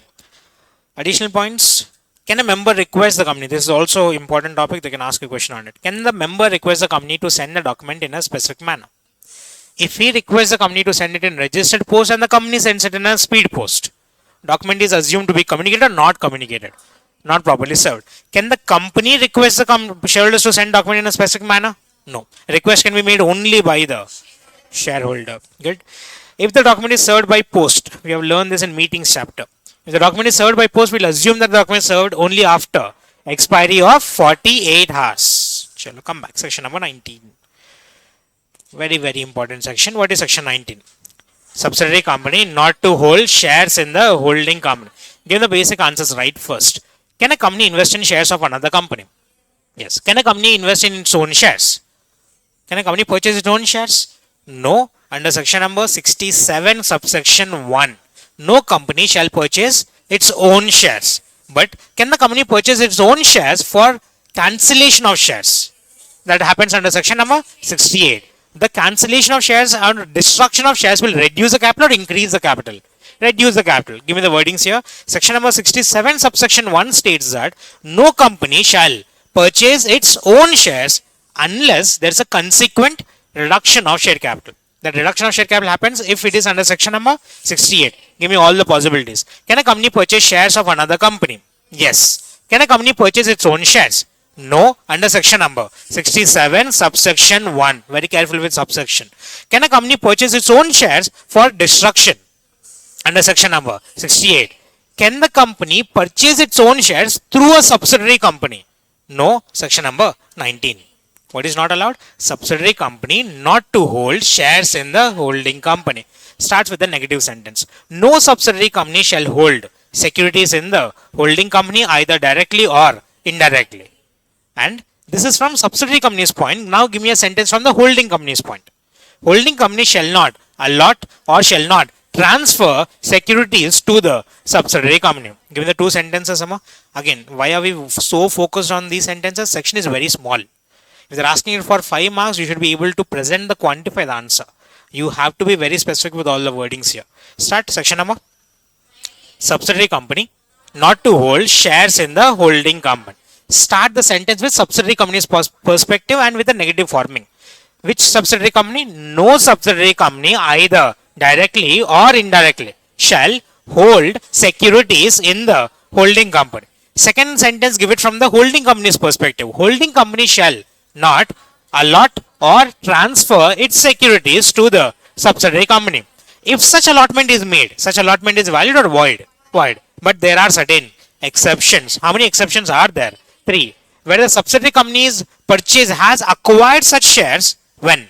Even before becoming a subsidiary company. What's the keyword you have to remember? Even before becoming a subsidiary company. Is it fine? Second case, they're holding shares, but they're not holding shares intentionally. They're acting as a trustee or they're acting as a legal representative. Shares are held, but shares are held as a trustee or shares are held as a legal representative. Try to give me the differentiation between 3 exceptions. First exception, was the company intentionally holding securities? First exception, is the company holding intentionally securities? Yes, they on their own purchased it. But second and third case, they never had the intention to purchase it. They're holding shares because they were acting as a trustee or a legal representative. Hence, the bifurcation comes. In all 3 cases, the subsidiary company is called as a shareholder. But out of the 3 cases, the first case, because they are intentionally holding shares on their own, they will not get any kind of voting rights. The second 2 cases where they are holding it on behalf of somebody else, they are not holding it on their own, they are holding it on behalf of another person, will they get voting rights? Yes. Voting rights will be available only when they are acting as a trustee or as a legal representatives. That is a voting process. Example just for understanding process. Any doubts? Again, took a lot more than expected, but still. Any doubts? Chapter number 2, section numbers 3 to 22. Now, what is your agenda? Sure. Let's start with the chapter dividend.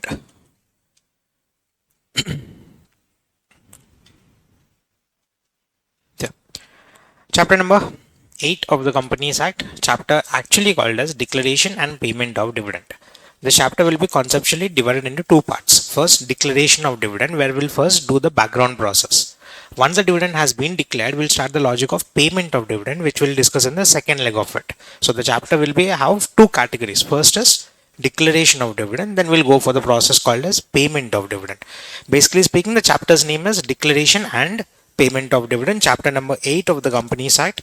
One of the most easiest and the interesting and but still mandatory question usually, section numbers 123 to 127.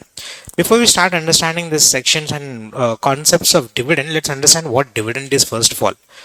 As a shareholder, whenever you invest money into a company, what do you expect of the company? Returns. Returns are of two types. Either one of the major return you expect is a capital appreciation.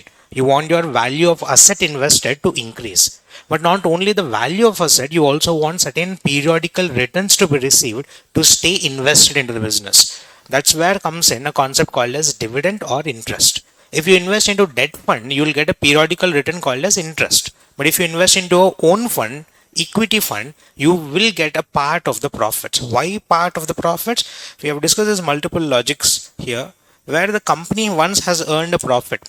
Go to the basics of separate legal entity. Company being a separate legal entity, acts done by the company who is liable. Company itself.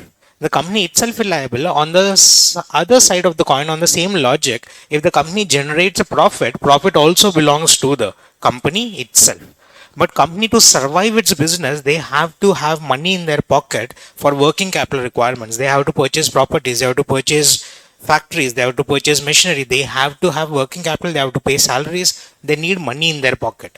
But at the same point of time, if they keep the entire money in their pocket, who will be dissatisfied?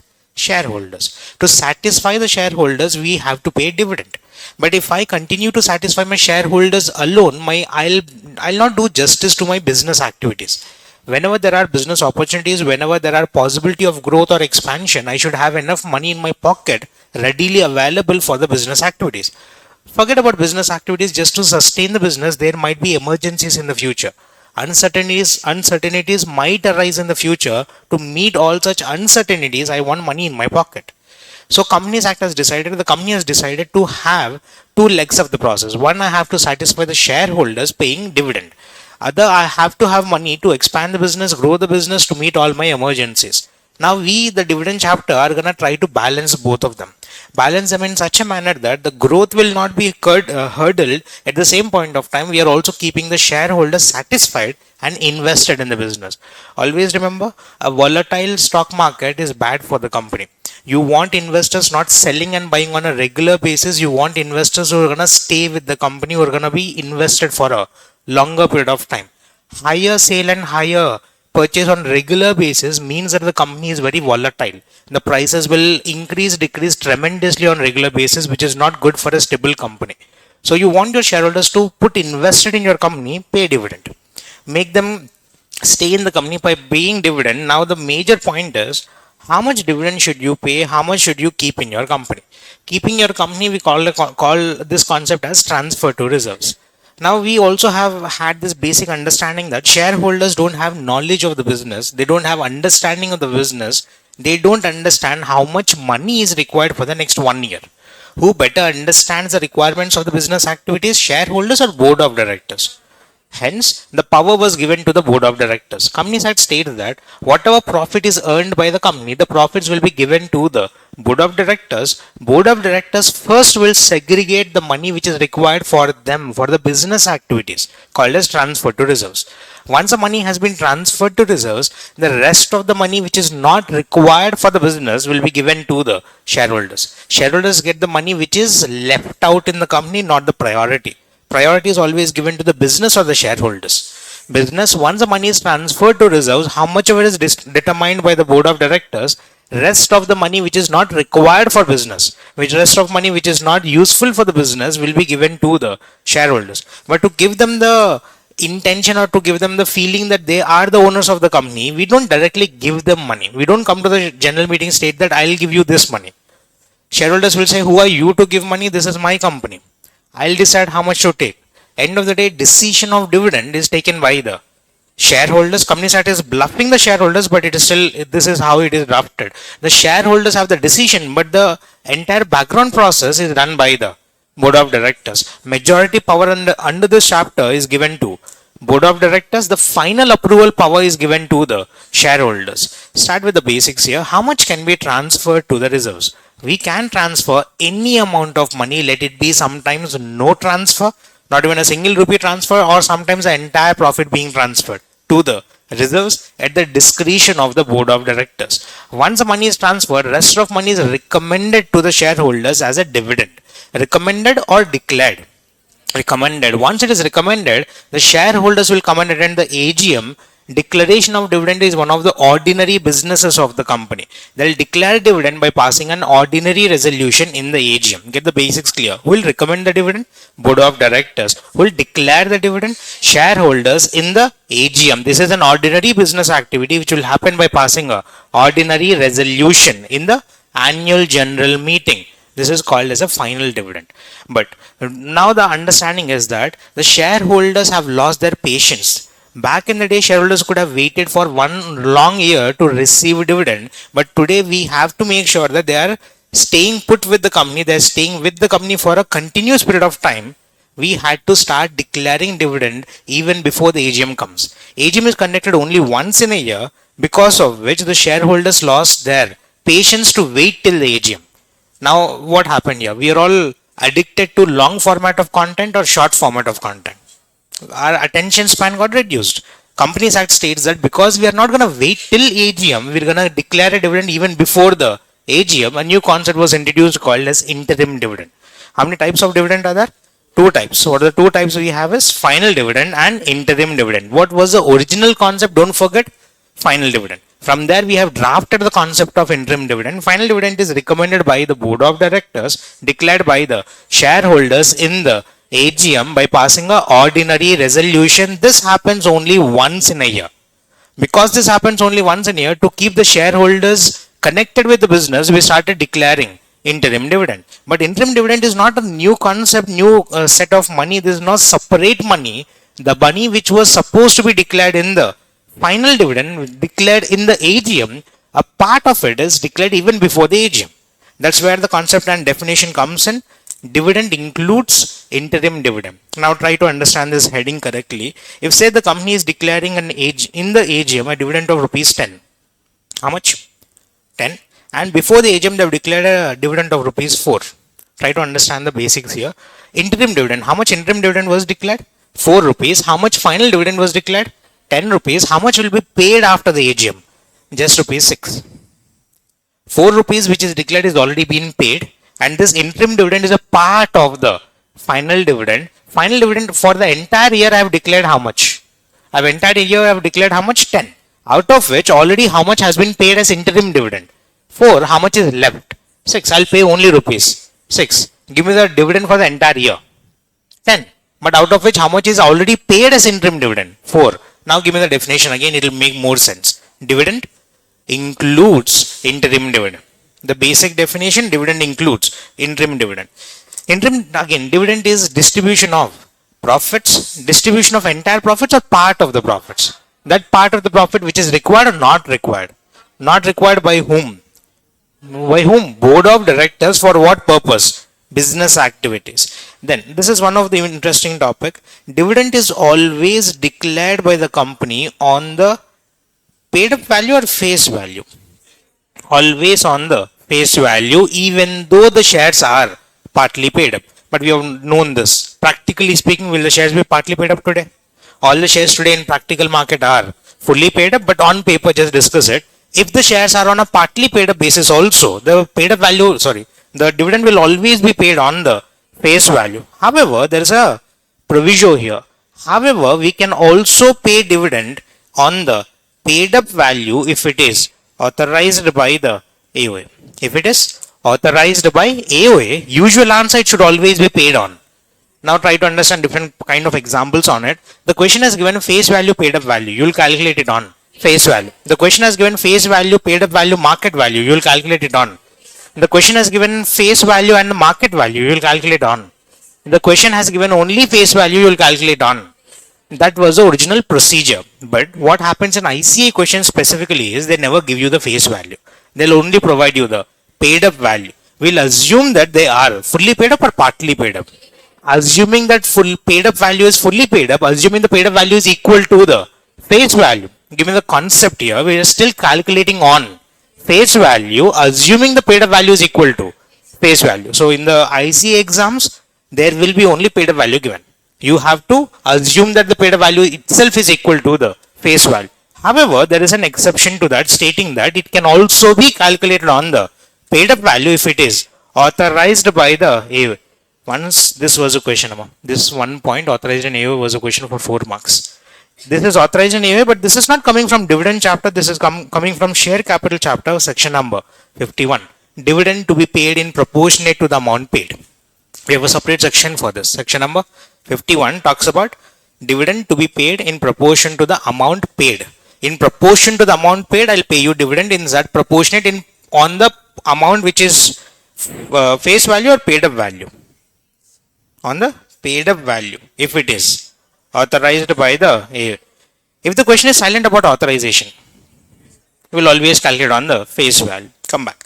Now, final dividend, the basics are completed. Let's talk about the interim dividend now. Interim dividend is something which is declared by the board of directors, because shareholders are not available. We are declaring this dividend where? In the AGM or before the AGM? If it is declared before the AGM, the shareholders are not available. We don't have any other option. We gave the power to the board of directors. It is recommended by the board of directors. It is declared by the board of directors at what point of time? AGM or before the AGM? Before the AGM, there are two ways in which it can be declared. Either it is declared after the end of the financial year. Try to understand the diagram. After the end of financial year, say this is our financial year 25-26.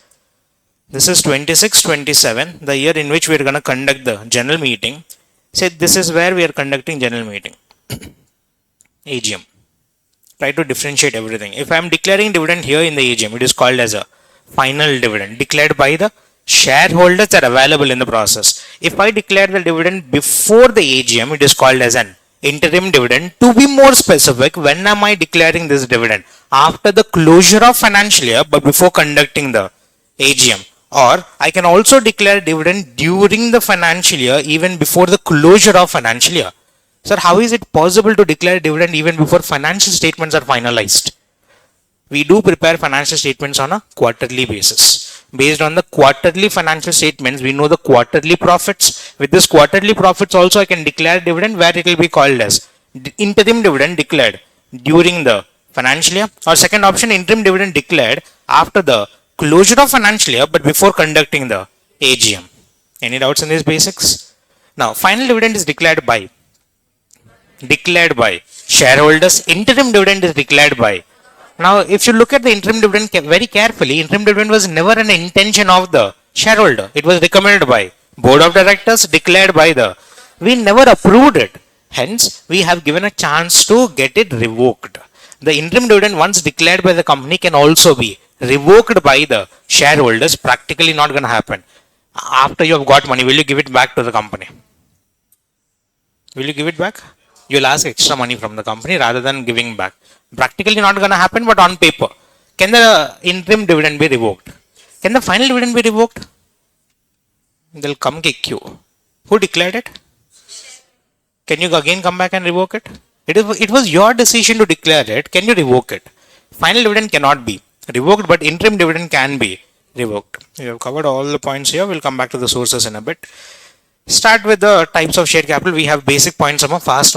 We have two types of shares. What are the two types of shares we have? Equity shares and preference shares. Preference shares are those shares that part of the share capital which carries a preferential right. Preferential rights in two things. Either payment of dividend and repayment of capital in case of winding up. If the company goes into winding up, who will get the money first? Equity shareholder or preference shareholder?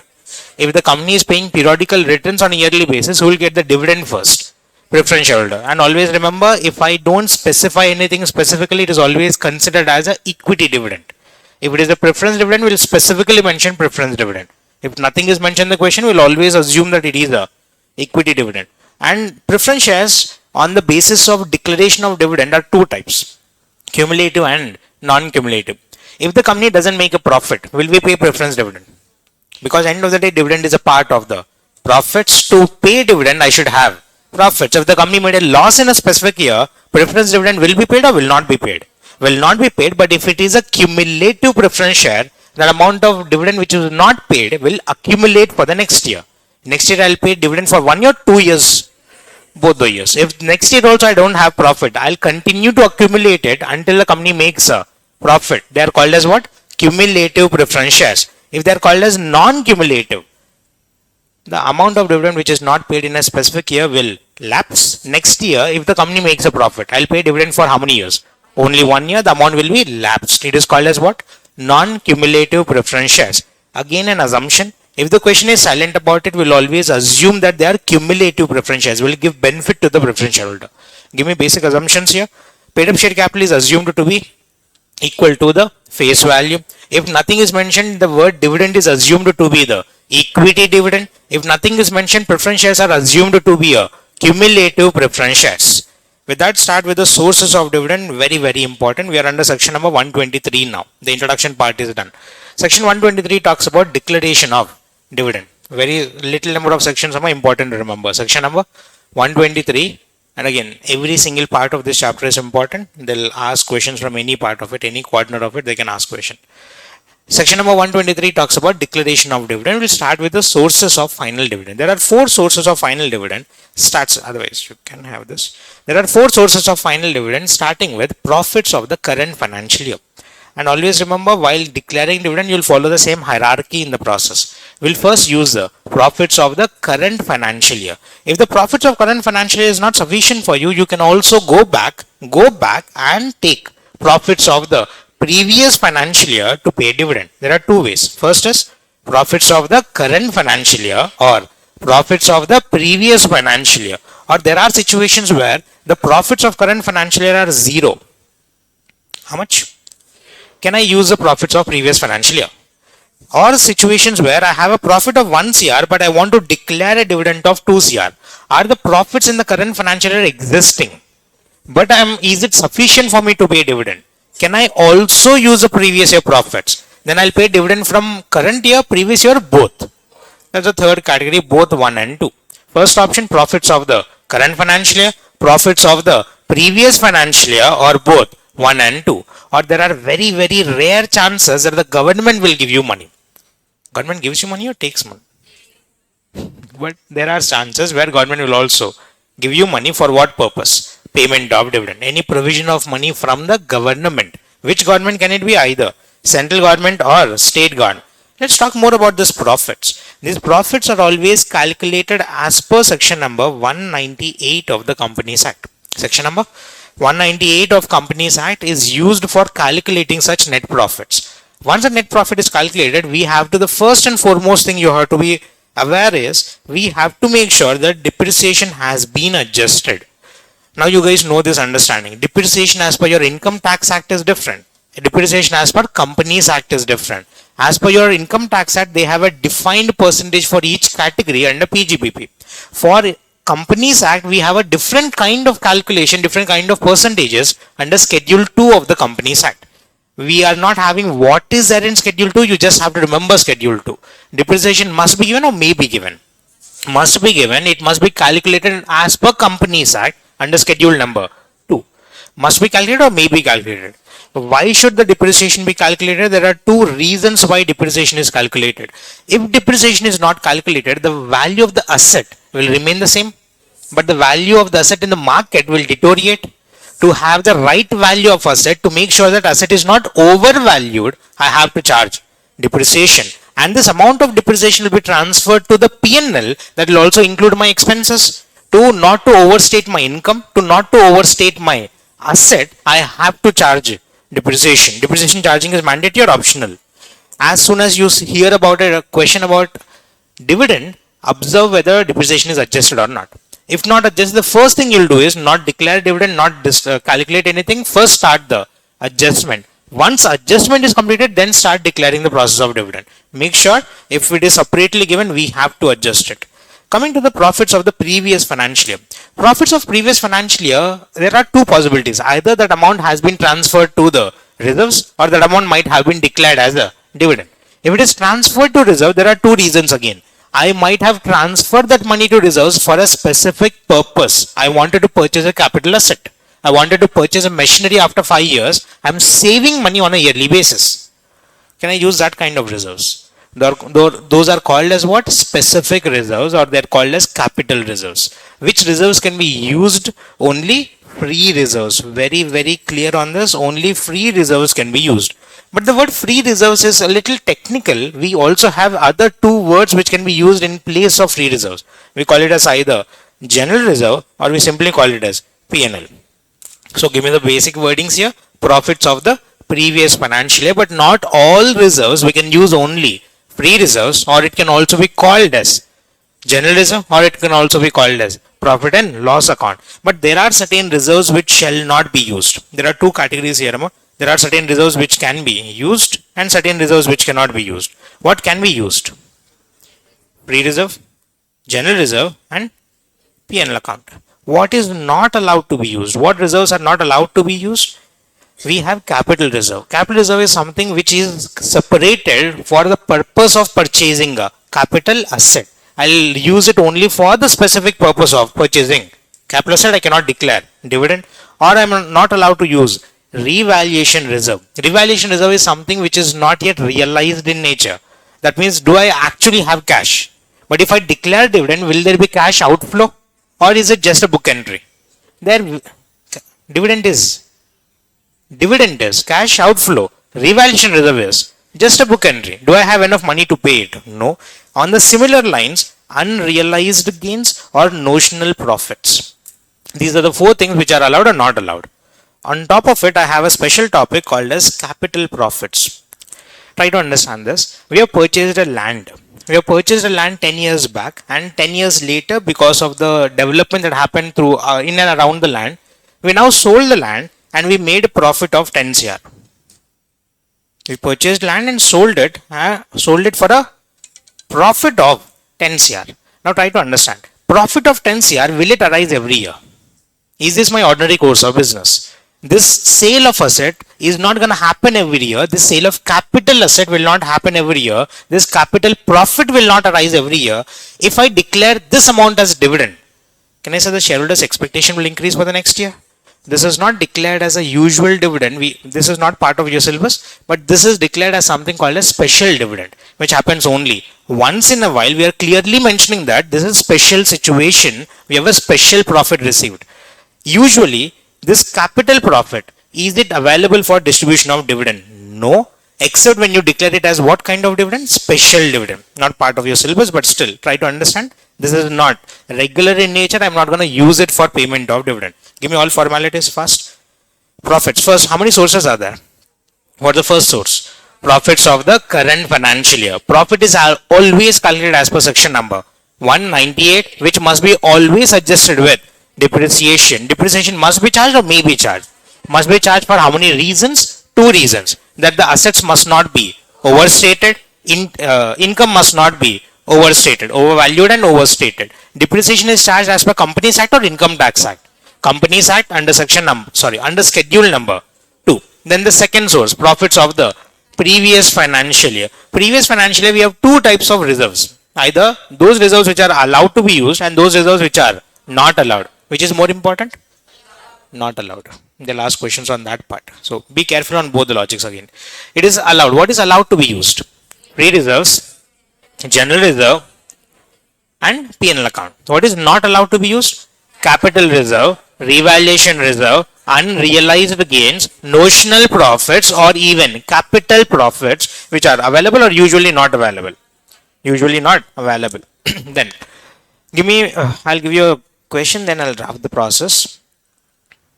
Say this is my balance sheet and I have my P&L account of a 2 lakh rupees loss.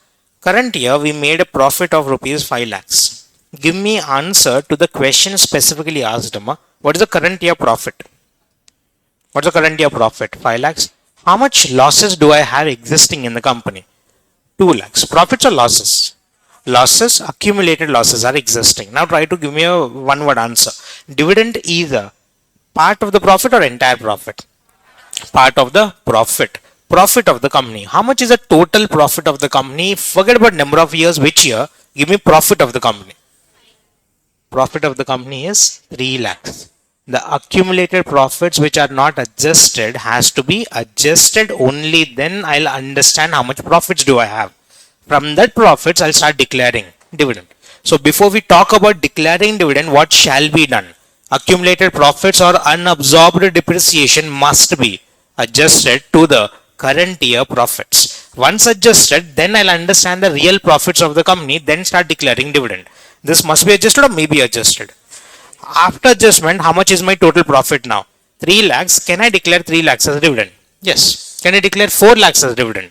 The accumulated, give me the wordings here. Accumulated losses or unabsorbed depreciation must be or may be? Must be provided for, set off against the profits of the current year. After adjustment, can I pay dividend? Yes. Basics done. Transfer reserve, you already discussed it, but try to revise it for me. Who will transfer money to reserves? Can the shareholders interfere? It is at the absolute discretion of the board of directors. How much can they transfer to reserves? Can they transfer 20%? 100%?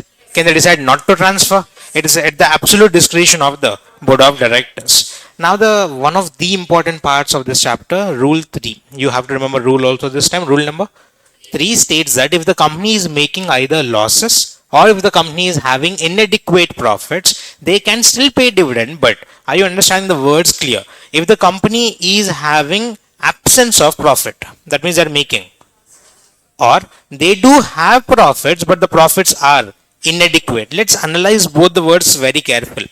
In the absence of profit, that means I don't have profits existing at all in the current year, can I still pay dividend? We just discussed this. We don't have only one source. We have 4 sources. What's the second source we have? Profits of the previous year. Even though the current year I don't have profits, I can still pay dividend out of previous year. Or if the company is having current year profits but they are not adequate, they are inadequate to pay dividend, I'll still reach out to what? Previous year. If I'm paying dividend out of previous year profits, there is a high chance that I'm gonna bluff the shareholders, bluff the public that I've made a higher profit. We have discussed this extensively in the classroom. I'm not going to go much detail into the concept, but try to understand. If the shareholders, do they read financial statements? No. Practically speaking, shareholders will not read the financial statement. Shareholders rely upon the amount of dividend that is declared. If last year company declared rupees 10, this year company declared 20, shareholders will assume that company made a, but this 20 might be coming from the previous year profit. There's a chance that company might use the previous year profits to give a wrong impression to the. Hence, we had to put a limit and restriction under rule number 3. The rule number 3 states that in case where the company is having inadequate profits or in case the company is having absence of profit, we can still declare dividend by using previous year profits, but you have to be in your limits under rule 3. There are total of 4 conditions which have been defined. Start with the first condition. First condition, logic states that we have to maintain the expectations of the shareholder. To maintain the expectation of shareholder, let's understand what is expectation first. Expectation is defined by last 3 years of dividend. Make an average of the last 3 years dividend. That is what we, the shareholders, are expecting. Pay the expected rate of dividend to shareholders to maintain the company. If you're paying anything more than the expected return, you're bluffing or maintaining? Bluffing. So what can be paid? The rate of dividend shall not exceed the average rates at which dividend was declared in the immediately preceding 3 financial years. Repeat it for me. The rate of dividend shall not exceed the average of the rates at which dividend was declared in the immediately preceding 3 financial years. Any financial years or immediately preceding? Immediately preceding how many years? 3 years. But condition 1 is not applicable. Are you getting the point? It is not 0, it is not applicable if the company has not declared dividend in any of the 3 financial years. Try to understand. If the company has not declared the dividend, company, can I say the shareholders are still uncertain? Can we create an exact expectation of shareholder? No. We ignore the first condition. Give me the wordings here. Condition number Where are we? Rule number. If the company is making inadequate profits or there is absence of profit, will apply rule number.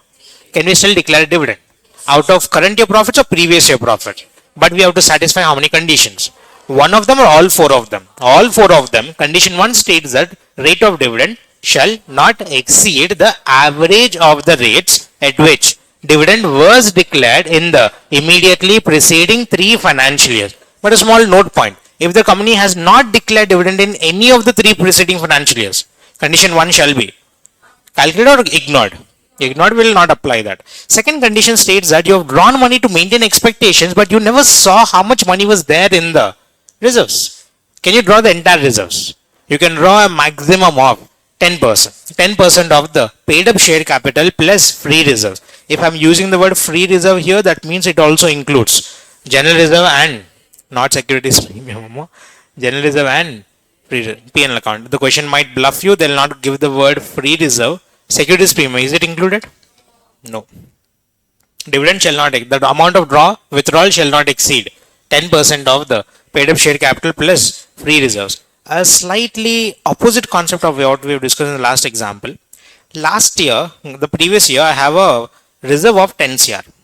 A positive reserve of 10 CR. Current year, we made a loss of 1 CR. How much is the reserve existing? 10 CR. What's the current year loss? 1 crore. Now give me entire concept. What's the total profit of the company? 9. Now what happened here? The logic stated that we can draw X amount of money from the reserves.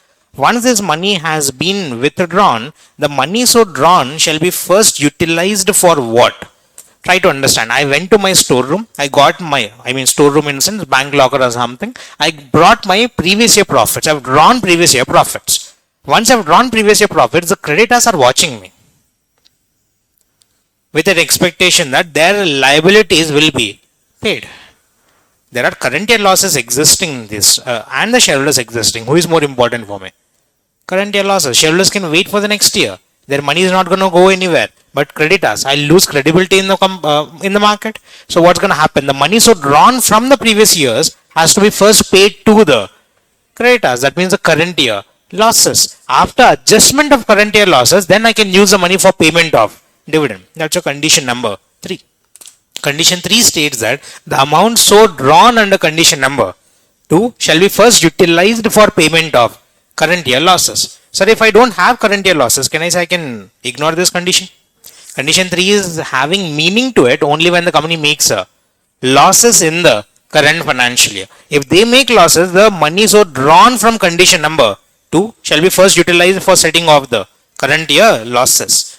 And the last and the most important and a little complicated to calculate. Condition 4 states that you draw how much ever you want, but I want to maintain a minimum balance in my reserve.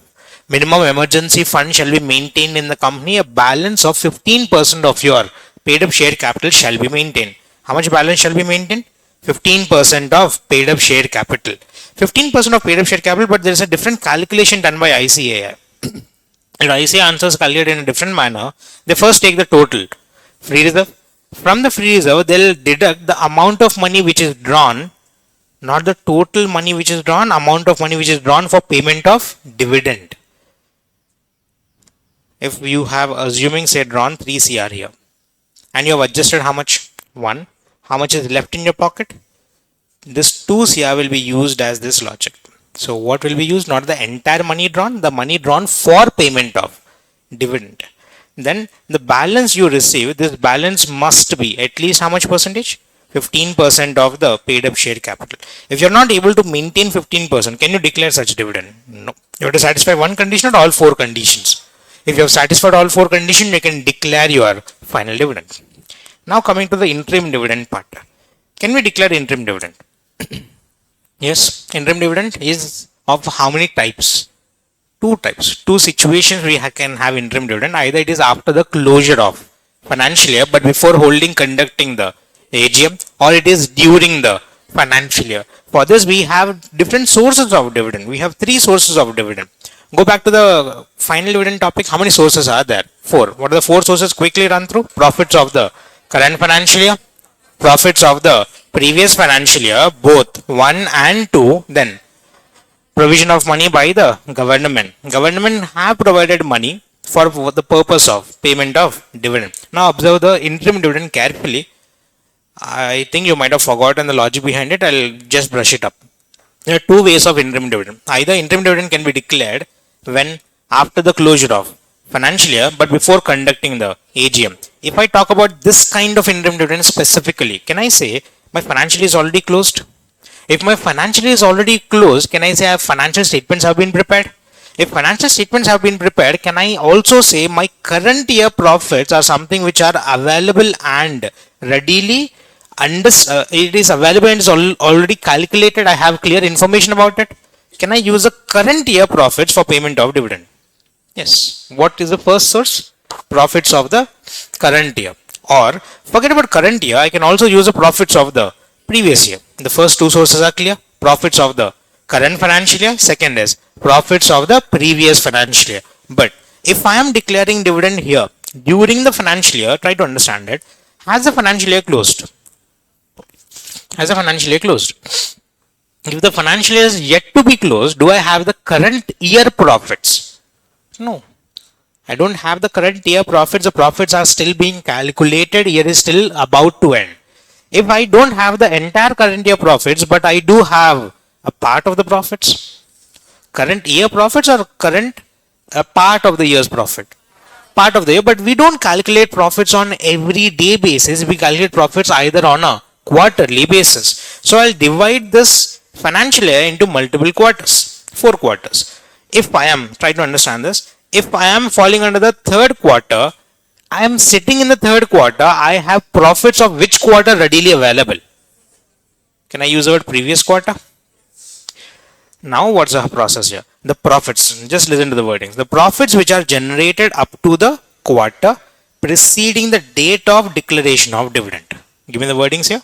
The profits which are generated up to the quarter, up to this quarter, which quarter? Preceding the date of declaration of interim dividend. If I am declaring an interim dividend in this period, say in the month of February I am declaring the interim dividend, I have profits relating to which quarter ready? Up to quarter 3 I have profits ready. Those profits are used for payment of dividend. So how many sources in total? 3. What are 3 sources we have? First, profits of the current financial year, profits of the previous financial year, or profits which are generated up to the quarter preceding the date of declaration of interim dividend. 3 sources. If these profits are not sufficient, if these profits are inadequate or the profits are absent, they are not existing, then we will come back to rule number 3, where we have a separate concept for interim dividend. Interim dividend in case of inadequacy or absence of profits. In that case, this time we don't have 4 conditions, we have only one condition that also copy pasted from final dividend topic. Give me the wordings here. The rate of dividend shall not exceed the average of the rates at which dividend was declared in the immediately preceding 3 financial years. But the problem this time is we have only one condition, even though company has not declared dividend in any one of the 3 preceding financial years. Can we ignore it? There's no other condition left to calculate. We cannot ignore it. There's no clarity given by Companies Act yet, but we'll calculate or ignore it. Calculate. We are done with the first part of the chapter, declaration of dividend. Once a dividend has been declared, must be paid or may be paid. If it is recommended, dividend has been recommended, we have recommended a dividend of 10%. Give me this also.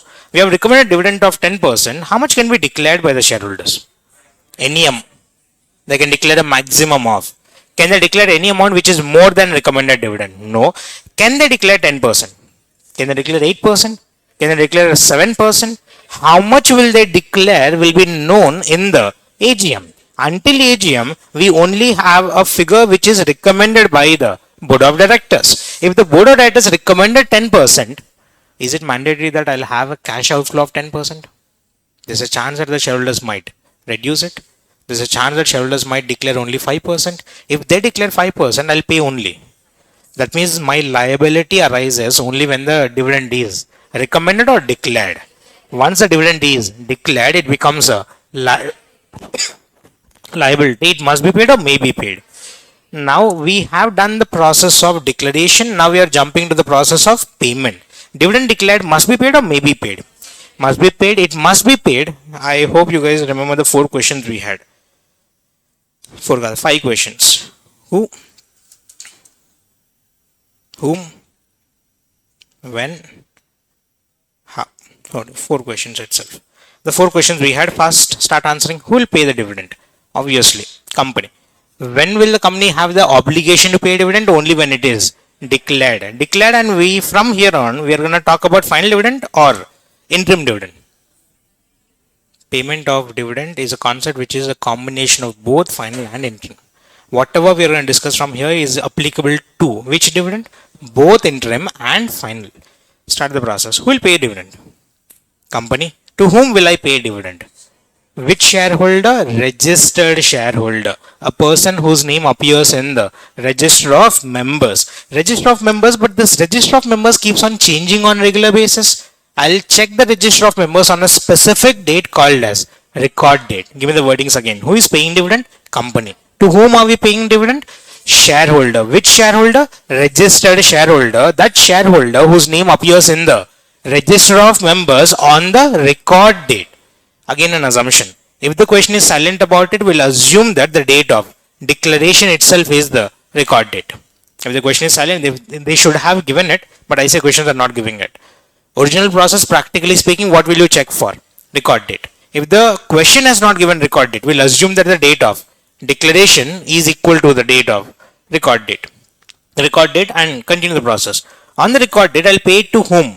Shareholder. Now shareholder stated that don't pay money to me, pay money to Shiva, one of my friend. I given directions to the company. Can they pay to my direction? Yes. Or I have given my bank details. Can they pay to my banker? It can be paid either to the shareholder or paid to the banker of the shareholder or to the order of the shareholder. 3 options. Either it can be paid to the registered shareholder himself or to the bank of the shareholder or the order. I have passed an order to pay to some other person. I will be paying to that ordered person. 3 options are there.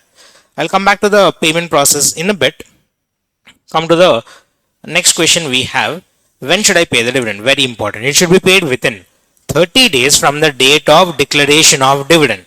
To have a clarity on how much money is paid, how much money is not paid, what is unpaid, unclaimed, we'll not directly start paying money from our regular accounts of the company. We'll separate it and we'll create a escrow account. We'll deposit it within 5 days from the date of declaration of dividend. It shall be deposited within 5 days, paid within 30 days. Deposited into a separate bank account in a scheduled bank, which will be an escrow account. Can be used only for specific purpose. What is the specific purpose? Payment of dividend. Must be deposited or may be deposited. Deposited within how many days? 5 days. Paid within how many days? 30 days. How should I pay it? I have 4 options in which I can pay. Again, contemporanea expositio. Today, practical market, I'll pay dividend only in one way. Bank transfer. But back in the day in 2013 when it was drafted, bank transfer was not something available for everybody. I had 4 options. First, I want the same order. Cash, payment of physical cash to them, either cash or bank transfer, that is bank transfer, electronic mode, or check or dividend warrant. Check, dividend warrant or cash got outdated. Today we have only bank transfer, but on paper we have 4 options. What are the 4 options we have is? First option I have is payment through cash, or I can pay through electronic mode, bank transfers, or check or dividend warrant. There's a slight differentiation between all the 4 categories. Cash and electronic mode, you don't have to put efforts into it, but bank, check or dividend warrant. Once a check or dividend warrant is received, you're not getting money into your pocket. You have to go deposit it. Deposit with a bank and claim money. That's the reason we start using the word. In case of check or dividend warrant, the dividend is claimed. Cash or electronic mode with the dividend is paid. We have 2 concepts here. Dividend is paid and dividend is claimed. Comfortable with all 4 questions? Now draft the chart for me entirely. All 4 questions. Who is paying it? Company. 2. Registered shareholder whose name appears in the register of members on the record date. Amount must be deposited within 5 days in a separate bank account in a scheduled bank, and it must be paid within 30 days from the date of declaration of dividend. It shall be paid in how many, can be paid in how many different ways? 4. Either in cash or electronic mode or check or dividend warrant. In case of check or dividend warrant, we call the word claimed. Who will claim it? Shareholder. If the dividend at the end of these 30 days is unclaimed or unpaid, the dividend will be transferred to unpaid dividend account, a separate bank account in a scheduled bank maintained by the company. Can the company use this unpaid dividend? Business purpose, personal purpose, directors can withdraw this money. This money belongs to the shareholders. Can the company use it? But is the dividend paid? For whatsoever reason dividend was not paid or dividend was not claimed, that unpaid or unclaimed dividend shall be transferred to the separate bank account in a scheduled bank. This separate bank account has a name given to it called as unpaid dividend account, section number 124.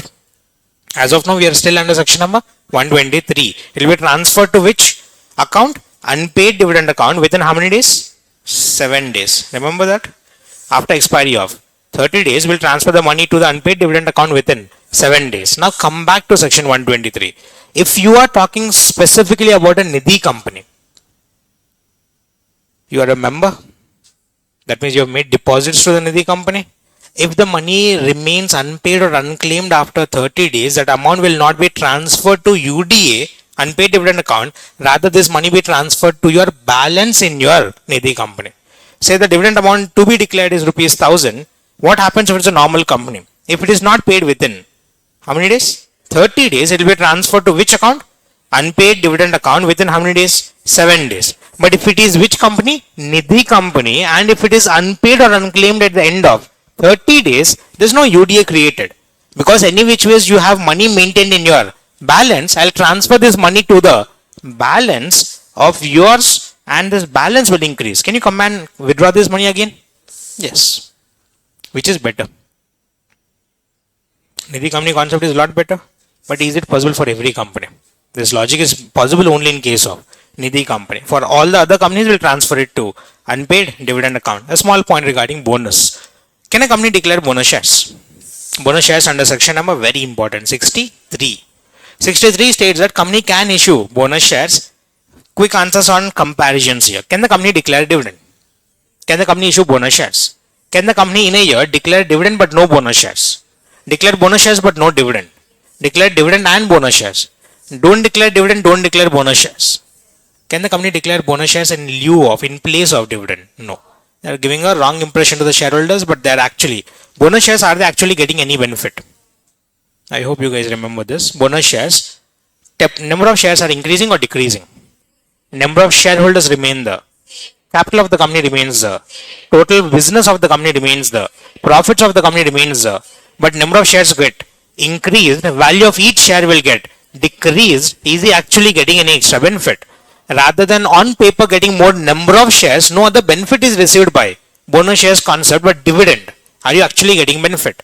You will get cash into your pocket. Which is better? Dividend or bonus shares? Dividend is always better. But still, bonus shares, declaration of or issue of bonus shares is allowed or not allowed? Allowed, but it shall not be in place of, in lieu of dividend. There are certain companies which are not even allowed to declare dividend. Important points. I have asked questions on this. A section 8 company is prohibited to declare dividend. Whenever you are writing this section 8 company, bear in mind, mention section number 123, also mention section number 8.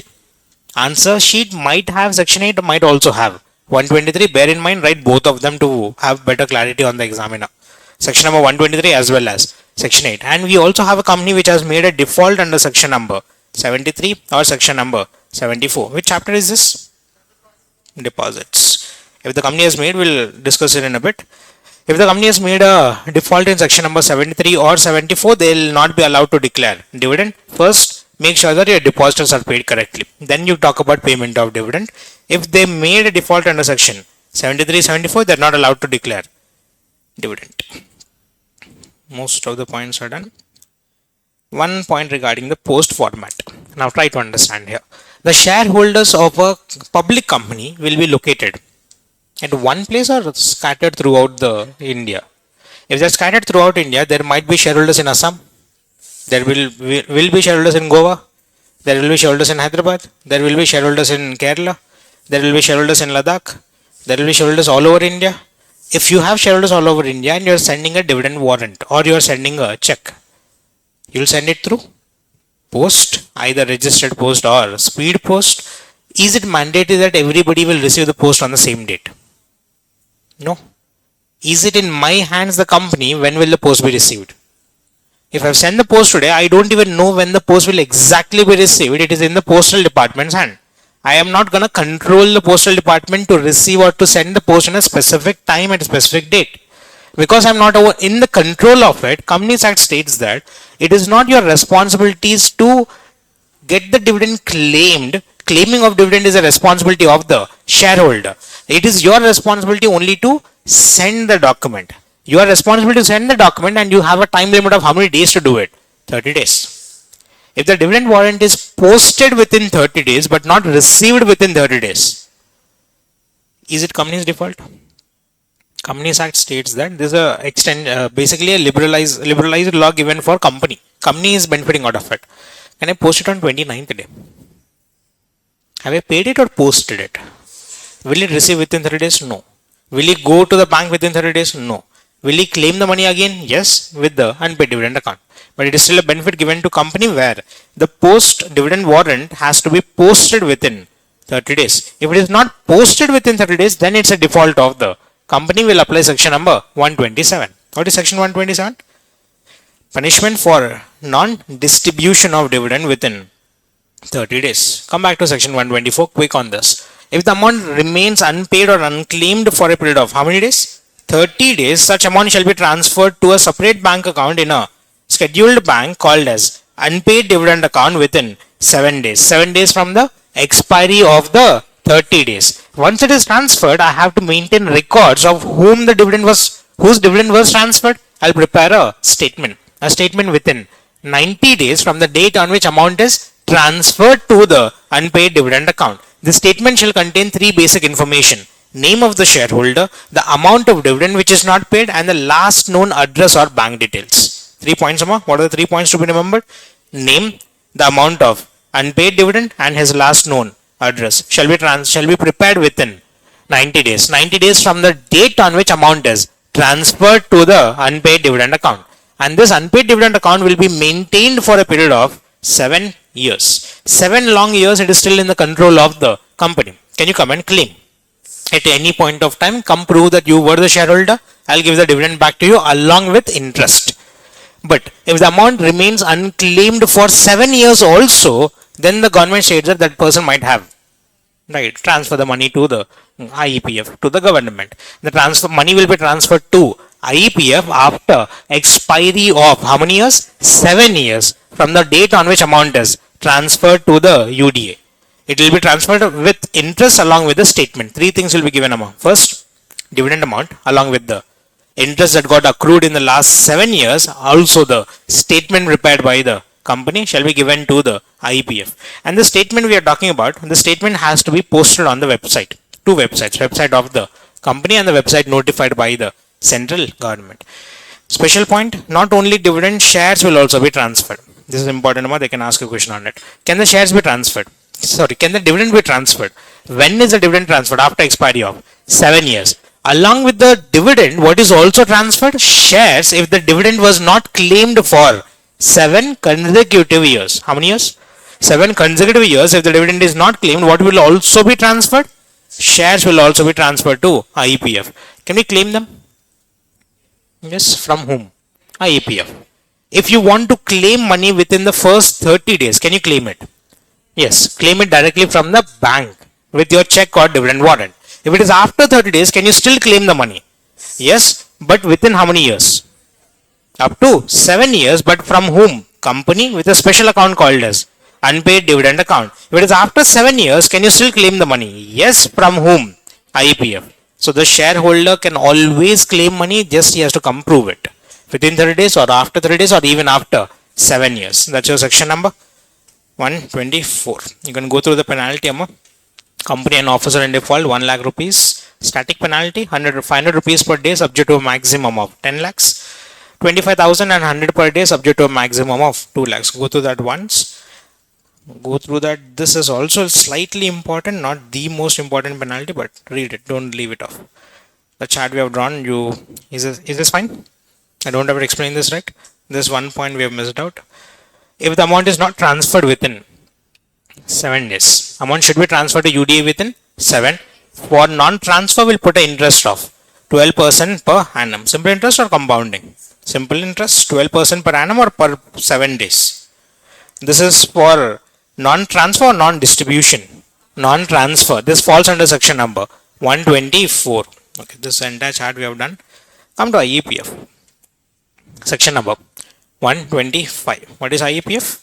Investor Education and Protection Fund. We'll divide the section as usual into 3 parts. 3 or you can divide into 4 parts.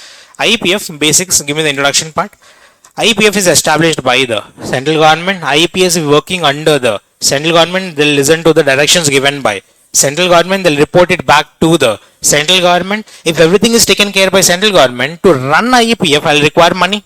Money is also given by the central government. Central government will provide grants to the IEPF. What does this IEPF do? IEPF has its own concept in the wordings itself. It'll educate the investor. It will protect the investor. What is the full form? Investor Education and Protection Fund. It has its head office where? Common point, head office of every government body. New Delhi. Head office is located in New Delhi. Start the constitution of IEPF. IEPF is drafted with 3 set of people, 3 category of people. We have the chairperson, we have other members and CEO. What are the 3 categories? Chairperson, other members and CEO. What do you mean by other members? Chairperson is also a member. What is a member but special designation given as a chairperson. Chairperson, other members and CEO. We can have a maximum of how many members? Maximum of how many members? 7. Maximum of how many other members? 6. Because chairperson is also a. Don't get confused by this. Total number of members will be 7. Out of which one shall be a chairperson. But chairperson is not appointed by name. Chairperson is appointed by ex officio. He is holding his office by virtue of another office. You have done this in GC already. The secretary of MCA will automatically act as a chairperson of the IEPF. Other members, 6 members will be appointed by the central government by name, and we have the CEO. Are you comfortable? Should I explain it? Fine. Is this 7 set of people enough to control entire thing in India? They need a certain number of subordinates underneath them, multiple officers underneath them, officers, employees, officers, multiple officers in India will all be established again by the central government. Everything is taken care by central government. Now the constitution is done. This NFRA, what does this NFRA? What is this IEPF is going to do? IEPF has 5 responsibilities. Where I would say not responsibilities, their function, their objective is to do what? Protect the investors, create awareness for the investors, protect the interest of investors, and refund whatever unclaimed or unpaid dividends are there. To do this, they need money. Where will they get money from? The next question we're discussing is credit. Faster, you can answer all the points now. Money is received from grants from the central government, or we can receive donations. First 2 points are easy. Grants from the central government or donations from any person, either central government or state government or any company or any other institution or any other person will receive it. Or the amount which is lying in the unpaid dividend account, we were just discussing, after expiry of how many years? 7 years. This IEPF was existing under Companies Act 1956. To be very specific, section number 205, clause subsection 6 had IEPF fund maintained. That fund maintained will be transferred to section 125, a separate fund maintained. That amount which is lying in the IEPF of Companies Act 1956. Application money which is refunded or not refunded. Remember, application money, there are 2 options. Remember, application money will also be kept in a separate bank account, in a scheduled bank escrow account, which can be used for 2 purposes. Either adjust against allotment or refund. If it is not adjusted, amount must be refunded within 15 days. If not refunded, we'll keep the money separate. Keep the money separate in that separate account for how many years? 7 years. After expiry of 7 years, amount will be transferred to IEPF. Similar to the dividend process, dividend, deposits, debentures, preference shares, or the interest. everything that accrued during this process after expiry of how many years? 7 years shall be transferred to IEPF. Or once the money is received, IEPF authorities will not use the entire money every year. They have idle cash ready. That idle cash, rather than keeping it idle, they'll go invest. If they have invested, they'll generate what? Interest or the income on the investments they have made. That will also form part of IEPF. And this is something which you guys will understand now. SBO. What is SBO? Significant beneficial owner. Remember, significant beneficial owner. During this process, if the NCLT found out that you are an SBO, they'll restrict your shares. They'll restrict your shares for a period of 1 year. In this 1 year, you have to come and disclose everything to the NCLT. Remember, NCLT had a lot of ego this one. NCLT never passed an order on you. NCLT passed an order on the company asking the company to restrict your shares. You have to come request the NCLT within 1 year. If you don't request the NCLT's ego got even more hurt. I'll pass an order on the company to transfer the shares and the dividend to the IEPF. That shares will also come to IEPF as per section number 90. From section 90, the NCLT will pass an order. All the benefits will be transferred to IEPF. After money is received, where will I use this money? I'll use this money for what purposes? I'll utilize the money for promoting my objective. What is my objective? Investor education, investors protection, and investors awareness. And at the same point of time, I'll also use this money for refunding back to the person who is rightfully claiming it. Let it be dividend, let it be deposits, let it be shares, let it be interest amount, whatever has been claimed will be refunded back to the shareholder. I'll refund it. This is an interesting topic. As a shareholder, as an investor, not every investor in India has knowledge about stock market. There's a chance that they might be bluffed in the stock market. Now, I am a person who is investing for the very first time in the stock market. If I get bluffed by another wrong person, I lose trust on stock market. For me to maintain trust, whatever loss I have incurred, that will be compensated by IEPF. IEPF states that I'll distribute money to such person who has suffered a loss because of the wrongdoing of another person. Because Karthik has conducted a fraud in the stock exchange, that fraud has suffered a loss to me. If I suffer loss because of some other person, I lose trust on the stock exchange. IEPF will punish him, no doubt. But IEPF, to satisfy me, will transfer certain money. Distribute money to such person who has suffered a loss because of the wrongdoing of another person. Because he has done a wrongdoing, I'll file a case on Karthik. I'll appoint a lawyer, pay court fees. All these extra expenses are incurred only because the authorities failed to stop the fraud. The authority stated, I'll reimburse all the legal expenses for you. Fourth point, reimbursement of all legal expenses. And fifth is your favorite.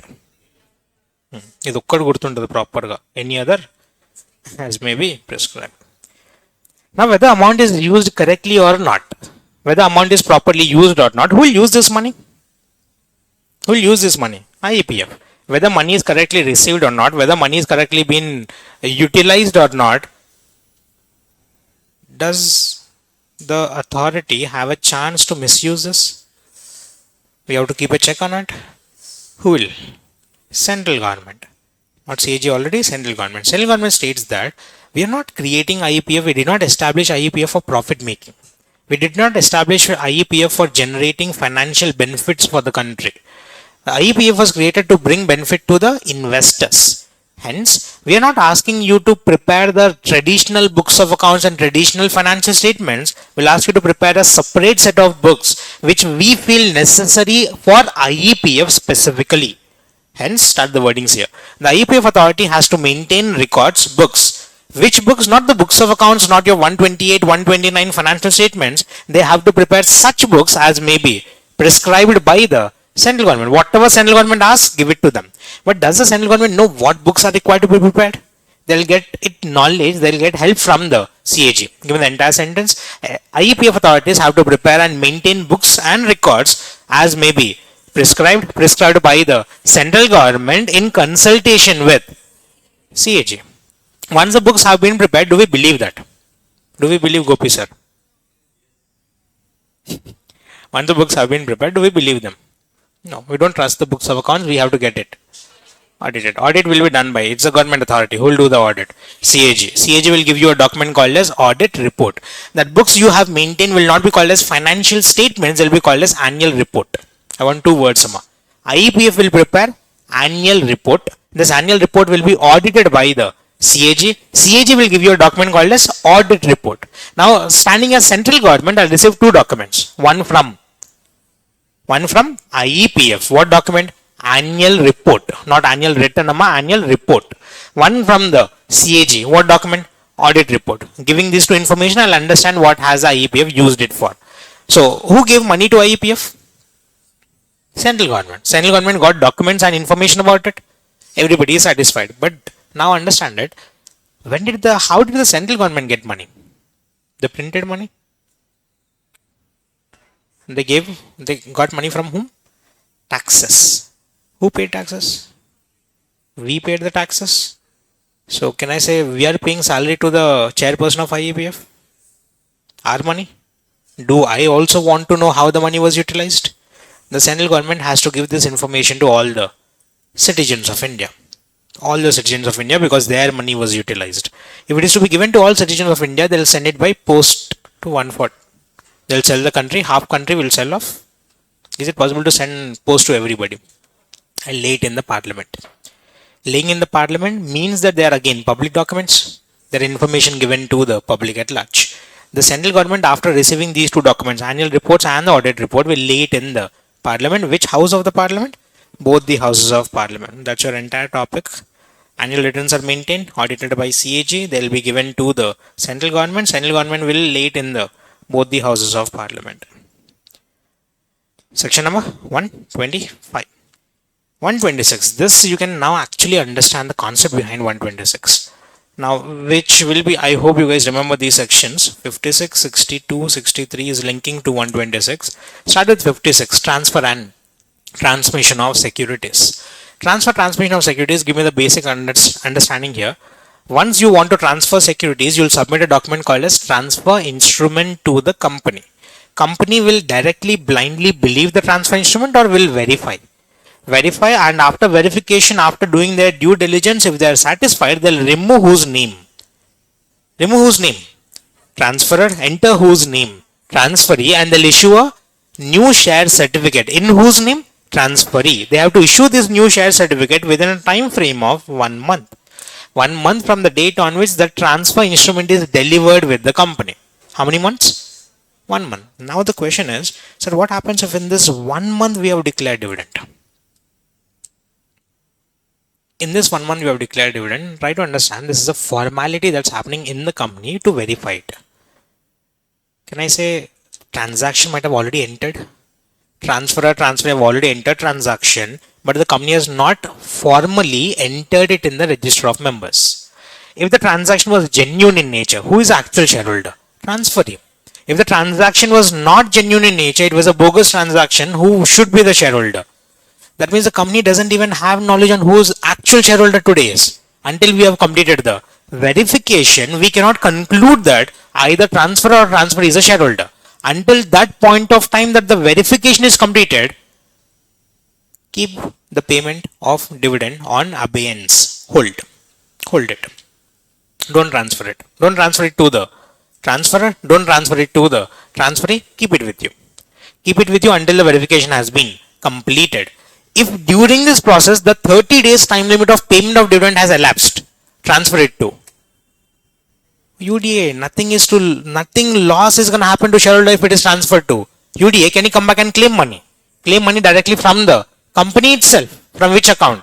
Unpaid dividend account. That's the logic, where if there is a transfer instrument submitted, delivered to the company, and it is still pending, if it is completed, verification is completed and we proved that transfer is a shareholder, I'll pay dividend to the transferee. It is still pending, verification is still pending, I don't even know who is the shareholder are. Keep the money with you, transfer it to which account? Unpaid dividend account. Unless the transferor made a declaration to the company stating that pay to the transferee. If I have made a declaration, pay to the transferee, then who is company to stop it? Company will pay it to the transferee. Second case. In the same pending period, this is not dividend amount. In the same pending period, company has declared bonus shares. I'll give bonus shares to whom? Again the dilemma. Abeyance. Keep in hold. Hold until the verification is completed, then give the bonus shares, then give the right issue. Right issue is given to whom? Right shares, 62. Right shares is given to the existing shareholder. But the point is, I don't know who the existing shareholder is until the verification is completed. Hence, on the temporary period, hold back. Don't give it. Section number 126. 126 simply states that because there's a dilemma, stop, wait. Let the dilemma be cleared. Let it be verified. Let it have a clarity on who the exact shareholder is. Then we'll pay dividend. Then we'll give bonus shares. Then we'll give you the right shares. Everything will be given after verification is completed or still pending. After verification is completed. Last point number. Section number 127. Quick with the numbers. We'll have spend more time on the exception part. Section number 127 states that punishment for failure to distribute dividend within how many days? 30 days. Dividend shall be paid or may be paid? Shall be paid within 30 days from the date of declaration of dividend. If it is not paid within 30 days. But why did they not use the word paid? They have used the word distributed. They have used it with very conscious effort. It is not only payment of dividend. There are certain situations where I don't pay dividend. I'll send the document, check or dividend warrant. I cannot use the word paid. I can use the word claimed. But my responsibility is not to claim dividend. My responsibility is only to post it. To cover both the topics, payment of dividend and posting of dividend warrant and check. They have used the word distribute. Distribution of dividend or distribution of that post. Sending of the post. So give me the wordings here. If the company failed to pay such dividend or the company failed to post the dividend warrant or the check, they will be punished. Punished under section number 127. What will be the punishment? Again, one of the important punishment section. Not because of the numbers, because of the exceptions. Because of exception, they're also asking these numbers. So, will be important for exam perspective. What are the punishments we have? Company will be punished with an amount with an interest of 18% per annum. So, we have seen 12% per annum also. 12% per annum arises if it is non-transfer. For non-distribution will arise 18%. Give me section numbers also. Non-transfer within how many days? 7 days. Under section number 124 will impose 12% per annum as a simple interest. But if it is non-distribution within 30 days, will impose 18% under section number 127. And for every director who is aware of the default, who is having knowledge of the default, will be punished with an amount of 1,000 per day with an imprisonment of 2 years, up to 2 years. Can the imprisonment be waived off? Can it be 0? But it can be a maximum of 2 years with a fine of how much amount? 1,000 per day. For each day of default, it will be 1,000. But there are certain exceptions. Let's complete the Nidhi company first. If the amount of dividend payable is rupees 100 or less, what do you mean by that, sir? We have become a member by purchasing one share in Nidhi company. How many shares? If you purchased only one share, 10 rupees of investment, and the company declared a dividend of 100%, you still get rupees. For this 10 rupees, I'll send a post. The postal charges will be more than the 10 rupees of dividend I'll pay. For Nidhi company, because the amount of dividend might be sometimes very minute in nature, I'll not actually pay dividend, not even pay dividend. I will announce it. I'll put an advertisement in the newspaper and put it on the notice board of the Nidhi company. If you want dividend, come to Nidhi company and claim it. Am I paying it? I'm not gonna distribute it at all. You come to the Nidhi company and claim the money at the Nidhi company. But this is allowed only if the amount of dividend payable is 100 or less. I am a member of Nidhi company and I have a dividend receivable of 1,000 rupees. Will they pay? They have to pay it. All the formalities have to be followed. But if the amount of dividend is 100 or less than 100, they don't even have to pay it. Advertise it, post it on the notice board of Nidhi company for at least 3 months. You don't even have to pay this. I'll come and claim it. You don't have to pay it if the amount is less in nature. Then the 5 exceptions we have, very, very, very important. What are the exceptions for section 127? The first exception states that if the dividend was not paid because of operation of any law. We have understanding of Companies Act, you'll understand these words now. NCLT passed an order, we were just discussing about it, SBO. NCLT passed an order to put a restriction. Who is superior, company or the NCLT? NCLT, if NCLT passes an order by operation of company law, can you pay dividend? Payment of dividend is allowed or not allowed? Whose default? Company's default? No. Company has not made default, company has followed the order passed by an authority. Will the company be punished? What's the first concept? If it is by the reasons of operation of law. Second point, there is no operation of law, the member died. What happened? Himanshu? If Himanshu is dead, do we care? What do we care about? Dividend. The dividend shall be paid to his legal representative, but the problem is Himanshu has 10 legal representatives. Himanshu, how many more?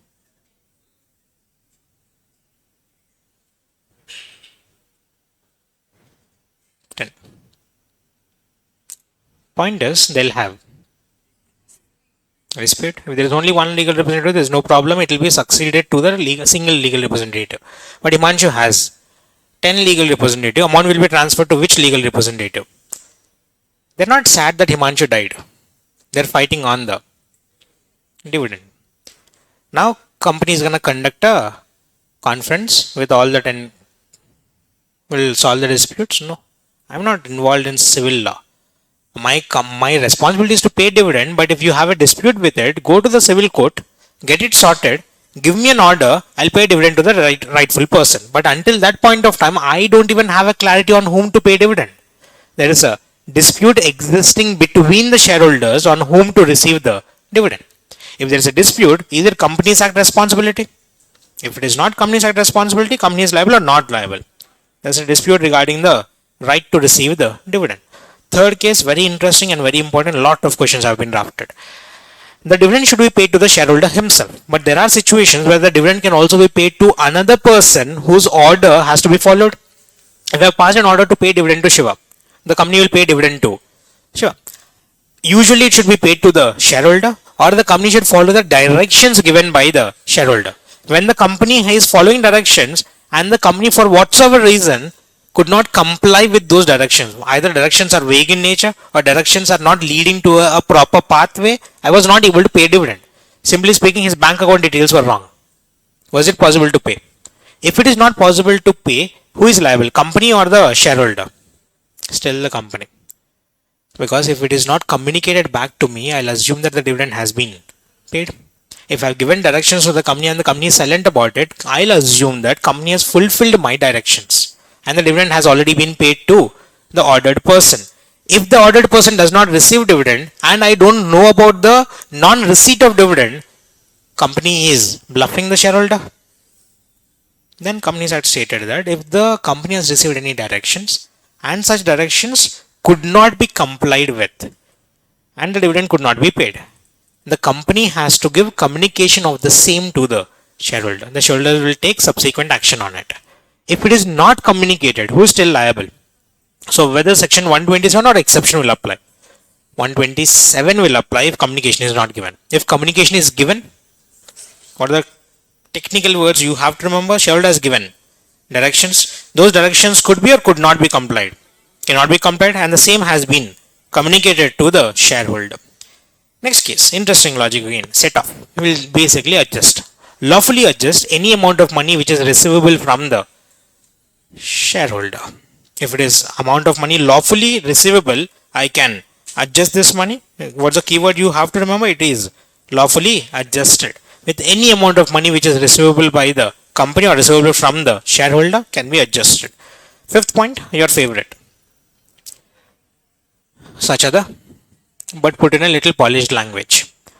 Whatsoever reason, any other reason where the failure for non-distribution of dividend is not on the part of the company. Any other reason where the failure happened but it is not on part of the company because it happened because of the shareholder. Is it my default or not my default? If it is not my default, I will not be liable. I will not be punished under section number 127. Give me the keywords of all 5 points. First point, operation of law. Second point, dispute. Third point, directions. Directions could not be complied and communicated to the shareholder. Fourth point, lawfully adjusted or any other reason where the failure is not on part of the company. 5 reasons where exceptions, that means there won't be any penalty imposed. Section number 127. That's your chapter 8. Declaration and payment of dividend. Is it fine? Shall I close off this chapter?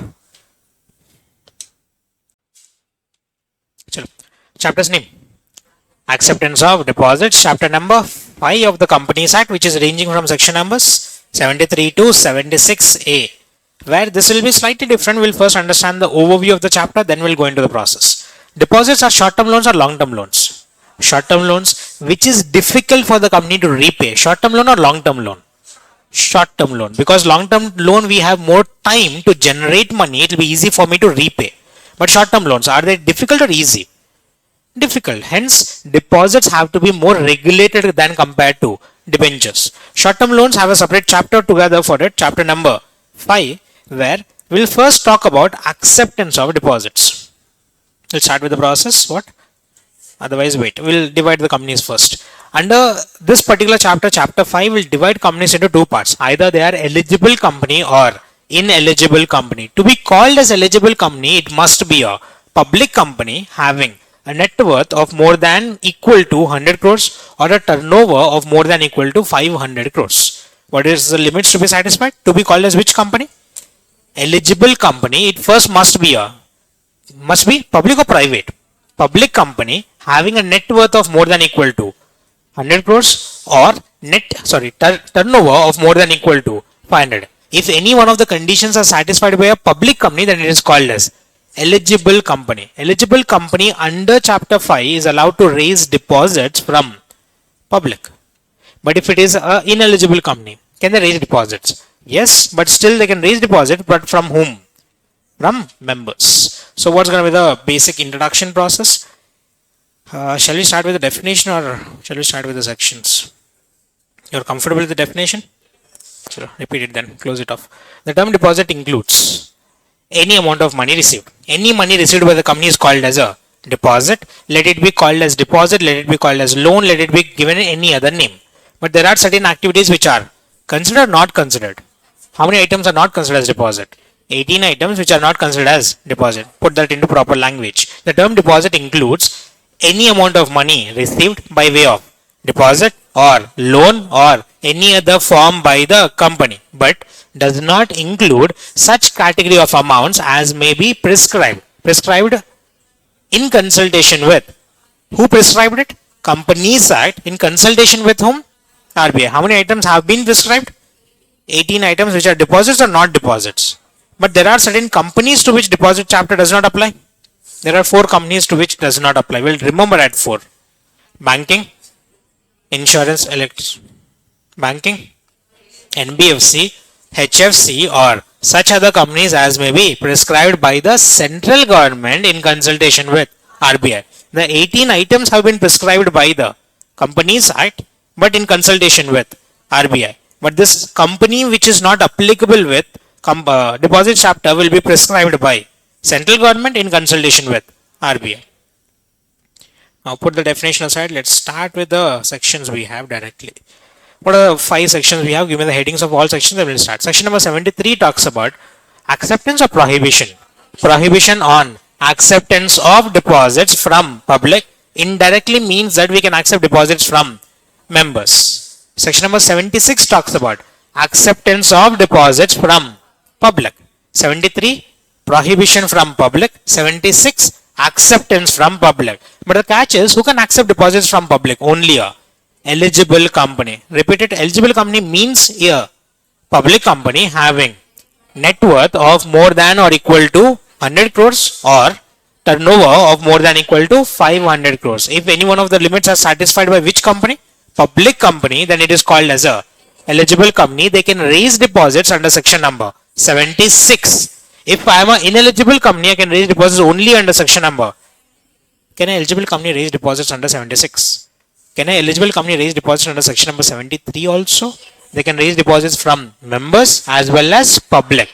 Ineligible company can raise deposits only from its members under section number 73. But if you have made a contravention or non-compliance of 73 or 76, you will be punished under section number 76A. What is section number 76A? Punishment for non-compliances or contravention of section number 73 and 76. So what are the sections which are completed? 73, 76, 76A.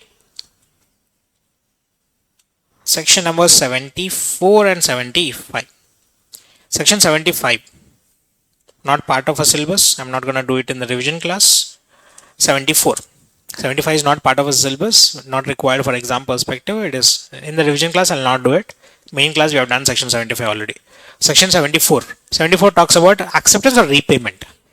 Only repayment of those deposits which were accepted even before the commencement of Companies Act 2013. To be more specific, from which date? 1st April 2014. Any deposit accepted before this was accepted as per which act? But is the 1956 existing or repealed? If it is repealed, the book has been completely destroyed. Are we still required to repay? But who will tell you to repay? Section number 74. We'll come to it in a little more discussion here. Start with section number 73. Section 73 talks about prohibition or acceptance. Prohibition on acceptance of deposits from. So we can accept deposits from members, but we have to satisfy a total of 5 conditions. How many conditions? 5 conditions have to be satisfied. The first condition, we have to get an approval from the. Have we done it in the class notes chart?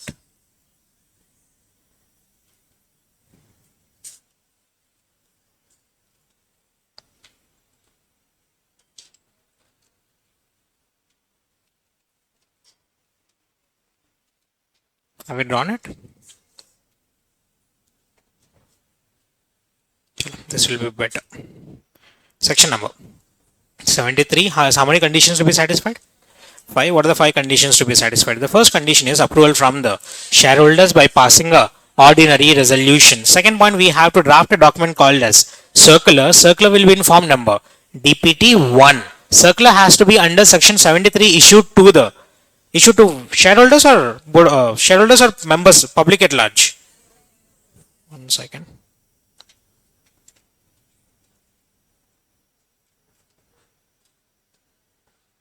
Have to be issued to the shareholders. The circular will be in form number DPT 1 has to be circulated to all the shareholders in either of 3 ways. Either registered post, acknowledgement due, or speed post or electronic mode. What is the concepts? 3 logic sum. First is registered post, acknowledgement due, or speed post or electronic mode given to one shareholder or all the shareholders.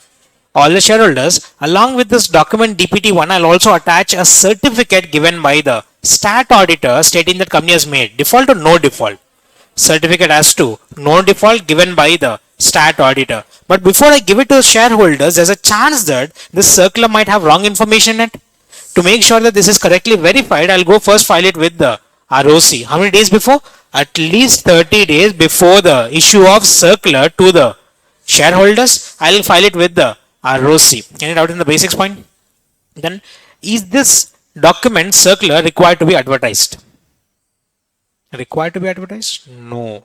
Advertisement is mandatory under section number 76. 73, they have used the logic. Advertisement is mandatory or optional. The company may advertise. If it is advertising, the usual 2 concepts. Advertise in the newspaper and website. How many newspapers? English newspaper and the vernacular newspaper. Posted on the website if any. But these advertisement which we have made, the circular has a validity to it. We did not write it here because we were linking it to AGM. Now you guys have knowledge of AGM, draft it. The AGM is conducted within how many months from the end of financial year? 6 months. That means we have the new financial information of the company ready. If the circular is drafted before that information, can I say this is drafted with the previous year's information?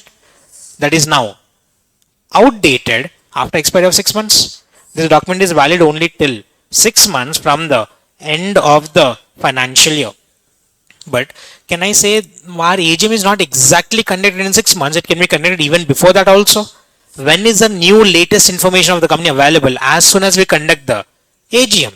That means the circular will be valid on the date of AGM. The date on AGM, whichever is earlier.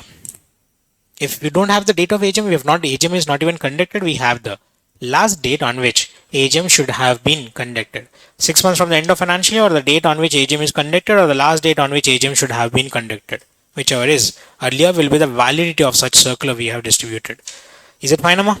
Circular in form number first. DPD 1 issued and filed. Filed with the issued to the shareholders in how many ways? 3. Either registered post, acknowledgement due, or speed post, or electronic mode. Then we have DRRA. What is DRRA? Deposit Repayment Reserve Account. Deposit Repayment Reserve Account, where we have to create a reserve account. Start the process, we have to create. I'll ask questions, you guys draft it on. Reserve account must be created or may be created? Must be created. At what point of time? When should I deposit money? On or before 30th of April. How much money should be deposited in this reserve account? At least 20% of the deposits maturing in the following year shall be deposited on or before 30th of April in a separate bank account in a scheduled bank. This separate bank account, scheduled bank, will be called as what? DRRA. Deposit Repayment Reserve Account. And we have a couple of note points. This is a specific reserve or free reserve.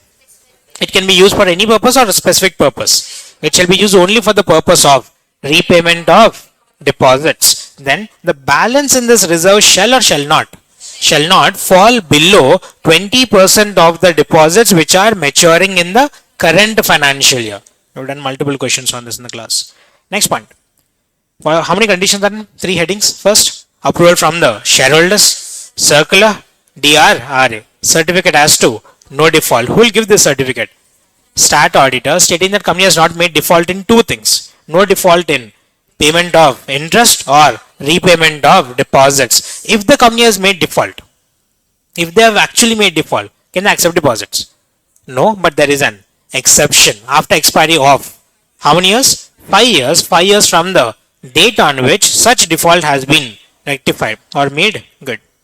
Once it is rectified after expiry of how many years, Amma?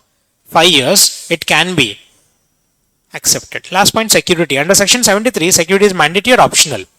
It may be or may not be. May or may not be secured or unsecured. But to be called as secured, it must be covering part value or full value.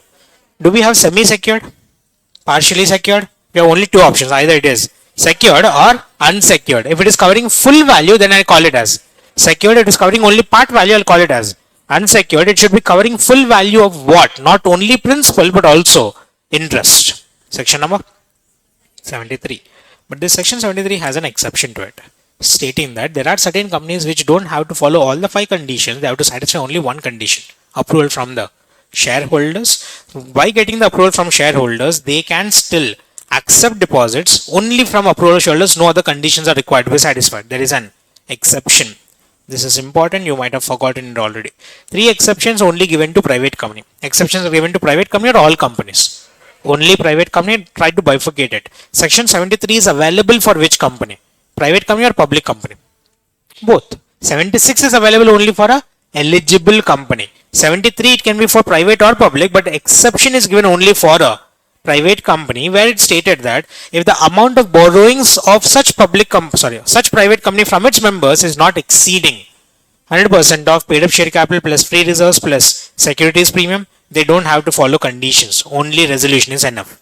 Second point, it is a private startup company up to 5 years or 10 years. 5 years. 10 years is a concept given in maximum amount of deposits. Up to 5 years from the date of incorporation, or it is a private company which is satisfying 3 conditions. We call it as what type of company? Triplet private company. But in exam hall, you'll be writing the word a company which is satisfying following 3 conditions. But we usually call it as what kind of company? Triplet private company. It is satisfying 3 conditions. It is not a subsidiary. It is not an associate. It is not connected with any business. It is not a subsidiary. It is not an associate.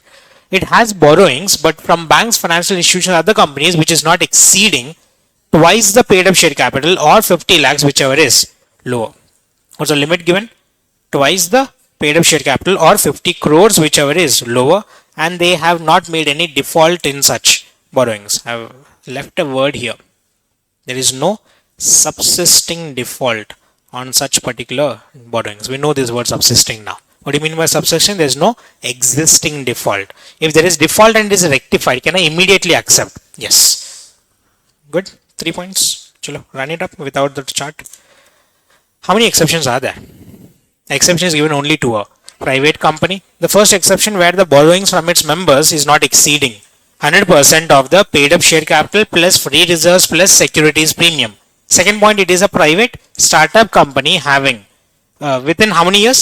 5 years from the date of incorporation, or it is a company which is satisfying how many conditions? It is called as a triplet private company. It is not a subsidiary. It is not a associate. The borrowings are not exceeding twice the paid up share capital or 50 crores, whichever is lower, and they have not made any subsisting default on such borrowings.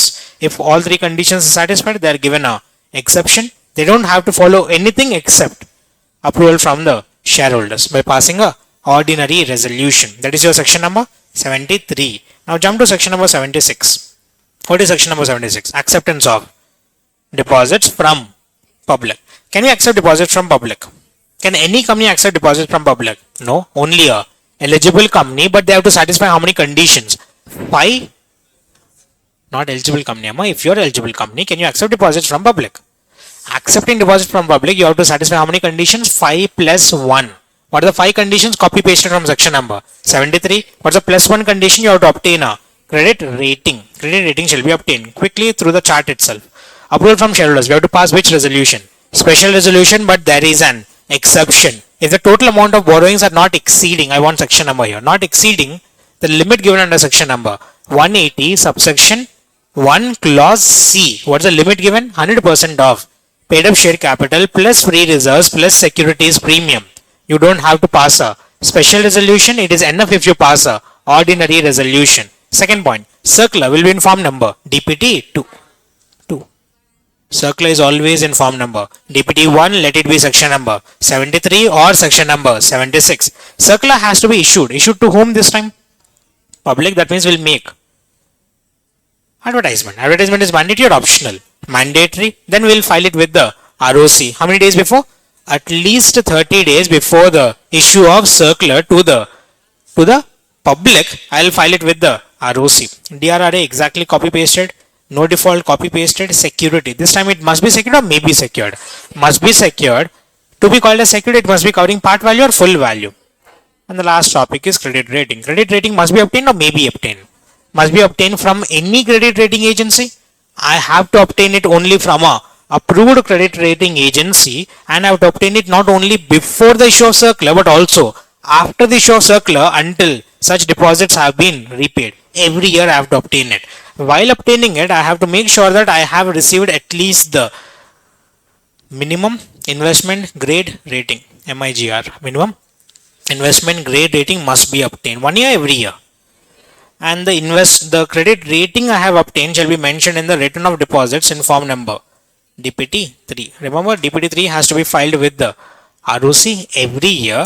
It has to be filed on or before 30th June, but it is prepared as on 31st March.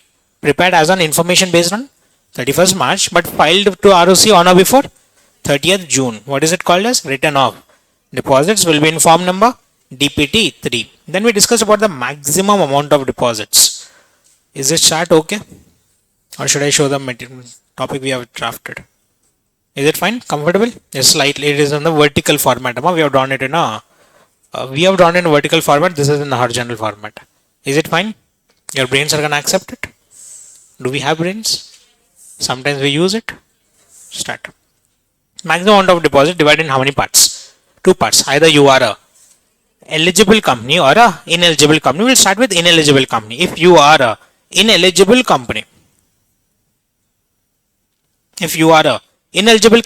there are 2 types of ineligible companies. It can be either a private company or a public company.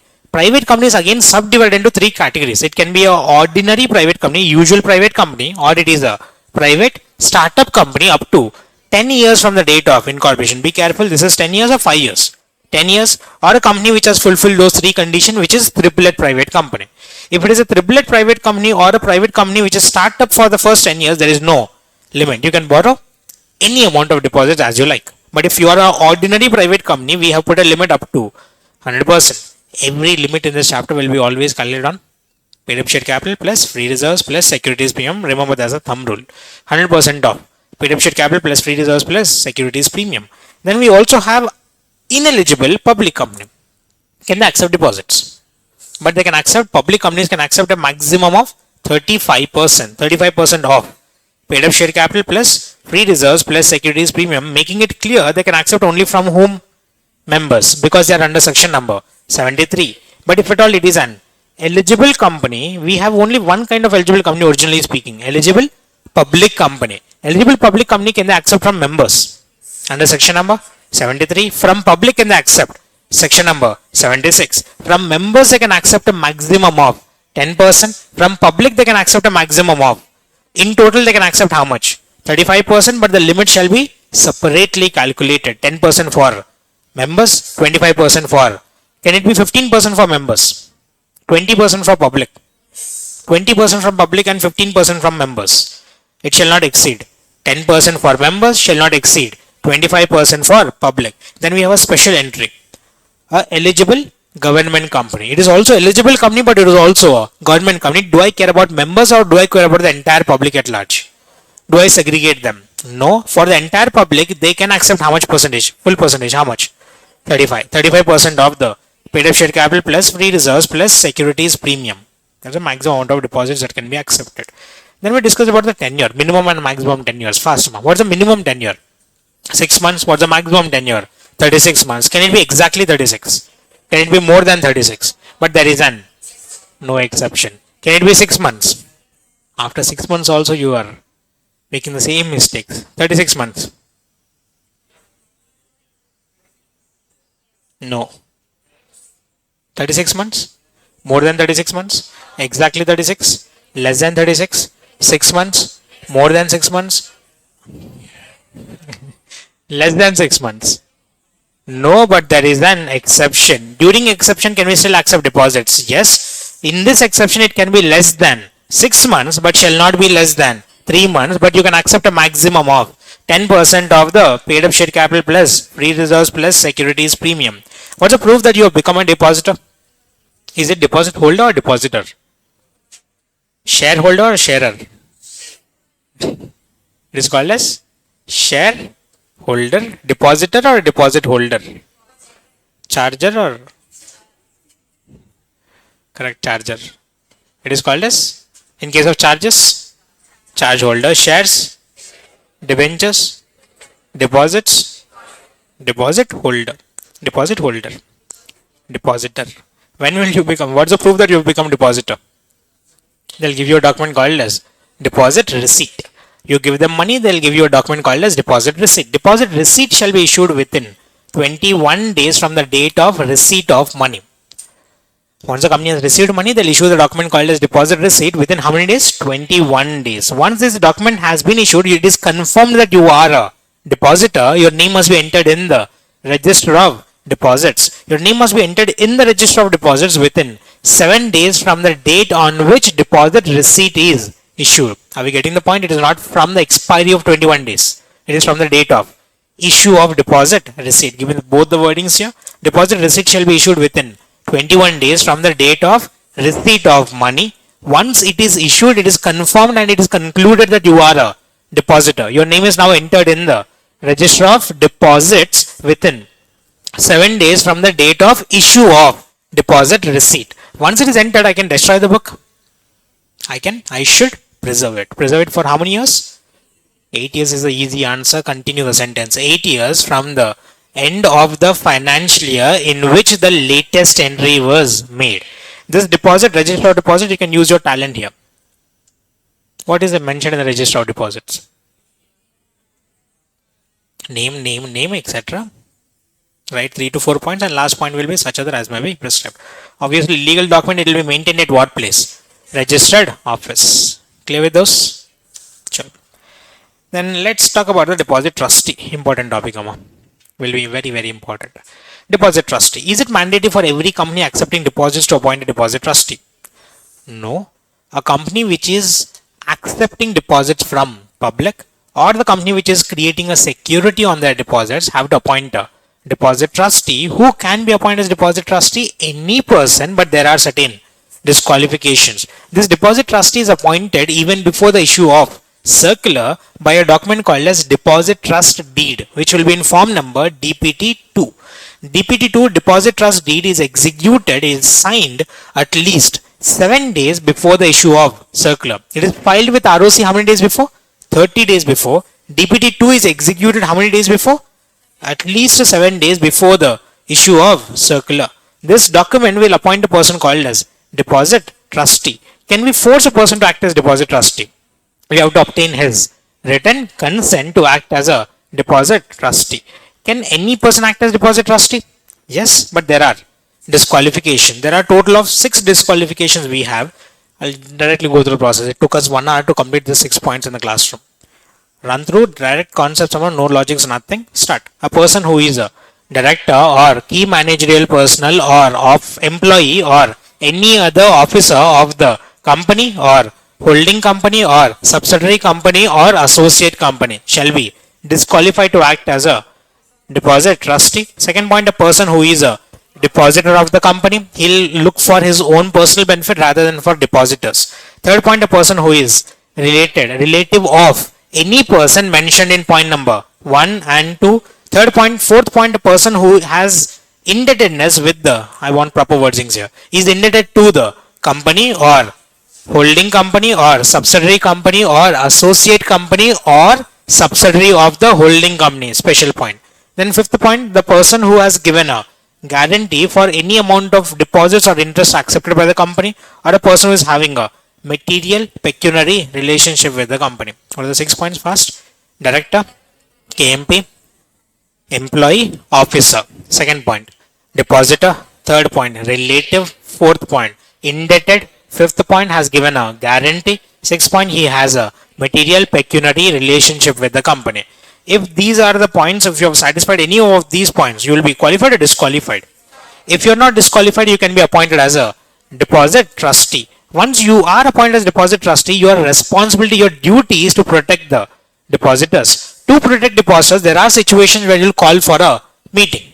When will you call for a meeting? On. Remember this word chart we have done?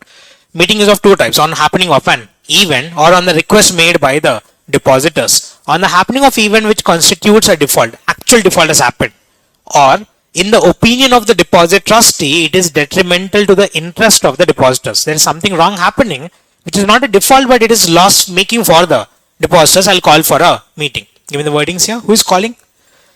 Deposit trustee is calling for a meeting of depositors either on happening of an event. That event is either constituting a default or that event is detrimental to the interest of the depositors. In his opinion, deposit trustee's opinion, I'll call for a meeting. Or I did not feel anything wrong, you made a request. Request made by the depositors having at least 1/10th in value of deposits. If they have requested, I'll conduct a meeting. If this deposit trustee is not working correctly, can he be removed from his office? Who will remove him?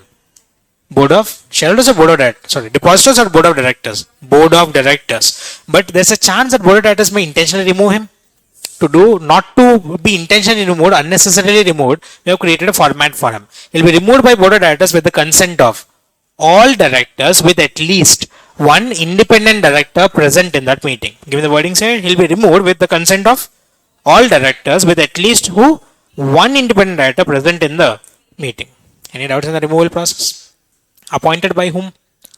Board of directors. Removed also by the board of directors, but removed with the consent of all the directors. Some regular procedures. Can I pay brokerage for my public deposits to be sold? Yes, but if I give a huge amount of brokerage, it will influence him or wrongly influence to give false information. Wrongly influence. Can I give any amount of commission? The amount of commission shall not exceed the prescribed rate mentioned by RBI. The rate of commission shall or shall not exceed the rate prescribed by RBI. If the RBI prescribed 10%, I can pay maximum of. If they have prescribed 20%, I will pay maximum 20%.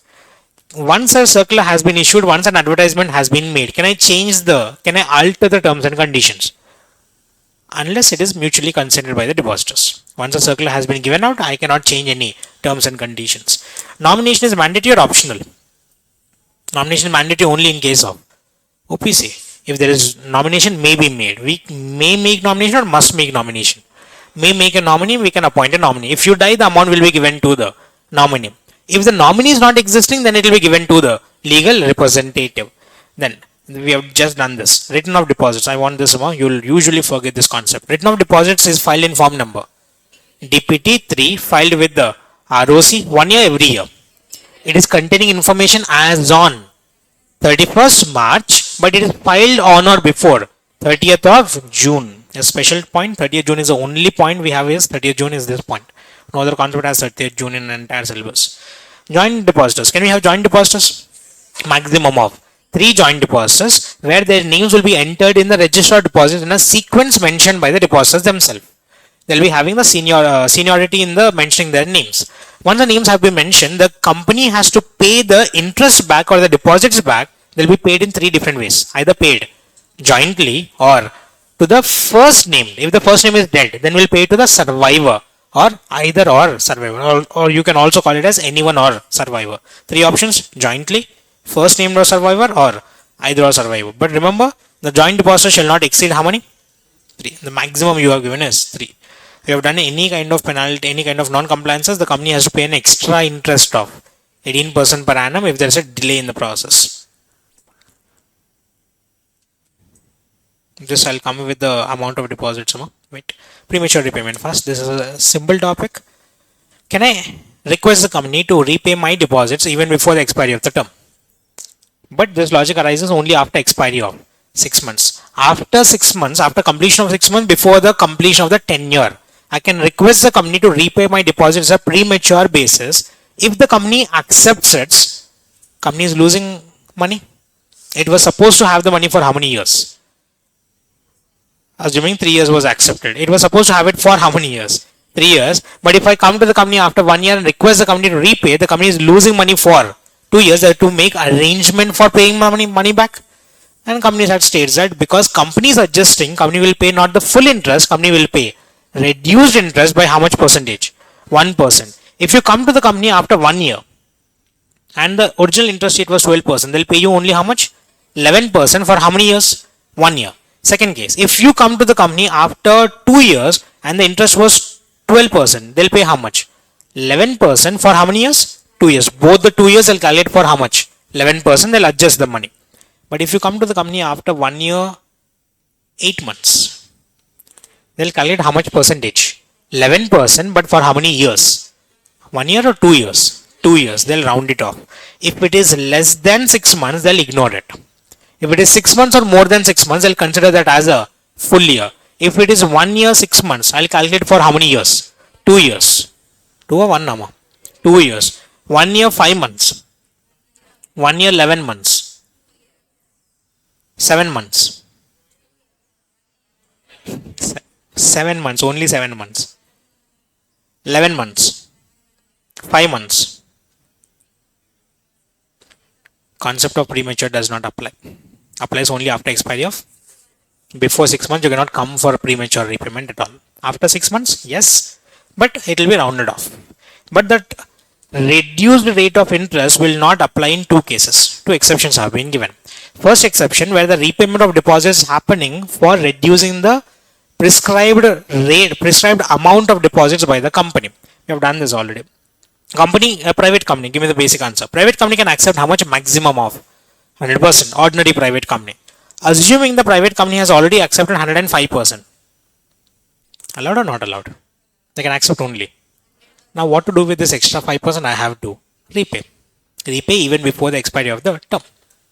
It is repaid by whose intention? Company's intention or depositor's intention? Company's intention. In those cases, will I reduce the interest or original interest will be paid? This 5% is repaid to reduce the total amount of deposits to the permissible limit. What is my permissible limit? 100%. But how much have I already accepted? 105. To reduce it to the permissible limit, I'll repay it. But that repayment is done for whose benefit? Company's benefit. Will I reduce the interest rate? No. Or second case, when is a war declared? War or any emergency declared, benefit is given only to the personnel of Navy, Air Force, military or their family members. Will they get benefit other than war? No war is declared. Can the Navy person withdraw the money? If he withdraws the money, he'll get original rate or reduced rate? Reduced rate.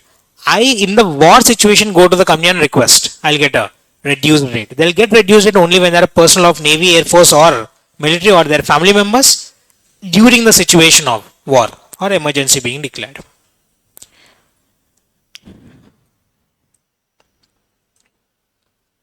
Three-years deposits were accepted. After 2 years, I have repaid the deposits in order to accept another deposit for 3 years. If a new deposit is created by prematurely repaying the original deposit and the remaining term of deposit was only, in this case, how many years? 2 years has elapsed. How many years is left? The tenure of the new deposit is greater than the remaining tenure of the original deposit. That means I'm accepting deposit for 3 years or more than 3 years actually. It is a benefit for the company. Company will have more money for longer period of time. It's a loss for the depositor. Will he accept it? If he accepts it, if he accepts this concept, he'll be paid same interest or higher interest. So premature repayment, but this time he'll get a higher interest if it is a process where the new deposits are accepted for a period longer than the remaining term of the existing deposits. Then he'll get same interest or higher interest. Quick on the penalty points. I hope you guys remember these penalty sections. Punishment under section number. First, section number 76A. Punishment is divided into two parts: company and officer in default. Company will be imposed with fine or imprisonment. Fine. They'll be imposed with a fine of how much? Minimum 1 crore or twice the amount of deposits accepted, whichever is lower, to a maximum of 10 crores. There's a change in this process, so be careful. 1 crore or twice the amount of deposits accepted, whichever is lower, or rupees 1 crore. If it is 10 crores. Officer in default, there will be imprisonment and fine. Imprisonment up to 7 years, fine minimum of 25 lakhs to a maximum of 2 crores. But in case they have done fraud, we will jump and apply section number 447. Section number 74. When were the deposits accepted? Before or after? Before the commencement of Companies Act 2013, which is on which date? 1st of April 2014. Before 1st April 2014, the deposit was accepted and still not repaid. They are still pending to be repaid. If they are still pending to be repaid, the Companies Act states that the Companies Act 1956 got repealed. This act is existing or not existing? Then who will tell you to repay Companies Act 2013 with section number 74? Outdated section, obsoleted in 2017 itself. Don't have to remember. Couple of points. When was the deposit accepted? Sentence also not required. I'll give you key points. Remember that. Leave it off. When was the deposit accepted? Before 1st April 2014. Is it repaid or pending on repayment?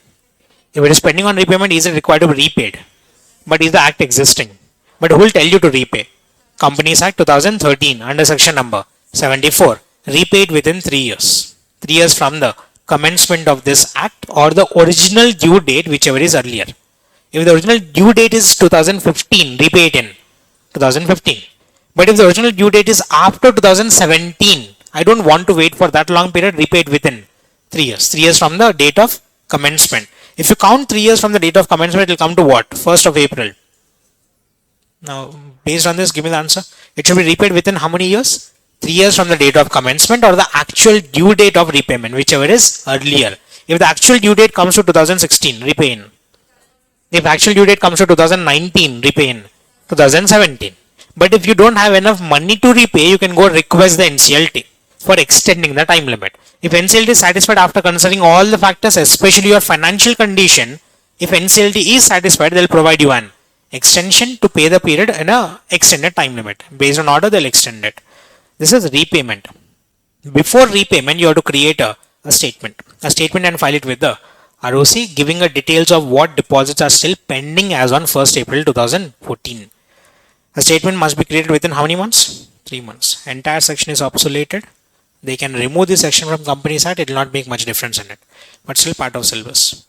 Again, I don't know why Companies Act ICA has done this. Section 75 should have been part of your syllabus. 74 not. 74 is obsoleted. They should have removed this from the syllabus and they should have actually added section 75. 75 has more sense to it. But this is what we have been given with. Last points. Amounts which are not considered as deposits. Amounts which are not considered as deposit. Give me the definition again. The term deposit includes any amount received by way of deposit or loan or any other form by the company, but does not include such category of amounts as may be prescribed in consultation with RBI. Who prescribed it? Companies Act. Or the first set of points. First 7 points are easy for remembrance, and you don't have to write. You will not be asked as a question to write all the 18 points. The last question on one of the points you have to identify and you have to frame whether it is deposit or not a deposit. You don't have to remember all the points, but you have to understand and you have to identify all the 18 points.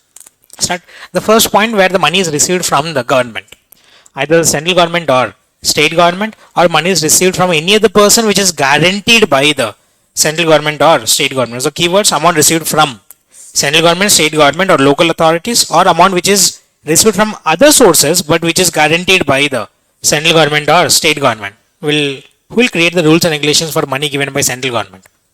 Will they follow Companies Act? Who is superior, central government or Companies Act? If I am giving money, I'll create my own rules and regulations. Who is Companies Act to impose it? Companies Act applies or does not apply? Money received from any foreign government or foreign banks or institutions or any foreign citizen. If money is received from outside India, it is received in which currency? If it is received in foreign currency, who is Companies Act? Who will take care of it? FEMA.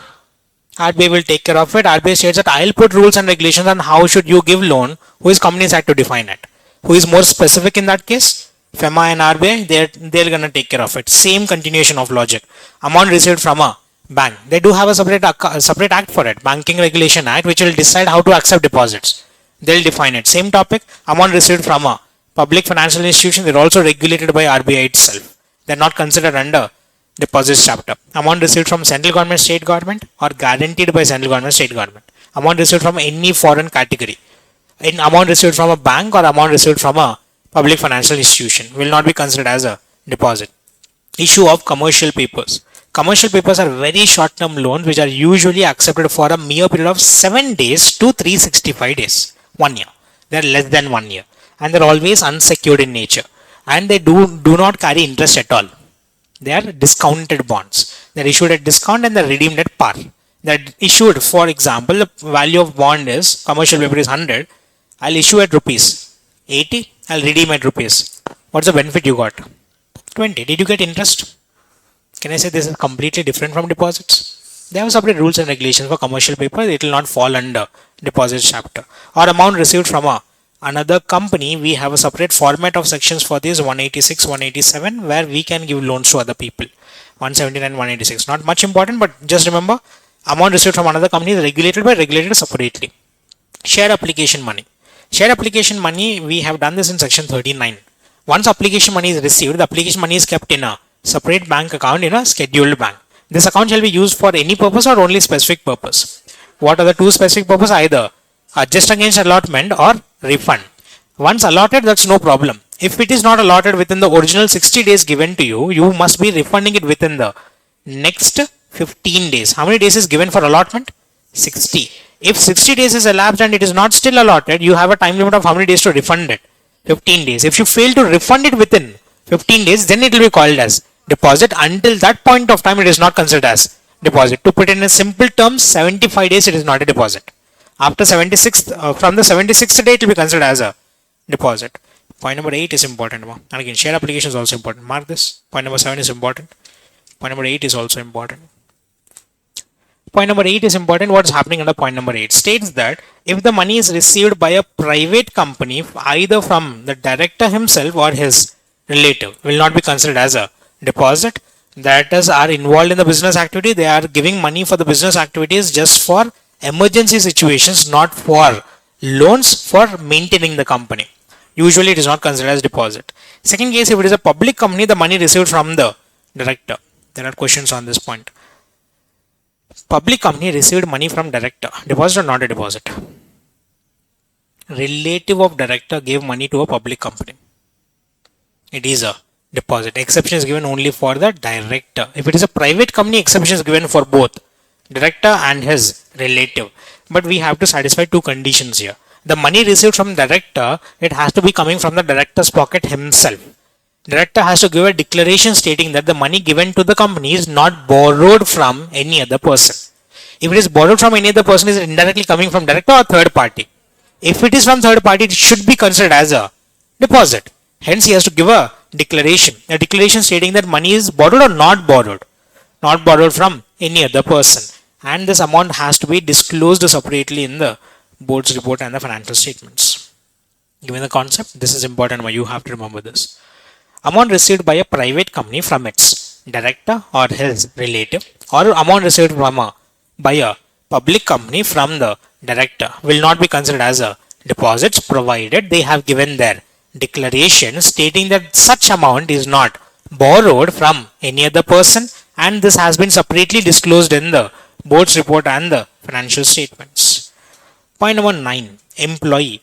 If you are an employee, I understand it, an employee has resources of the company, he has access to assets of the company, there's a chance that he may damage them, he may misuse them, he may sometimes abscond with the properties of the company. Hence, I'll collect certain amount of money from my employee as a security deposit. This money is not accepted for taking loan, but this money is accepted so that he is gonna have a little bit of care in the business activities. If he damages anything, I'll adjust money from the security deposit. For the security deposit, will I pay any interest? They are called as non-interest bearing security deposits. But if I accept any money which is beyond his annual salary, then it will be considered as a deposit. I want 3 words here. Money received from whom? Employee, not exceeding annual salary, and it has interest or no interest. Non-interest bearing security deposit. I want all words. First point is employee. First word you have to remember, money received from whom? Employee, not exceeding his annual salary, and it is non-interest bearing security deposit or any other non-interest bearing security deposit. I have a building and I have given it on a rent. I'll receive advance. That is just to protect my property, not for taking loan. That will not be considered as a deposit. Debentures category. Interesting logic again. 3 topics, just write it down here itself. It will make it easy for you to remember. First category, if the debentures are secured. Secured only with what charge? First charge. Remember, first charge, second charge, third charge. In the hierarchy in which you register the charges, it will be called as first, second and third. It must be first charge. If it is secured and first charge, it is not a deposit. Second point, it is not secured. Second category, it is not secured, but it is convertible. That means it will be convertible into what? Convertible into what? Always conversions are going to end up in what? Equity shares. It will be converted into equity shares if it is compulsorily convertible, and debentures are accepted for a maximum period of how many years? 10 years. If it is within 10 years going to be converted, it will not be called as a deposit. What are the 2 concepts? It is either secured or it is convertible. Third case, sir, this is not secured, this is not convertible, but this is listed. Then also it is not a deposit. What are 3 categories you have to remember? First point, what is not a deposit? If the debentures are secured. With what charge? First charge. Second point, either the debentures are convertible within how many years? 10 years. Or third case, the debentures are not secured, not convertible, but they are listed on the recognized stock exchange, then they are not considered as deposits. Ordinary course of business, just one word, remember, if it is in the ordinary course of business, any money advance accepted or any warranty money accepted or service money accepted, if it is adjusted, I will not consider as deposit. If it is for goods or services, if it is for 365 days, I will not consider as deposit. Beyond 365 days, it must be refunded or may be refunded. Can you accept advance for goods or services for more than 365 days? Yes or no? If it is within 365, I'll assume that is your business activity. If it is more than 365, I'll assume that it is a loan. I'll call it as a deposit. It is not a deposit until how many? 365 days. If the amount or the contract is not viable, it is not coming to realistic terms and it is cancelled, that advance money must be refunded. Refunded within how many days? 15. If not refunded within 15 days, then it will be considered as a deposit again. If it is done in the ordinary course of business, usually not a deposit. Can I complete these points? I'll come to the promoted then. Any amount money received from or by I am a Nidhi company, it is not a deposit. I have separate regulations for it. Amount of money received by Nidhi company or chit fund business or collective investment scheme or mutual funds, that is alternate investment fund or any fund established or registered under. Remember, these are all registered under SEBI. If they are registered under SEBI, they are not required to follow all these formalities. 18 point is important, mark it as important. 18 point. A startup company. Amount received by a startup company by way of a convertible note. That means it will be in the future converted into equity shares, an amount of rupees 25 lakhs or more. Sorry, more than 25 lakhs. More than 25 lakhs by a single tranche. What do you mean by single tranche? It is not received in installments, it is received in a single go. A single tranche, I have received convertible notes of how much? More than 25 lakhs. It is not considered as a deposit. Highlight all the key points you have. Ordinary course of business is important. Employee point is important. Debentures is important. Directors is important. Application money is important. And promoter point 13 is important. Promoter would be the first priority. Give me the promoter topic. Important, nama. Chale? Last logic, promoter. If money is received by promoter because of a stipulation, let me explain the situation first. You go to a bank for raising an X amount of loan. Say you wanted a total loan of 100 CR. How much loan is required? 100 CR. You go to a bank. Bank states that I'll agree, I'll give you 100 CR. But what happens after I've given 100 CR? What happens? The promoter, the person who has the idea of this business, exits the business. Company will lose money. If company loses money, company will not be able to repay the money back to the bank. Bank will also lose money. Then bank states that I'm in a situation where I will depend upon whether your business will succeed or not. I'm in a situation where if your business does not succeed, I'll lose because of it. And your success of business is depending upon the promoter, who the person who has an idea to start this branch or a project what you're talking about. I want this promoter to feel the pain of the banking company as well. I want to put the promoter in such a situation that he'll also feel the pain of the banking company. He'll also have to give a loan. I am ready to give loan, but I'll not give the entire 100 crores required for the project. I'll give you only 80 CR. Rest 20 crores of loan shall be coming from the promoter. If the promoter provides such 20 crores of loan, he'll also be credited of the company. Now he'll also feel the same kind of pain the banking company will also feel. If the company makes a default in the future, the bank will not only suffer, who will also suffer. Now the promoter, at least for not for the bank but for himself, will work. He'll make the company profitable. It is easy for whom to recover money? Bank. They'll put a stipulation. Give me the word proper. They'll put a stipulation on the promoter to provide loan. Otherwise, they'll not provide the financial assistance. They're providing financial assistance. They're putting an obligation on the promoter to provide 20 CR. And this promoter's loan, try to understand and try to live this situation. If the promoter's loan of 20 crores was secured in nature, will he be afraid that company will lose? Let the company lose. I'll sell the company's asset. I'll recover my 20 crores. I'll not be afraid to work for the company. Hence, this loan given by the promoter must be unsecured in nature, must be unsecured. Give me the key features of it. Who is giving money? To the, not to the bank, money is given to the company. Secured or unsecured loan? Unsecured loan, because he's giving loan because who put a stipulation upon it? Bank. Either bank or the financial institution have put a stipulation because of which I'm giving loan, where the loan is coming from whom? Promoter, or he can also bring money from his relative. Promoter or his relative giving loan to the company because of a stipulation put by the bank or the financial institution where the loan is unsecured in nature. I'll not consider this as a deposit. You never gave it as a loan because you gave it to fulfill the requirements of the bank. Last point. Once this bank 80 crores have been repaid, can the bank put stipulations upon you? Can the bank put conditions upon you? But that 20 crores is still continued in the company. I'll now consider that as a, because it was not connected with any stipulation. I'll consider that not as deposits until the loan has been repaid to the bank or financial institution. Go through all the wordings here now. Which kind of loan are we talking about? Secured or unsecured? Who gave that loan to you? Promoter. Say unsecured loan because there was a stipulation imposed by the bank or financial institution. Loan is coming either from the promoter or his relatives. The exemption will be given. It is not considered as deposit until such loan has been repaid. Repaid to whom? Bank or the financial institution. Very, very important. Lot of questions have been drafted. Promoter or his relative. Stipulation is existing. Unsecured loan until the loan has been repaid. Every point can be an important logic.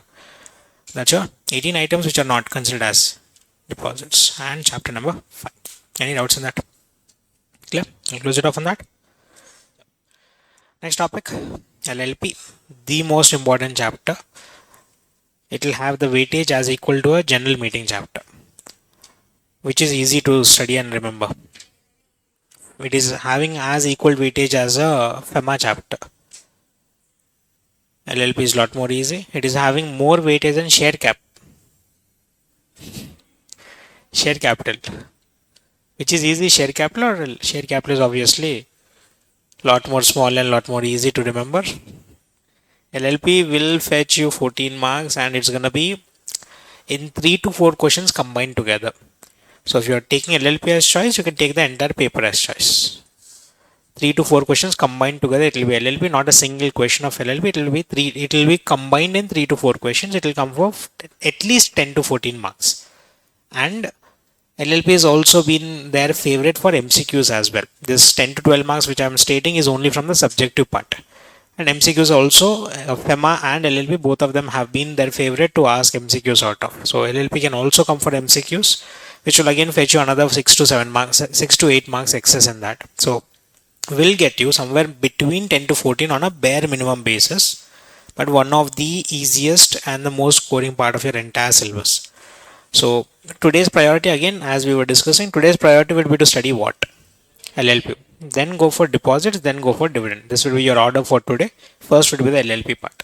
Start with the topic LLP, Limited Liability Partnership. We had a lot of problems under the Indian Partnership Act 1932, hence we created a LLP. What was the problem? Major problem was the Indian Partnership Act 1932 and your existing Companies Act today, the Companies Act 2013. There was a huge gap between the Companies Act and the Indian Partnership Act. There was a lot of differences between them, obviously.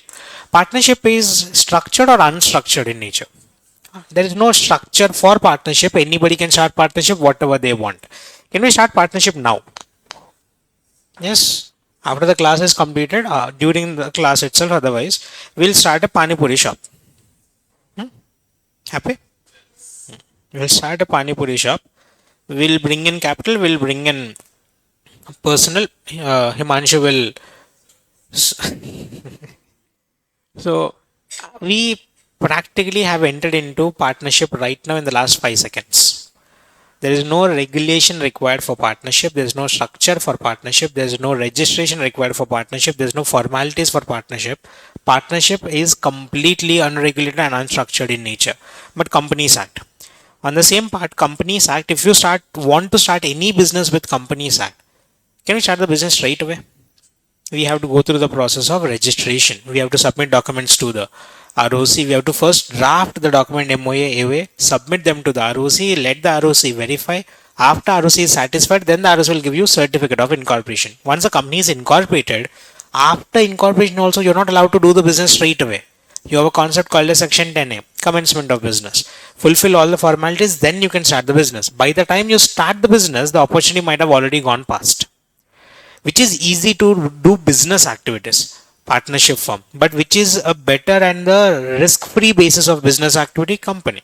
Separate legal entity, perpetual succession or limited liability, the benefits are all available in the Companies Act, but the structure is easier in case of partnership firm.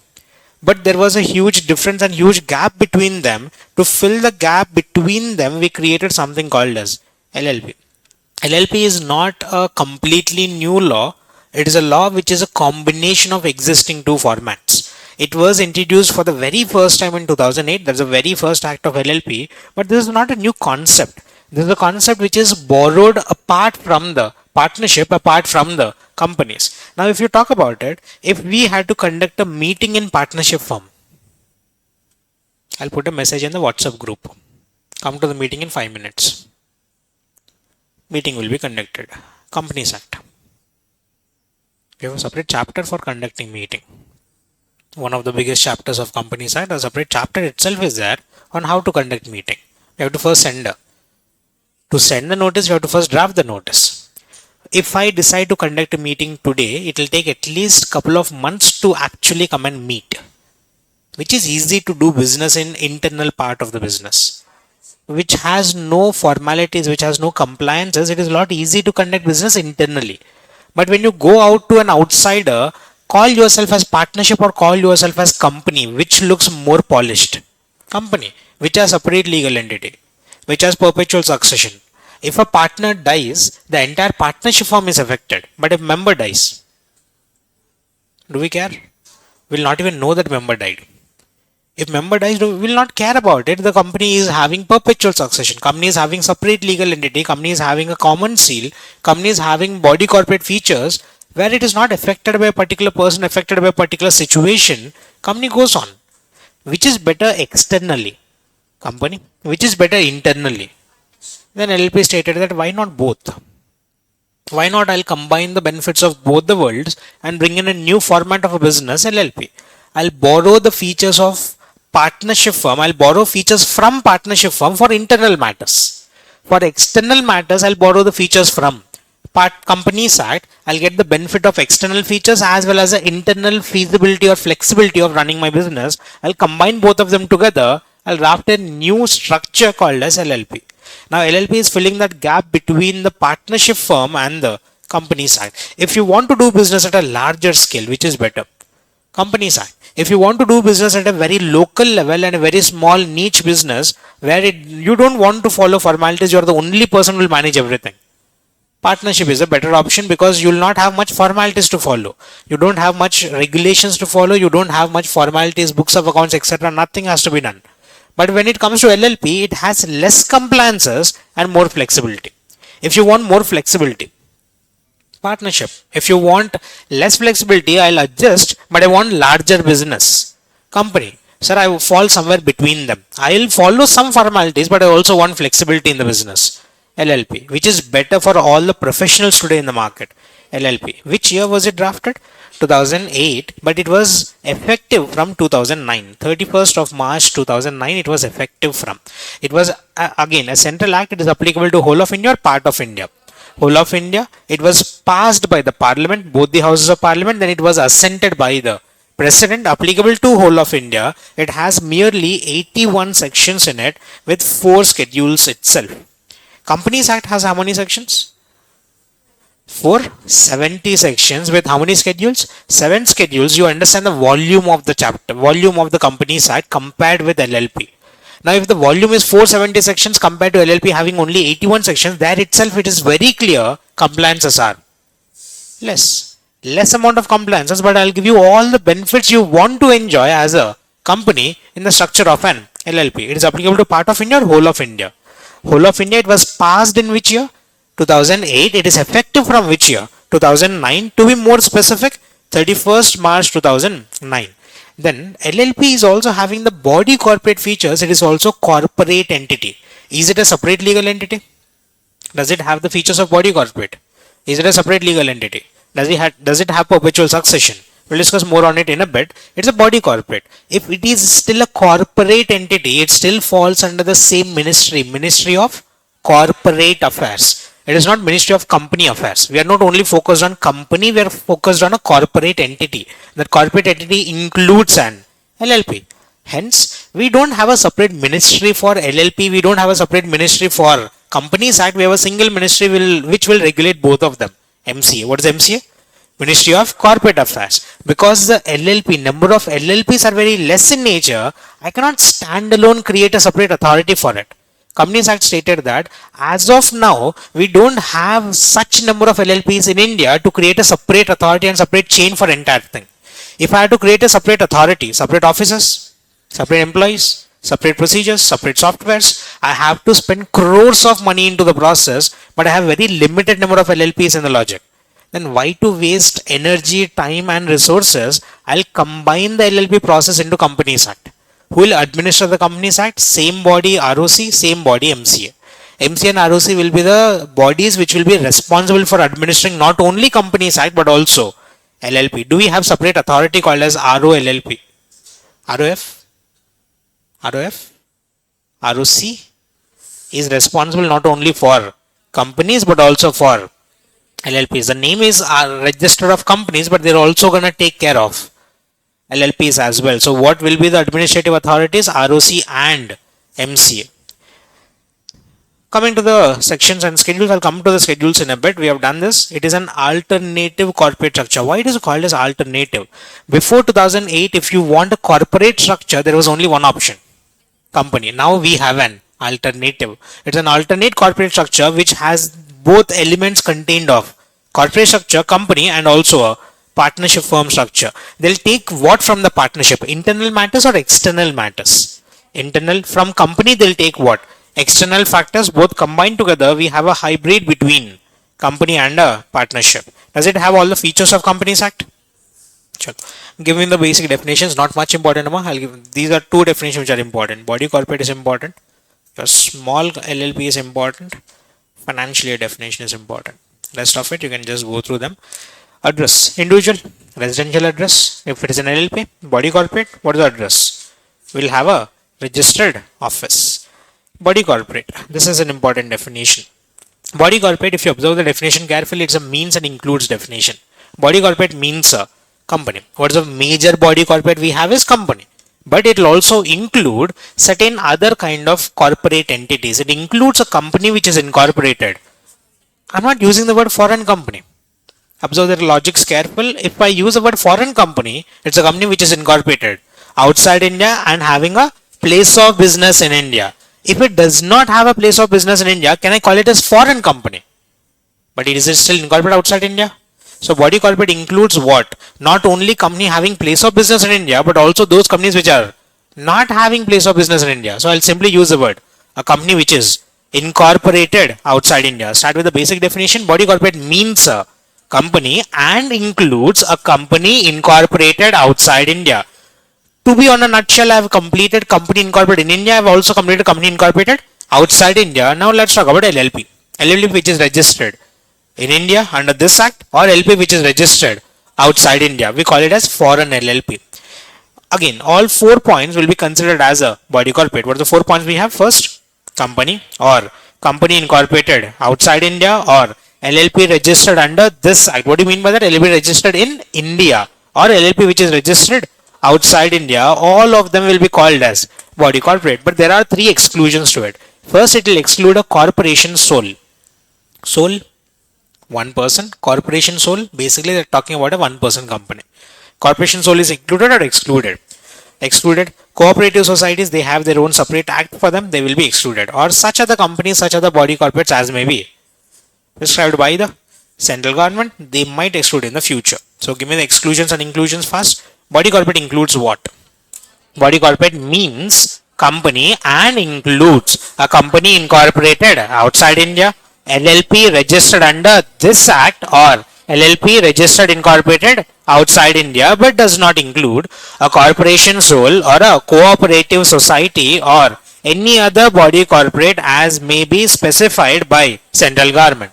Financial year definition is little tricky. Financial year definition, we have already learned this financial year definition as per Companies Act. Financial year definition as per Companies Act, financial year means a period ending on 31st March of every year, but provided if the company is incorporated on or after 1st January, the financial year will be closing on 31st March of the following year. This was a concept where Companies Act focused only on the last date. LLP states that I'll focus on the first and the last date. Financial year means commencing from 1st of April to 31st March of the following year. It starts in one year, it's end in following year. Give me the definition proper. It is a period from which date? First day of April. To which date? 31st day of March of which year? Of the following year. However, if the LLP is incorporated, very careful with the logic. LLP is incorporated after 30th September. After or not after? After. What should have been the better wordings? On or after 1st of October. But what the wordings given by the law? After 30th September. Then the financial year will be ending on 31st March of the following year or next following year? Next following year. If the company is if the LLP is incorporated after 30th September, the financial year will be ending on 31st March of the next following year. Is it comfortable? Starting from first day of April to 31st day of March of the following year. But if the LLP is incorporated after 30th September, financial year will be ending on 31st March of the next following year.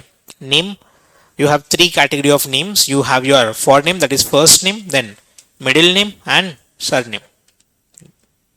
Body corporate, they'll have their name registered, they'll have their name allotted, registered name. We'll come to the definitions in a bit. Small LLP. Now, if you remember, the definition of small company got amended. Have gone through that? Yes. Chalo, start the process. Come to small LLP directly. Small LLP means an other than a public LLP. Small LLP means a LLP having two conditions satisfied. What are the two conditions satisfied? We don't have paid up share capital. We don't have shares in LLP. We use the word contribution. Contribution is a word which is a substitute for the word paid up share capital. Contribution of not exceeding 25 lakhs. 25 lakhs or such higher amount as may be prescribed, but that higher amount shall not exceed 5 crores. And second condition, we have to have a turnover. How much turnover? Turnover shall not exceed 40 lakhs. Turnover as per which document? Profit and we don't have profit and loss. This time we have a statement of accounts and solvency. In place of what document? Profit and loss account. We will have what document this time? Statement of accounts and solvency. As per the latest statement of accounts and solvency, if your turnover is not exceeding 40 lakhs or such higher amount as may be prescribed, which shall not exceed 50 crores, you will be called as a small LLP. You will have even lesser compliances. Give me one word answers fast. To be called a small LLP, you have to satisfy how many conditions? 2. First, contribution shall not exceed 25 lakhs. Turnover shall not exceed 40 lakhs. If any one of them or both the conditions. If both the conditions are satisfied, you will be called as a small LLP. Now, coming to the process, section LLP logic states that we are mostly copying our procedures from the Companies Act. Hence, if at all we the LLP Act have missed any definitions, you can borrow the definition from where? Companies Act. We have done this. If the definition is not given in the Act itself, who will actually act as a backup? GCA. But LLP Act clearly mentioned that if I have missed a definition, don't go to GCA directly, go to the Companies Act. Companies Act will act as a backup. That means the definitions of Companies Act will be applicable to. And they have clearly also stated that the Partnership Act shall not apply to an LLP. Partnership Act applies or does not apply? Does not apply. Then coming to the schedules, we have an interesting schedules. We have how many schedules in total? 4. Forget the schedule 1 as of now, keep it aside. We'll discuss the next 3 schedules, schedule 2, 3 and 4. Until 2008, we had 2 options, either go for a partnership firm or go for a company. If you're someone who is falling in between, who doesn't want much compliances but wants the flexibility, do you have an option? No. All of a sudden, the government of India brought in LLP Act in 2008. Those people who got already registered as a company could have registered as an LLP if it was existing already. Then LLP Act stated that don't worry, you have an option to convert. You have an option to convert from your existing partnership firm or an existing company into an LLP. The procedure for such conversion is given under schedule number 2, 3 and 4. Give me the ascending order. First, what can be converted? A partnership firm can be converted into an LLP, or a private company can be converted into an LLP, or a public company can be converted, but they should not have raised money from public. If they have raised money from public at large, can I take a risk? Can I reduce the rules and regulations? Can they convert? Conversion is possible only when they have not raised money. That means they are listed or unlisted. Give me the possibility. Schedule 2 talks about conversion of firm into LLP. Schedule 3 talks about private company into LLP. Schedule 4 talks about unlisted public company into LLP. Then what about Schedule 1? Schedule 1 is a concept which we'll link in a bit. I'll explain it here itself because you must have knowledge on this. You will have knowledge, so I'll explain it here itself. Can LLP comes into existence only once it is incorporated. Incorporation process is mandatory or optional? Mandatory. When we go for incorporation of a company, we have just done this yesterday. Section number 7. We have to submit certain documents. Who is submitting documents? Subscribers to memorandum. This is Companies Act mark. Subscribers to memorandum submitting documents to the ROC. Which ROC? Jurisdictional ROC, or practically I can say CRC. What is CRC? Central Registration Center. Once the documents have been submitted, what's the first document submitted? MOA and AOA. But we don't have two documents this time. MOA and AOA are combined together and we call it as LLP agreement. LLP agreement must be drafted or may be drafted. Mandatory or optional. It must be written format, oral format. Written format. Partnership agreement can be either express or implied, that is written or oral. But in case of LLP agreement, it must be written, it must be mandatory. But LLP agreement need not be drafted before incorporation. LLP agreement is actually drafted at what point of time? After incorporation. MOA and AOA are drafted at what point of time? Before incorporation, drafted by the shareholders or the subscribers to memorandum. But in case of LLP, the LLP agreement is made a lot more flexible for them. It is drafted after the LLP is incorporated. It has to be drafted by the partners themselves or the subscribers. Partners, because now the LLP is existing, they are now called as partners. The partners will draft the LLP agreement at what point of time? After incorporation, and they have been given a time limit of 30 days to draft it. Now to draft and submit this LLP agreement within 30 days from the date of incorporation. But if the LLP fails to do so, try to understand it. Do we have agreement? Have they drafted it? If they have not drafted it, will I wind up the LLP? If I wind up the LLP, whatever efforts we have put into incorporate LLP to bring the LLP into existence are all gone into waste. Not only your efforts from the companies, efforts from the MCA has also gone into waste. I'll not waste, or I'll not get the efforts put in completely ruined. I'll apply Schedule 1 as a backup. Schedule 1 talks about the mutual rights and duties between the partners or between the LLP and the partners if in the absence of your own LLP agreement. Which is better, to apply a general concept or apply your own LLP agreement? If you are unable to draft your own LLP agreement within 30 days, what will automatically apply to you? Schedule 1. Schedule 1 applies to every LLP or only certain LLPs? Certain LLPs where in the absence of their own LLP agreement will apply Schedule 1. Are we comfortable with the logic? LLP agreement is drafted at what point of time? After incorporation. Submitted to the ROC within 30 days. If you fail to submit within 30 days, will then apply Schedule. If Schedule 1 is applicable, can I say LLP has an agreement? You might not have drafted it, but does it have agreement? That means LLP can continue business activities. Can you change the LLP agreement later? Yes. It is a flexibility given to the partners. Why is this flexibility given? We are expecting 90% of the partnership firms to convert into. Do they have knowledge about compliances? Do they have experience of compliances? It will take time for them to understand. Let me help it. We are not expecting them to have knowledge of drafting documents, submitting documents, filing documents, or creating documents. Let them take time. I'll help them by creating my own generalized document first. Let them take time and modify it in the future again. Can they modify after Schedule 1 is applicable? Yes. But I'll apply Schedule 1 in the beginning stage. Let them take time to complete their own processes. Characteristics, I don't want to spend any much time on this. Very, very quick. Body corporate has two features. It is separate legal entity. It is separate from the partners and it is having perpetual succession. Expand those two words. Acts done by the LLP. Who is liable? LLP itself. LLP is an artificial person or natural person? Artificial person. Members liability. Partners liability is limited or unlimited? Limited. Perpetual succession. If a partner dies, does the LLP close? Dissolve. LLP is a separate legal entity. It will have separate existence to it. LLP comes into existence by incorporation. LLP goes out of existence by dissolution. It's an act of login. There is no impact on the existence of LLP. If a partner dies, if a partner becomes unsound, if a partner becomes insolvent, if the partner becomes declared as insolvent, unsound mind, or death, any situation, LLP is still existing. Their liability is limited or unlimited? It is an artificial person or natural person? Can it purchase properties on its own name, but it is still considered as an artificial person? Can it fall ill? Can it die? Mutual agency. This is interesting. I'll spend time on it. What is mutual agency for partnership law? Every partner is an principal as well as agent for all the other partners. Acts done by one partner. Who is liable?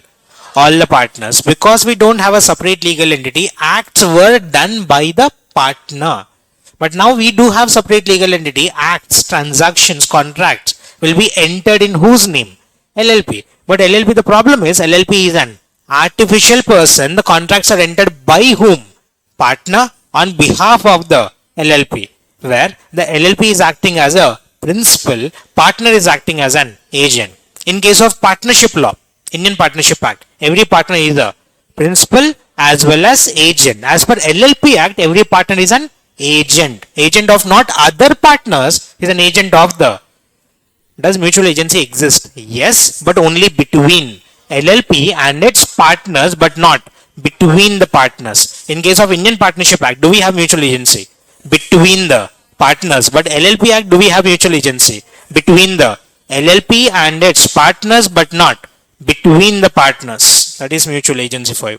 LLP agreement, we just discussed it. This creates mutual rights and duties between the partners and between the LLP and its partners. It is drafted by the subscribers or partners.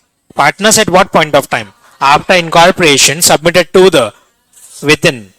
If not submitted, will apply.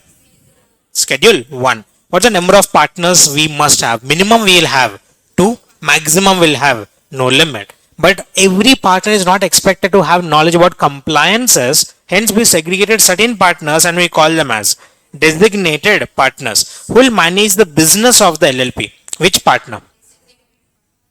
All the partners. Who will manage the compliances? Designated partner. Try to differentiate between them. Business is managed by one partner, all the partners. All the partners includes the designated partner also. But designated partner has an additional responsibility. He is also responsible for compliances. We'll read in the next concept. If the company fails to comply with the rules and regulations, who is liable? All partners or only designated partners? Only designated partners will be held liable for non-compliances or the penalties imposed upon them. Now, business for profit only, we have done this from partnership as well. Can the company be found for charitable purpose? Can a company be formed for charitable purpose? Can a LLP be formed for charitable purposes? No. Partnership firm or LLP can be formed only for profits, only for profit making. Common seal again is mandatory or optional in nature? Optional, but you can have a common seal. If you don't have a common seal, the documents will be affixed, signed by the designated partners. How many of them should sign? At least 2 designated partners. Let's discuss a little more in the designated partners concept in a bit. Investigation concept is fine. Conversion we have done. How many schedules are there for conversion? Schedule 2, 3 and 4. Schedule 4 talks about conversion of unlisted company into listed company. Schedule 2 talks about conversion of a partnership firm into a LLP, or Schedule 3 talks about conversion of private company into LLP. All documents from the very beginning have been electronic documents, no physical documents under LLP at all from the very beginning. For an LLP, we just discussed it, LLP which is registered in India or outside India? Outside India, but have established a place of business in India. They are called as a foreign LLP. Is that fine? I'll come back to this part in a bit. Advantages of LLP. This can be asked, important point. Advantages of LLP. There are 5 advantages. Well, how many advantages are there? 5. The first advantage is easy to form. Last advantage, easy to dissolve. First point, easy to form. Last point, easy to dissolve. Once it is formed, the LLP will have certain advantages where it is organized as compared to a partnership firm. There is a lot more structured in nature. We have lot more organized way of doing business activities. Organized and operates based on an agreement. While doing business, will there be liabilities incurred? But who will incur the liability? LLP or the partners? Partners' liability will be limited or unlimited? Limited. And while conducting the business activities, will I have less compliances or more compliances? Companies Act, partnership firm, LLP, less compliances as compared with the, but we still have the flexibility of the partnership firm. It provides flexibility without imposing detailed procedures as such. Give me the entire 5 points. First point was easy to form. Last point is easy to dissolve.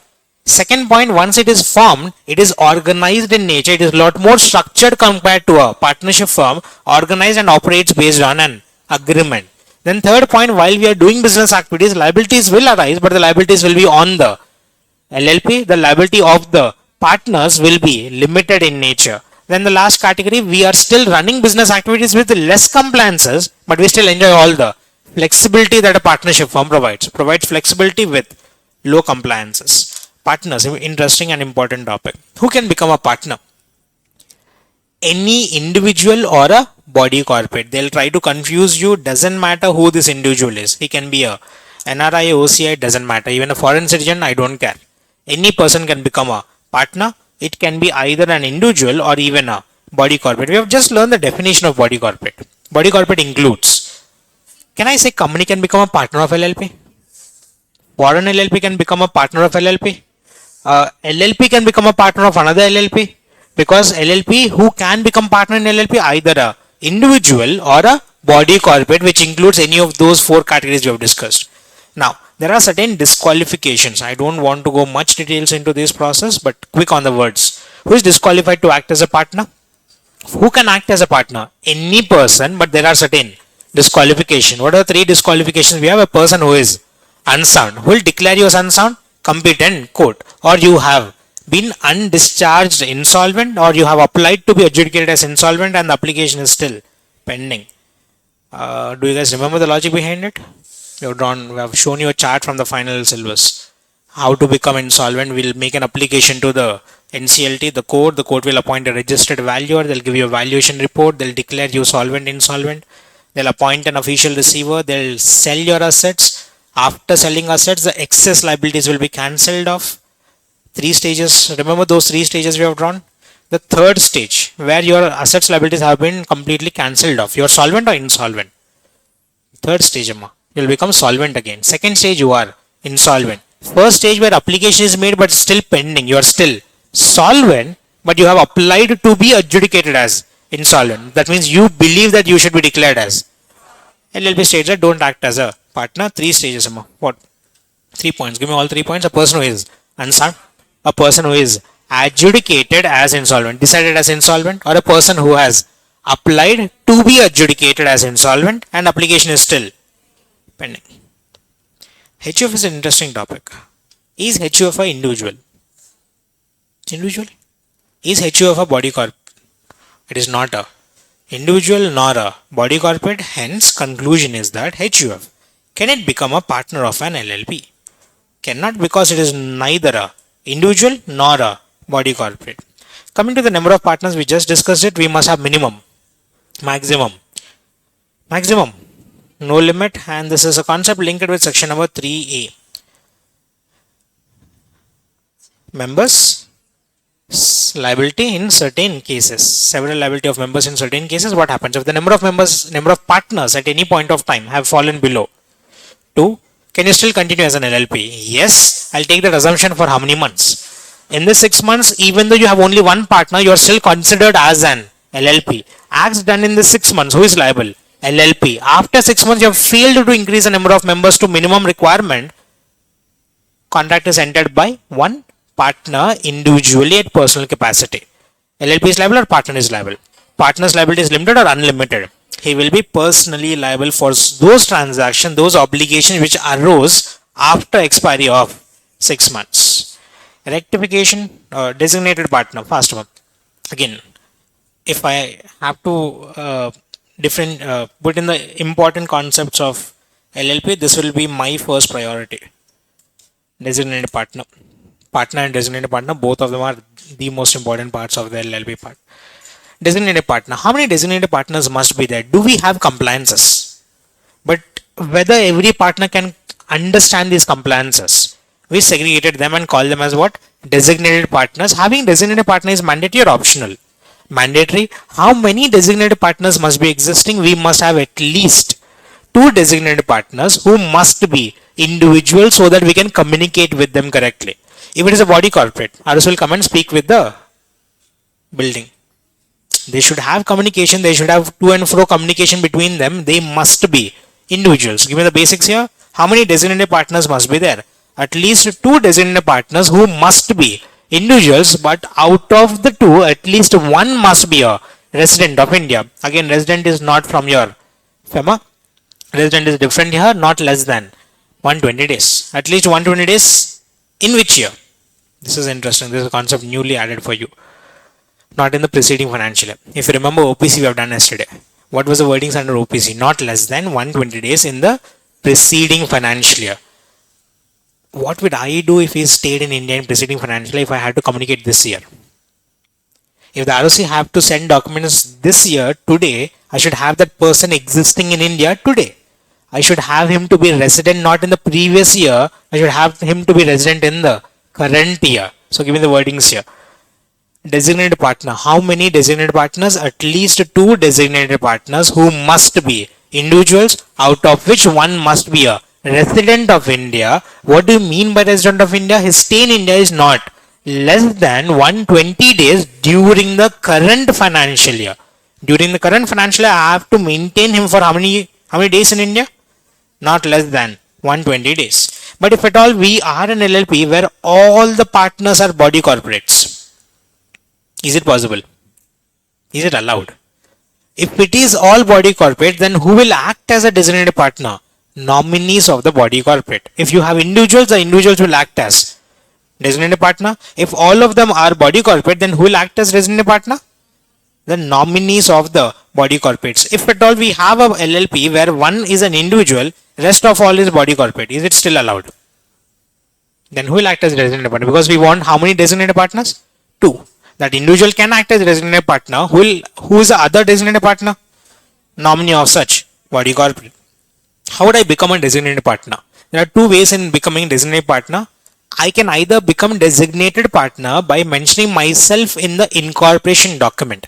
That means I have decided to become designated partner at what point of time? Before incorporation. Or I can become designated partner after incorporation by my consent. First, I'll directly mention my name in the incorporation document. If I have not mentioned my name in the incorporation document, can I become designated partner later? Yes, but I have to give my consent because I'm having same burden or additional burden. And that extra burden has to be consented. Once it is consented, it will be filed with the ROC after his appointment. Can a person cease to be a designated partner? Same thing, he'll provide his consent to the LLP. LLP will go file it with the ROC. To act as a designated partner, they have introduced a concept called as DPIN, Designated Partner Identification Number. Again, something which is not completely in your syllabus. Remember the chart we have drawn. We have not drawn it. I've shown you from the final syllabus. The DIN provisions, Direct Identification Number. There was a huge chart for Direct Identification Number. Section number was 153 to 159. All the sections combined together had a chart. All of them DIN provisions will be mutatis mutandis will be applicable to a designated partner by a number called as DPIN. What's the full form? Designated Partner Identification Number. If at any point of time, say assuming we had 2 designated partners, is it fulfilling the procedure? We had 3 designated partners, is it fulfilling? 1 designated partner died. Is it still fulfilling the procedure? We had only 2 designated partners, one of them died. There is a vacancy in the position of a designated partner which has to be filled within a time frame of 30 days. If not filled, if at any point of time you have only 1 designated partner or no designated partner, LLP takes an assumption that every partner is an.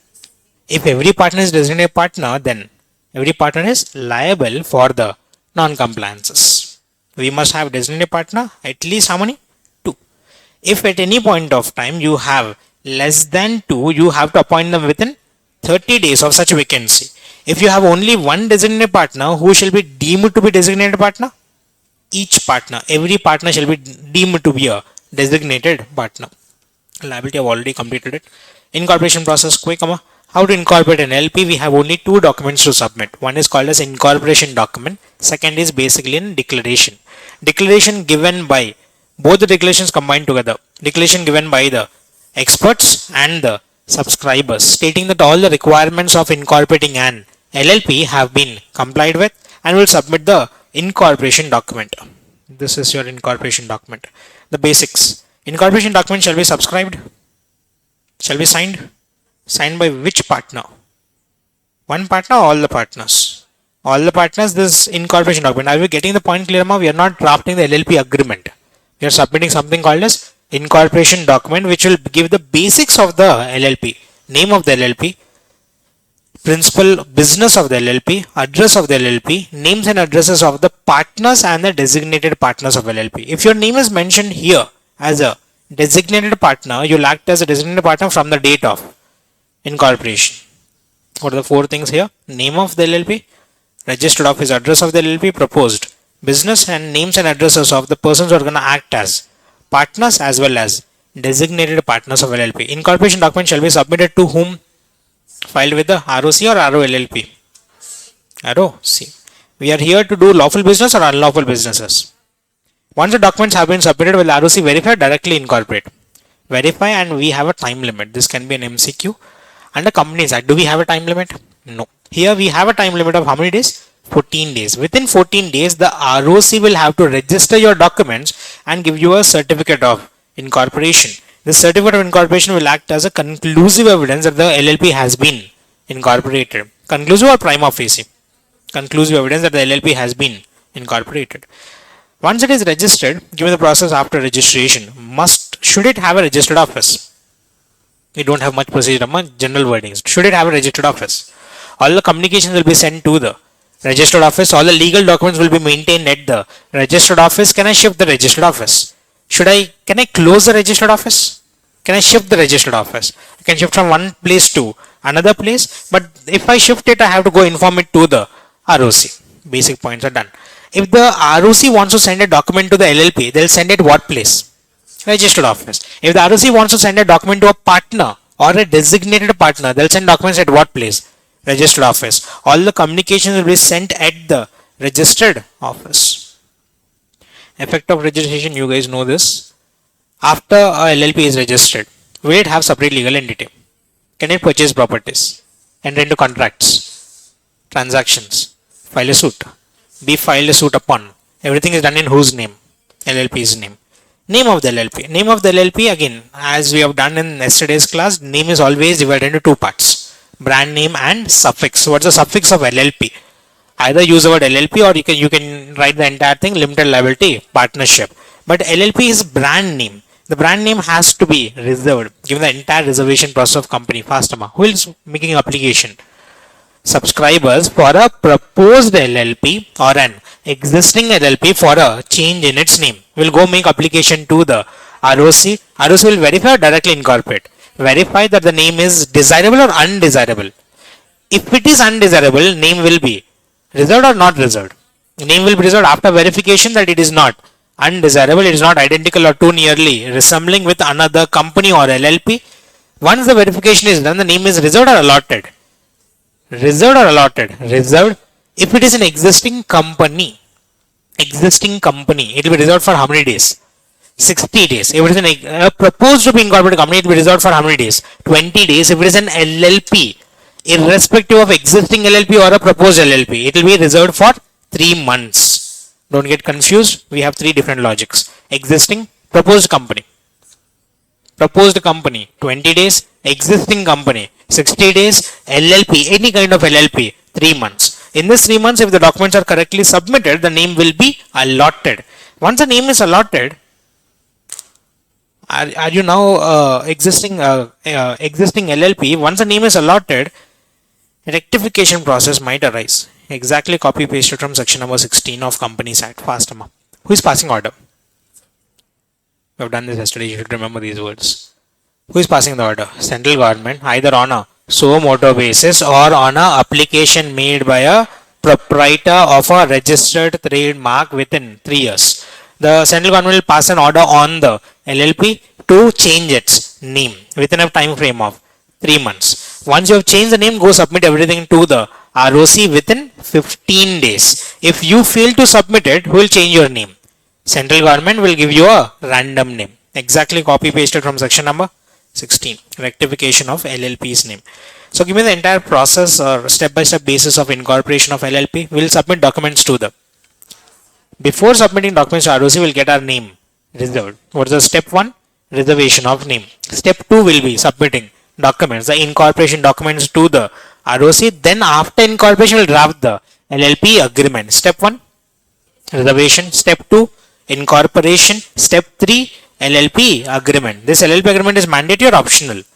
Has to be filed within from the date of incorporation of LLP with the ROC. In the absence of this submission, will apply Schedule 1, the partners and the relationships.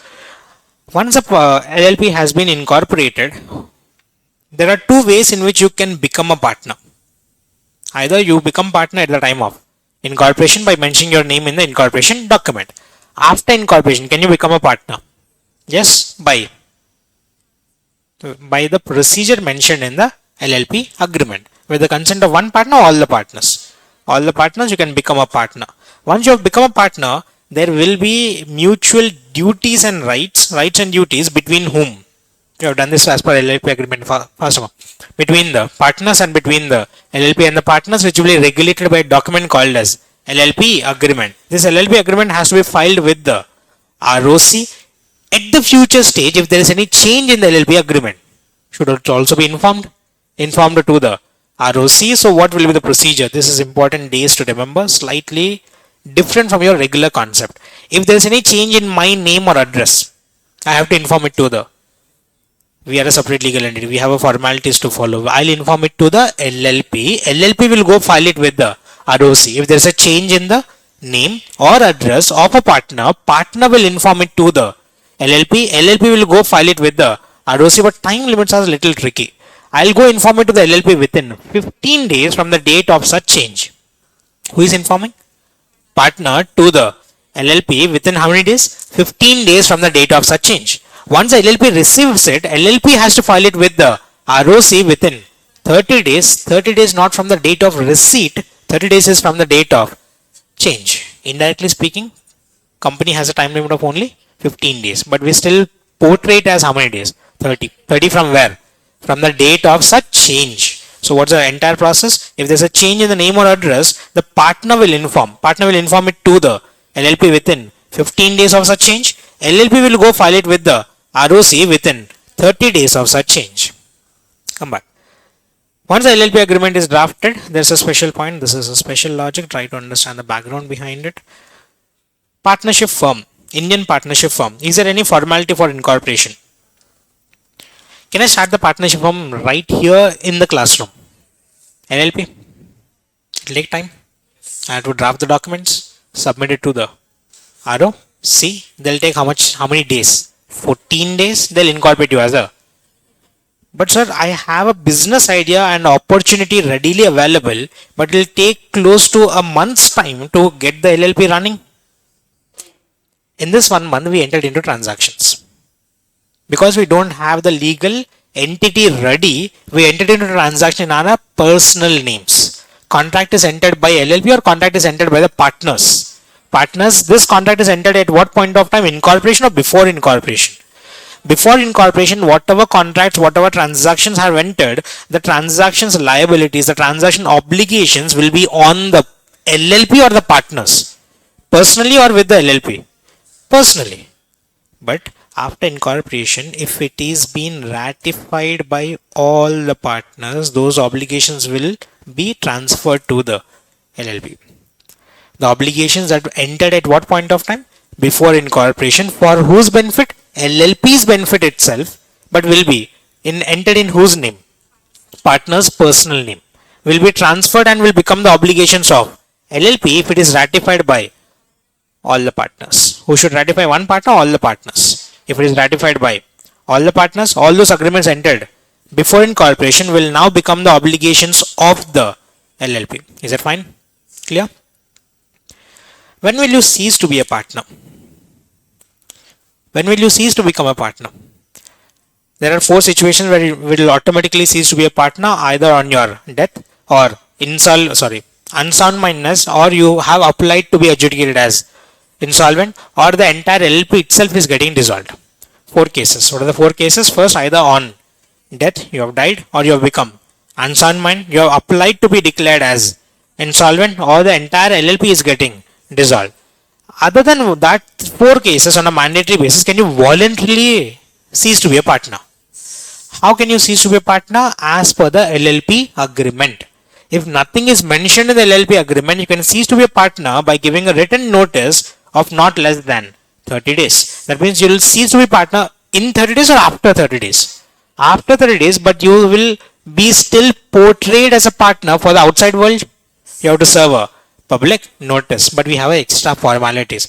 Not only public notice, this notice of resignation shall also be informed to the ROC. Give me two clear cut responsibilities to be done. We have to serve a notice to all the partners stating that we are resigning, we are ceasing to be a partner. We have to serve this notice how many days before? 30 days before. And you'll cease to be a partner after 30 days only when you have served a public notice. Public notice to all the third parties, and this notice shall also be filed with the ROC. It shall be filed with ROC by the LLP, because we don't contact the ROC directly. Who contacts the ROC? LLP. LLP will file it with the ROC. I'll go make a public announcement. After both the formalities have completed, I'll cease to be a partner. I'm no more liable. Try to understand different scenarios. I have not served a public notice. Am I still liable? Am I a partner? No, but I'm still liable. I have served a public notice, but the notice is not served to the ROC. Am I a partner? No, but am I liable? Yes. But whose default? LLP is default. LLP did not file it with the ROC, for which I am also made liable for the transactions. Then they gave an alternative. If the partner believes for whatsoever reason that the LLP will not file it with the ROC, the partner himself can go file it with the. Are you getting the logic clear, Amma? Who should file it first place? If we believe that LLP will not file it with the ROC, I can file it directly to the ROC. Will ROC believe it? ROC will get it confirmed from the LLP by giving the LLP a time limit of 15 days. If the LLP confirms that yes, he has resigned, they'll remove my name. If LLP does not respond within 15 days, they'll assume that the partner has ceased. They'll remove my name. If the LLP has raised objection, then they'll continue my name as a partner. So what will be the process? Who should have informed? But if LLP does not inform, who can also inform? Partner may himself go file it with the ROC, and the ROC will not believe it completely. They'll get a confirmation from the LLP giving them a time limit of 15 days. If no confirmation, no response is received within 15 days, we'll assume that he has ceased to be a partner. Once he has ceased to be a partner, can he come back and manage the business? Can he interfere in the business? But initially, when the business started, he made contributions. His contributions can be taken back. His capital can be taken back. And for the last couple of years in which he was a partner, we have actually generated profits. That profit should also be distributed to him. He has right over two things. He has right over his contribution. He has right over the accumulated profits that were generated until the date of his cessation. After cessation, whatever profits are generated, does he have any right upon them? After cessation, can he come and manage the LLP? No. But whenever you become a partner or whenever you cease to be a partner, who should know? ROC. And ROC will know within how many days? 30 days as usual. 30 days from the date of becoming or ceasing to be a partner, you have to inform it to the ROC. Again, who is filing it with ROC? Regular concept, LLP. Chalo. Liability parts. Quick on the liability part. Who is agent, who is principal? We have just discussed mutual agent topic. LLP is a. Every partner is an. Acts done by that agent who is held liable. LLP is held liable for all the transactions done by the partner acting as an agent on behalf of the LLP for the business of the LLP. But there are certain situations where LLP is not liable. We are discussing categories where LLP is liable or not liable. LLP is not bound, LLP is not liable in two cases. What are the two cases? Where the partner acts with authority or without authority. If it is without authority, it means that he is not acting as an agent.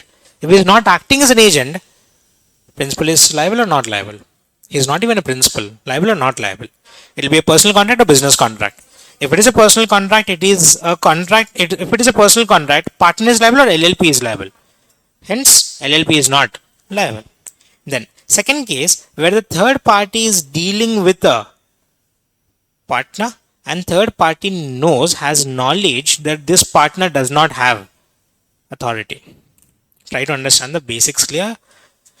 Third party has entered into contract with a partner itself, but this partner does not have authority. The fact that this partner does not have authority is also known to the, that means third party is in the intention that he wants to enter into personal contract or business contract.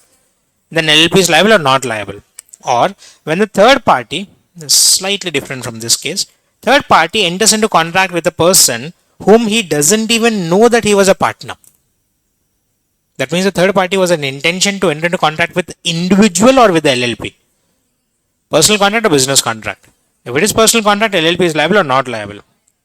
Doesn't even know or believe him to be a partner. Doesn't even know that he was a partner. LLP will not be held liable. This is an confusing topic for a lot of students. If the partner has done a wrongful act in the course of his authorities itself, who is held liable? LLP or the partner? LLP, which includes one partner, all the partners. But if the wrongful activities were done intentionally with knowledge, then who is liable? If it is fraud, who is liable? Partner. But if the wrongful activities are done in the ordinary course of business, who is liable? LLP. Holding out an estoppel, we don't have segregation of holding out and estoppel, we have both of them combined together. Partner by holding out and partner by estoppel, if either by words spoken, written or by conduct of it, you are representing yourself as a partner or you are allowing some other person to represent you as a partner. Are you a partner? No, but you are representing yourself as a partner. Either he represents himself or he allows other person to represent himself as a partner. Then he is liable for all those persons who have put trust, faith on such representation and have credited money, given money. We have done this example, remember?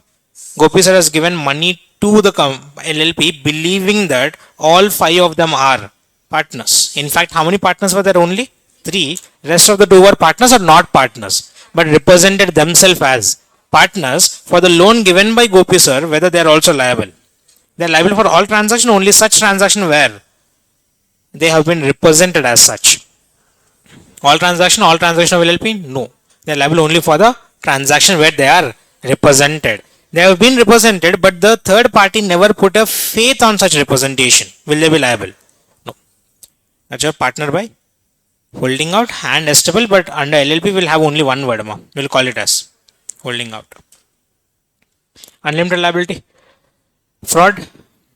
In case of fraud, your liability is unlimited. The drafting is slightly different. States that LLP will be liable with LLP. All the partners with LLP will be personally liable for the transaction which are fraud. But they've also at the end explained that if the fraud is done and it is proven that one of the partners is not having knowledge of that fraud, will he be held liable? Only such partners who had knowledge will be held liable. The liability will be limited or unlimited. Personal assets will be sold off. Unlimited liability in case of fraud. Whistleblowing is an interesting topic. If at all, try to understand the words clear.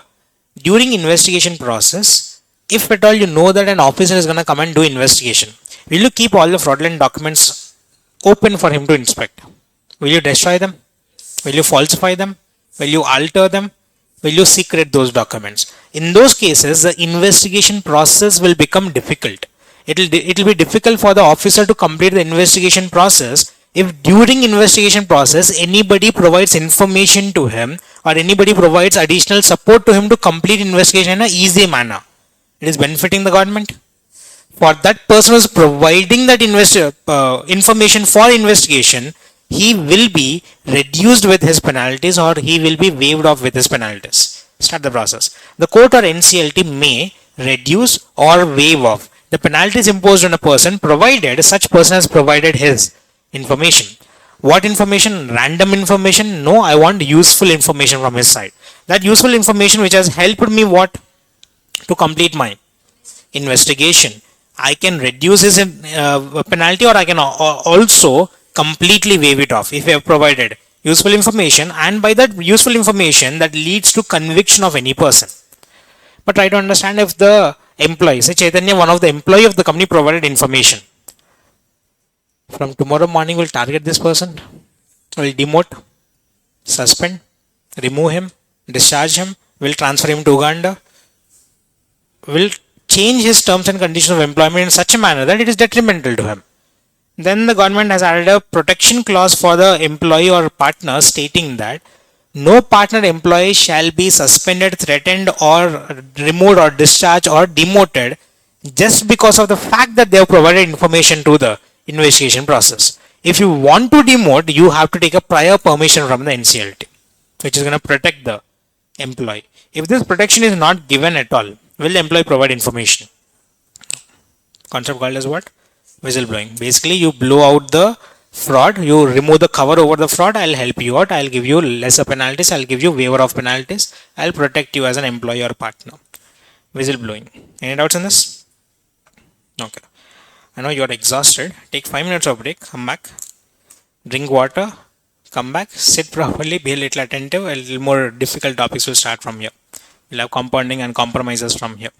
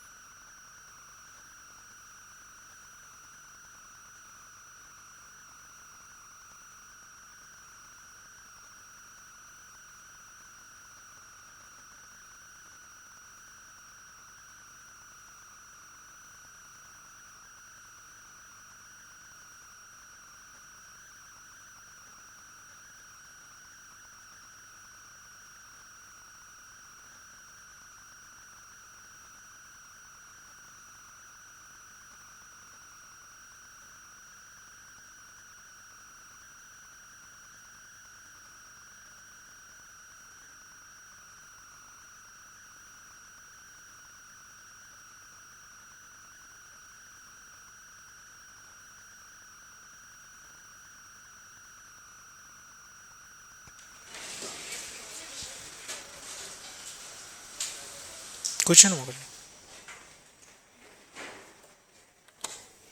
Online ఉంది వదిలేసండి.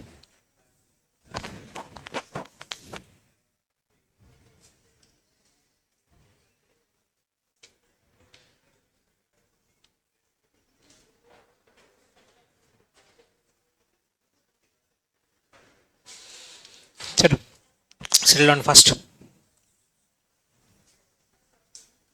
Be little active in the next half an hour. This will be important part of LLP.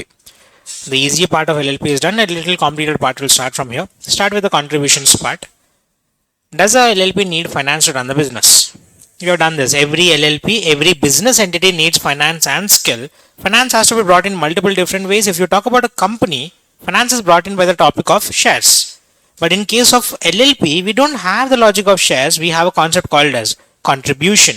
Contribution has to be brought in by every partner of the LLP, where contribution can be of 4 different categories. Either the partner can directly bring in cash. He'll directly bring in money. The LLP, with the help of this money, will purchase properties.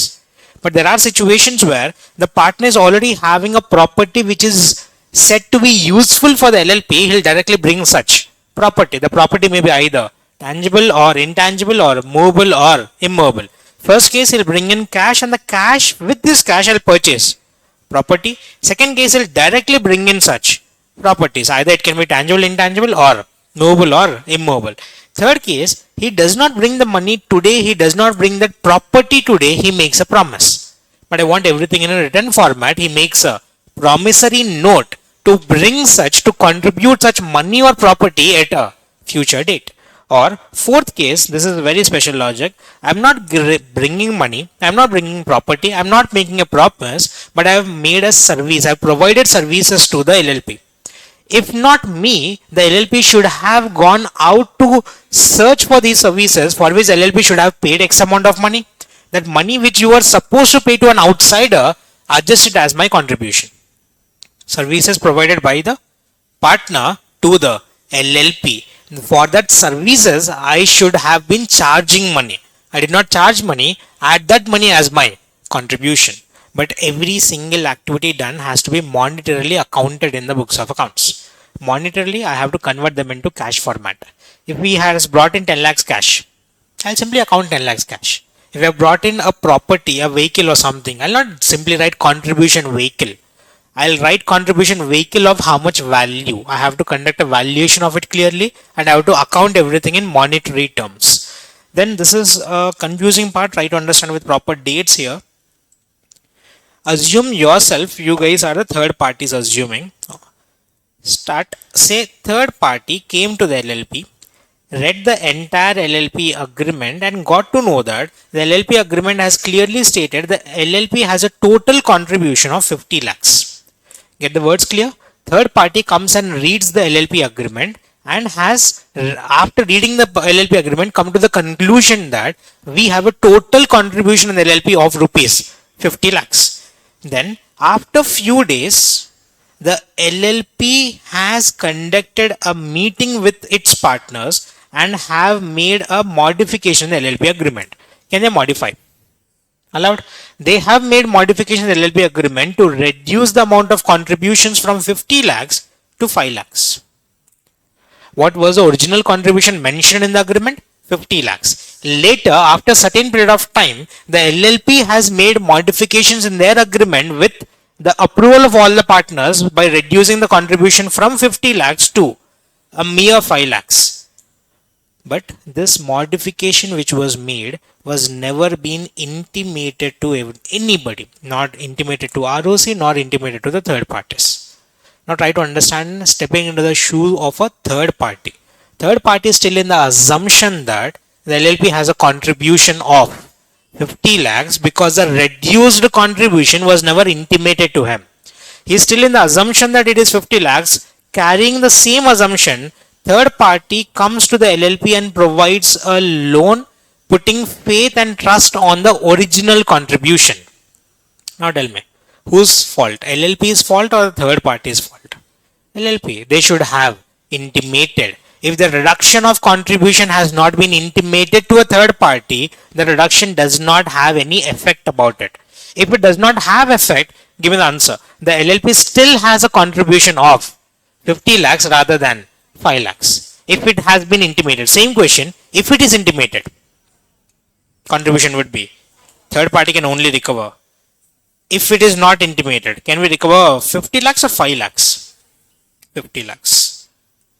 Financial disclosures quick. Do we prepare books of accounts? Those books of accounts prepared by the LLP can be either on a cash basis or accrual basis, but must be in a double entry system. If you compare it with Companies Act, the books of accounts of Companies Act must be on a accrual basis on a double entry system. Can it be single entry? Can it be on cash basis? No. Coming to LLP, it can be either on cash or accrual, but it must be in a double entry system. All these books prepared must be maintained at the registered office. Then we have to prepare our financial statements. But we don't use the word financial statement, we use the word statement of accounts and solvency. Must be prepared or may be prepared? Must be prepared. Once prepared, we have to conduct an audit. While preparing, we have to follow all the accounting standards. While conducting audit, we have to follow all the standards on auditing, all prescribed by whom? We have done this in Companies Act already. Accounting standards are notified, prescribed by the central government on the recommendations made by ICAI in consultation with NFRA. All those accounting standards, all those auditing standards will also be applicable to the LLP. They'll conduct an audit. Once audit is also completed, they'll file it with the ROC. Do you remember we have to first conduct an AGM, get it adopted, then we go file it with the ROC. But this time, do we have AGMs? We meet whenever we want. There's no logic of AGM. Hence, get it audited, go file it with the ROC. Because we don't have AGM, there is no topic of filing within 30 days of AGM. We'll file it within 6 months. 6 months from the end of the financial year. Again, this is a formality. This is the compliance procedure. Who will take care of compliance procedure? Designated partner. If this document is not filed on time, who will be punished? Designated partner or all the partners? Designated partner. Give me all the basics here. Books of accounts of the LLP shall be prepared on a cash basis or accrual basis, but must be in a double entry system. Then we have to prepare the financial statements, which we call it as statement of accounts and solvency. While preparing, we have to follow all the accounting standards and auditing standards or standards on auditing as may be notified by the central government. Then these accounts must be audited or may be audited. Must be audited. Again, as the same process of audit and auditors, a CA in practice will come and conduct the audit. Once audit is completed, we will have to go file it with the ROC within 6 months from the end of the financial year. On top of it, we also have to file one more document regularly. Financial statements and annual returns. Annual returns will also be filed with the ROC within. There's no AGM again, so they'll be filing it within 60 days from the end of the financial year. What is being filed? Annual returns. With whom? ROC within 60 days from the end of the financial year. If you don't file such documents, or you omit any material information, or you have filed any information which is false or misleading in nature, you will be punished. Who will be punished? Obviously, the person who submitted. That means who? Designated partner or all partners? With an imprisonment of 2 years with a fine of at least 1 lakh to a maximum of 5 lakhs. Inspection is fine. We can inspect documents. At what place can you inspect? And now these documents are also being filed with the. That means they are public documents. Can anybody inspect? By requesting the ROC. Conversion of LLPs. We have done the schedules already. Very quick. Schedule 2. Firm into LLP. Schedule 4. Second point is private company to Schedule 4. Unlisted public company into LLP. Schedule 3 talks about private company into LLP. You have to follow the schedules which are provided, follow the procedures of the LLP Act or Partnership Act. LLP Act, you will be registered as an LLP. Once you are registered as LLP, go inform your previous authority that you are no more a partnership firm. You are no more a company. Inform whom? Either ROF or the ROC. Inform them within a time frame of 15 days from the date of registration of the LLP. How to get registered? Quick, you follow the schedules, follow all the procedures of the LLP Act, you will be registered as an LLP. Once you are registered as LLP, you are no more your previous kind of a business. You go inform your previous authorities, ROF and the ROC within how many days? 15 days. Once it is informed to the ROF, ROC, they'll remove your name. Have you wound up? Have you dissolved? Yes. You have dissolved your previous partnership firm. You have dissolved your company and you have formed a LLP, but you have not sold your assets and settled your liabilities. No winding up, but you are still considered as dissolved. What has been dissolved? LLP or the partnership firm? If you are converting from a private company to LLP, what is dissolved? Private company is dissolved. They'll remove their name from their registers. But are you still the same business entity? Forget about the type of business. Forget about the structure you follow. Are you still the same business? Same obligations, same contracts, same liabilities, same assets. All the properties, rights, obligation, privileges, or contracts of the previous authority, previous entity will be transferred and shall now vest in the name of LLP. That's your conversion process. Compromise, I'll come to this in a bit. Complete winding up. This is again important. They have asked this question already multiple times. Winding up of LLP. Can the LLP be wound up? Yes. But this is a concept where winding up is not happening on a voluntary basis. I'll do the winding up NCLT. Winding up done by whom? NCLT. Who will pass the order for winding up? NCLT. In how many situations? 6. 6 point is such other as may prescribed. We'll have to learn 5 points. Was the first point. Where the LLP must have how many partners? 2. If the number of partners have fallen below 2, you are still considered and deemed to be LLP for how many months? After expiry of 6 months, you will be dissolved. You will be passed an order to dissolve the LLP after expiry of how many months? If it has been more than 6 months, that the number of partners of LLP have fallen below. Below what requirement? Minimum requirement of 2. Second case, the LLP is able or unable? Unable to pay its liabilities, debts. If you are unable to pay your liabilities and you are still continuing to do business, there is a chance that your liabilities may even further increase in the future. I will not let the society suffer because of your failure. At least dissolve now. Dissolve when the company, the LLP is unable to pay your debts or the business of the LLP is against the integrity or sovereignty of India. India is a country which is very diverse in nature, but we are united as a single nation. If you travel any part of India, it could have been a separate country altogether. Andhra Telangana could have been a separate country. Tamil Nadu could have been a separate country with their own culture, with their own formalities, with their own traditions. Kerala could have been a separate country, but we are united. We believe in integrity.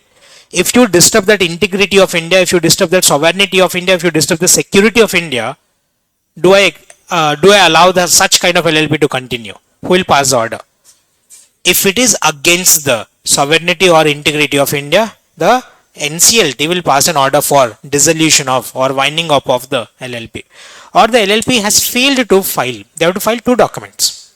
Statement of accounts and solvency within 6 months. Annual returns within 60 days. Must be filed or may be filed. 1 LLP every LLP. To the ROC every single year I have to file it. But if I fail to file it for 5 consecutive years, how many years? 5 consecutive years, then the NCLT will pass an order. If you are not filing documents for 5 years, I'll assume that you have stopped your business completely. Why should I maintain you as an LLP? I'll dissolve you by passing an order. For how many years, Amma? 5 consecutive years. Then LLP decided, it's enough, we have done business, we have earned profits, it's enough, we'll close the business. But we'll make an application to the NCLT requesting NCLT to pass an order. Who decided?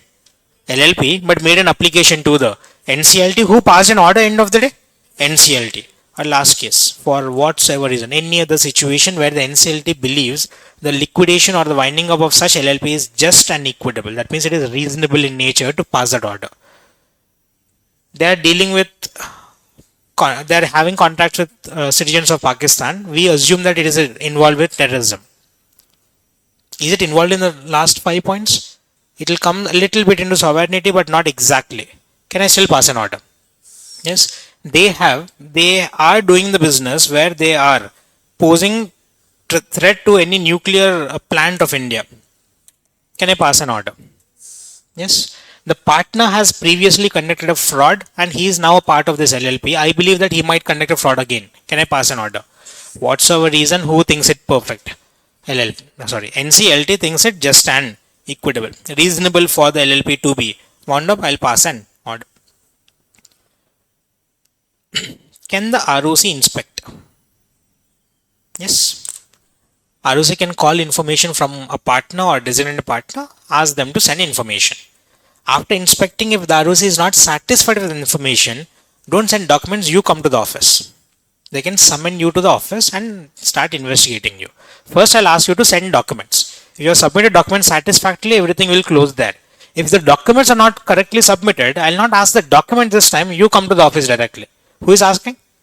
ROC has this power to ask for documents, seek for documents or additional documents. If not satisfied, they also have the power to summon that person to come to his office and conduct investigation at his office. Or ROC can also come to your office, search and seize any documents or any property which he likes to. If it is against it, he can seize the documents. Compounding, we'll go to it. We'll complete all small points first. Partner's transferable interest. Can a partner transfer his interest? His profit can be transferred. Can he transfer his management? If I transfer my profit sharing to a bank, who will receive the profit sharing? Bank, but who will still manage the business? Because the management is still in the hands of partner, can a third party interfere in management? Can the third party interfere or have a share in the profits? But will that alone dissolve the partnership firm? Dissolve the LLP? No. That's your transferable interest. Miscellaneous points, you don't have to go through all of them. If you file documents in a delayed period, can you file it? And ROC did not lose its character. ROC is still money minded, even under LLP also. If you file documents within time, it's fine. You have to pay normal fees. But if you file documents with a delayed time, will I accept? I'll accept, but you have to pay what? Additional fee. If you're conducting an offense for the second time, and we have discussed this difference about damage and penalty. Why is damage imposed? To compensate the loss you have, loss a other party has suffered because of your actions, damages. But penalties, created penalties imposed so that you will not repeat the offense again. Girls, you have been caught in a drunk and drive case. Okay. And you have been caught in a, and you have been imposed with a penalty of rupees 10. 100 rupees penalty. Will you stop drinking? No. And the confident you will not stop drinking with the penalty of rupees 100. You have not learned your lesson because of the penalty was not sufficient to scare you. Then what will happen? If you repeat the same penalty again, can I say the previous amount was not scaring you? I'll impose twice the penalty for the second offense. For the second or subsequent offense, we'll impose what penalty? Not the penalty mentioned in the law, but I'll impose twice. If I impose 200 rupees, will you stop drinking? Nobody can help you. Next point. LLP Act. Which year? Drafting mistakes are there, but try to understand the GCA logic linked with this topic. LLP Act 2008. When LLP Act was drafted in 2008, which Companies Act was existing? 1956. Right?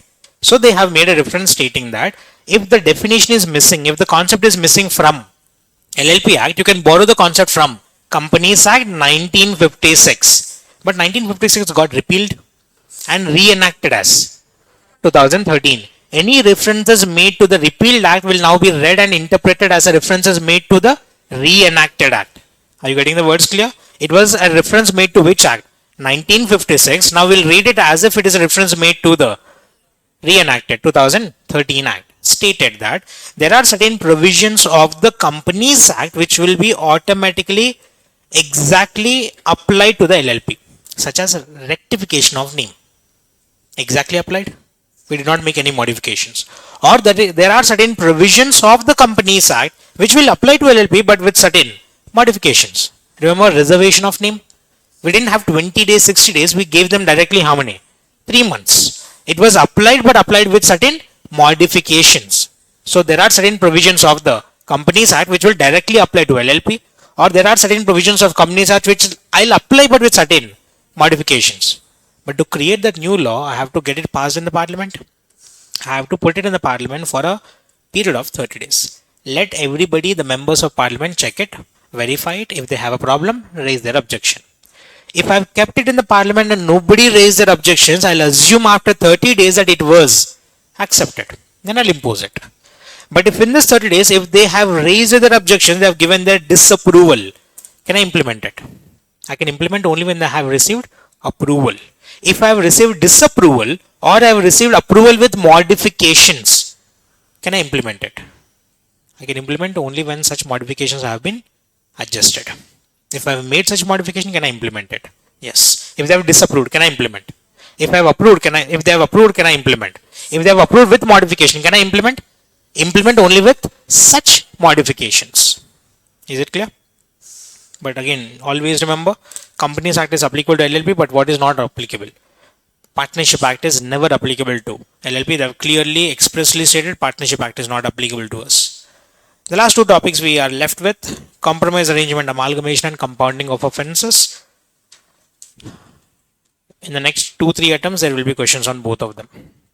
Both the topics. Both the topics are important. Both the topics are very new. And again, try to understand this. LLP is going to come for how many marks? 14 marks. Is a chapter big enough to draft questions? No. They have to draft at least 3 questions for every attempt. At least 3. And ICA is not such kind of body which wants to repeat the same type of question they've asked in the past. So that they will always try to find a new provision to draft a question. And LLP, they have run out of most of the provisions. Very few provisions left where they are not touched it yet. Compounding and compromise are one of them. They will be asked in the exams in the next 2 or 3 attempts mandatorily. These are 2 questions which will mandatorily come for exam. In the next maybe May, September or next January, they should come. Next 1 year, they will come. I am expecting it for May attempt itself. It should come for May attempt itself. Any one of these topics, compromise arrangement and compounding of offense. Both of them are final topics, but it should be easy to understand if you understand the logics behind it. Again, compromise arrangement. This is a revision session. I don't want to extend it a lot further. Compromise arrangement took us close to 1 hour to complete, just to have the background of compromise arrangement. I know you might have forgotten, this is a very specialized topic. It is linked with section number 230 of Companies Act. We have learned the entire section 230 of Companies Act. Then we came and modified it for LLP in the classroom. I'll not have that amount of time to do it now. Get with the basics very quickly. Compromise arrangement is a process where we have to solve a dispute between 2 parties. I'll make it easy. I'm not giving entire concept behind it. LLP or its partners or LLP and its creditors had a dispute between them. To solve the dispute, we are not going to an outsider. We are not going to the court to solve it. We are going to sit together and solve the dispute within ourselves. This is called as compromise arrangement. Compromise arrangement is a process where we are solving the dispute within the parties or with an outsider. No third party interference, no third party's involvement is there in the process. I'll solve it within myself, within the 4 walls of the LLP, where the dispute is existing between whom? LLP and its partners or LLP and creditors. So what will happen? We'll have to conduct a meeting. We'll have to conduct meetings, sit together, discuss matters and come to a conclusion on dispute resolution. But to resolve the dispute, both the parties have to reduce their expectations. That's where the word comes in compromise. Who will compromise? One party or both the parties? Who are both the parties? One party is LLP, other party might be either partners or creditors. So we have to conduct a meeting. But LLP Act states that before you conduct this meeting, there's a high chance that you are bluffing your partners by creating a wrong document or by creating a wrong compromise. I want to make sure that this meeting is properly conducted. Hence, first come take an approval from the NCLT. Get the logics very clear. You'll make application to NCLT. NCLT will not give you compromise arrangement, but NCLT will give you an approval to conduct the meeting in which you will discuss compromise arrangement. Will the NCLT come to that meeting? No. Will the NCLT interfere in the discussion process? No. NCLT will only give you approval for conducting a meeting in which you will privately discuss your compromise arrangement. Compromise arrangement is having interference or no interference. But to make sure that that happens correctly, I want an application made. Who will make the application? Either of the parties can make application. Application can be made either by LLP or the creditors or the partner, or if the LLP is going into winding up, it will be made by the liquidator. Either 4 options, either LLP or creditor or partner or liquidator will make an application to the NCLT requesting NCLT to provide a permission to conduct a meeting in which they want to enter into compromise. Once the permission is received, the LLP will NCLT will also pass an order on how to call the meeting, how to hold the meeting, how to conduct the meeting. How to do everything about the meeting is not as per your general meeting chapter. This is as per the order passed by the NCLT. Called, held and conducted will be prescribed by the NCLT. But while you are making this application, how would the NCLT know whether it is required or not? How would NCLT know how to pass an order, what to pass an order? They have to understand what the LLP is. You have to submit all the material facts of the LLP. Given the chart, who is making application? LLP or the partners or the creditors or the liquidator will make an application to the. While making application, submit all the material facts. NCLT, after considering if it feels necessary, they'll pass an order for giving permission to conduct an. How to call for the meeting, how to conduct a meeting, how to hold the meeting will be an order passed by the NCLT. In this meeting, we'll start discussing matters. Is the NCLT present in the meeting? Who is present in the meeting? Only the LLP and its partners or the LLP and the creditors. They'll discuss matters and with a majority, dual majority. Majority of them partners or creditors having 3/4 in value will have to approve it. Approval, single majority or dual majority? What's the dual majority? Majority of the number of persons. Those number of majority persons must be representing how much? 3/4 in value. If it is approved by them, then I'll go submit it again to the NCLT. NCLT stated that you might have done something wrong in the meeting. I want to check it again. Once you got the approval from your members or approval from your partners or approval from the creditors, go file it with the NCLT. NCLT will again verify and then they'll pass an order. That final order will be binding, will be applicable on whom? All of them. All the creditors, all the partners, all the entire LLP has to follow the order passed by NCLT. Once NCLT order has been passed, we know the formality. ROC. You know what happened today? NCLT passed an order. We'll file it with the ROC within 30 days from the date on which who passed an order? NCLT. This is hardly half page. Original concept is close to 3 pages of content. Original concept of company status is close to 3 pages of content. Is hardly hard page. You should remember this. Who is making application? LLP or members or the partners or the creditors or the liquidator will make an application to the along with material facts. Once it is informed, if NCLT feels necessary, they'll pass an allowing you to conduct a for discussing compromise or arrangement. In this meeting, you have to get the consent of your partners or the creditors having majority of them having 3/4 in value. Once that approval is received, you have to go file it again with the NCLT. NCLT will verify and then pass an order. The order passed by NCLT will be binding, will be applicable on all the partners, all the creditors, all the entire LLP and all the third parties as well. Once the order has been passed, go inform it to the ROC within 30 days. Any doubts? That should be enough for your syllabus. We'll have more discussion at the final level. Next category, once the order has been passed, are you understanding this? Until this point of time, we just created a plan for compromise. We did not implement it. Now, after the approval is received, we'll start implementing it. Problems arise at planning or implementation. We know we plan our entire day in the morning. Morning session, I'll study this chapter. Afternoon session, I'll this chapter. Afternoon session, I'll take time to complete the accounts topic pending. Our planning is very good.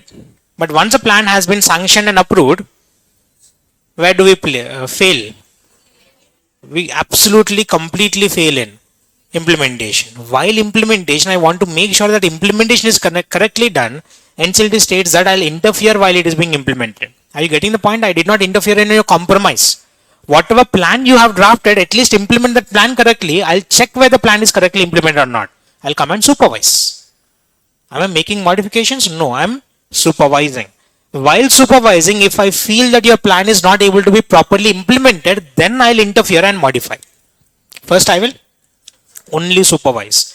After supervision is done, if I feel that it is necessary for the rightful implementation of plan to modify, I'll then make modifications.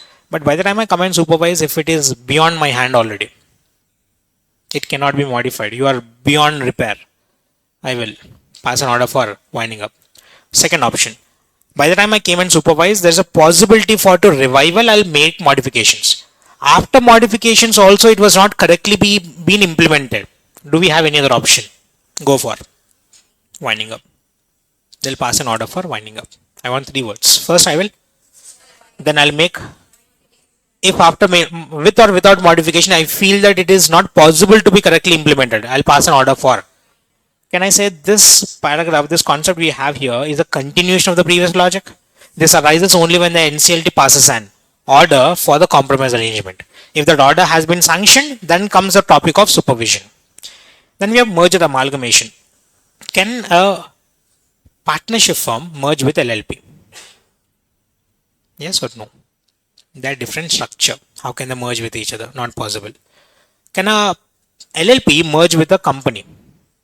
Again, different structure. They cannot merge with each other. Merger is possible only between two LLPs. Two or more companies can merge, or two or more LLPs may merge. What do you mean by merger amalgamation? There should be a transfer of assets and liabilities. Assets and liabilities of one LLP shall be transferred to another LLP, where the first LLP's recognition will be dissolved. The second LLP will continue. Are we winding it up or dissolving it? Have you wound up? Have you settled the liabilities? This is winding up or dissolution. Usual concept, whenever we talk about dissolution, there should be winding up, but here this will be dissolution without winding up, where all the assets and liabilities have been transferred to the other LLP. All the legal proceedings which are pending against your LLP will also be transferred. Otherwise, what will happen? Everybody will do all the frauds possible. They'll merge with another LLP. Will the legal proceedings continue or lapse? Continue. If there are dissenting partners, they're kicked out of the LLP. They're given an opportunity to exit with the exit amount of price. This is again determined by the LLP.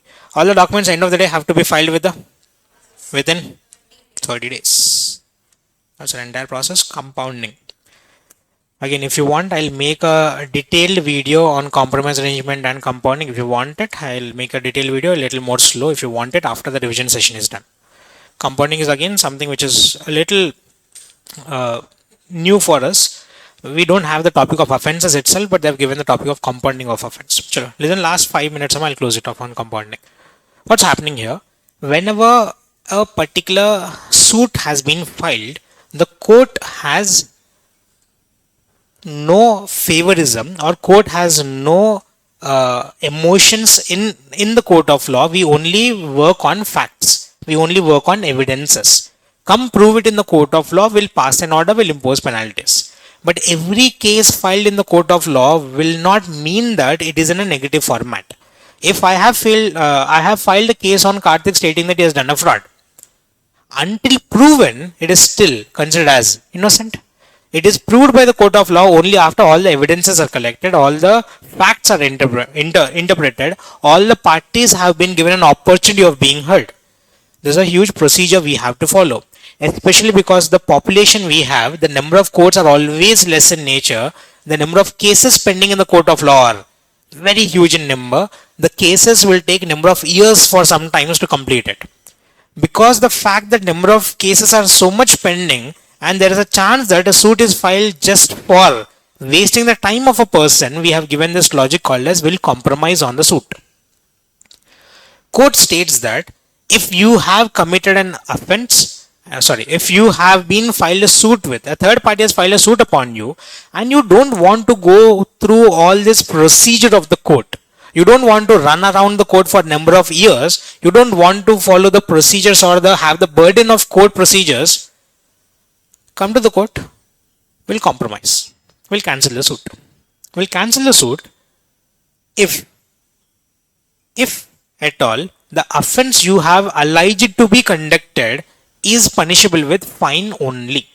If, say example, forgot your name, Rakesh, for example, has committed a murder.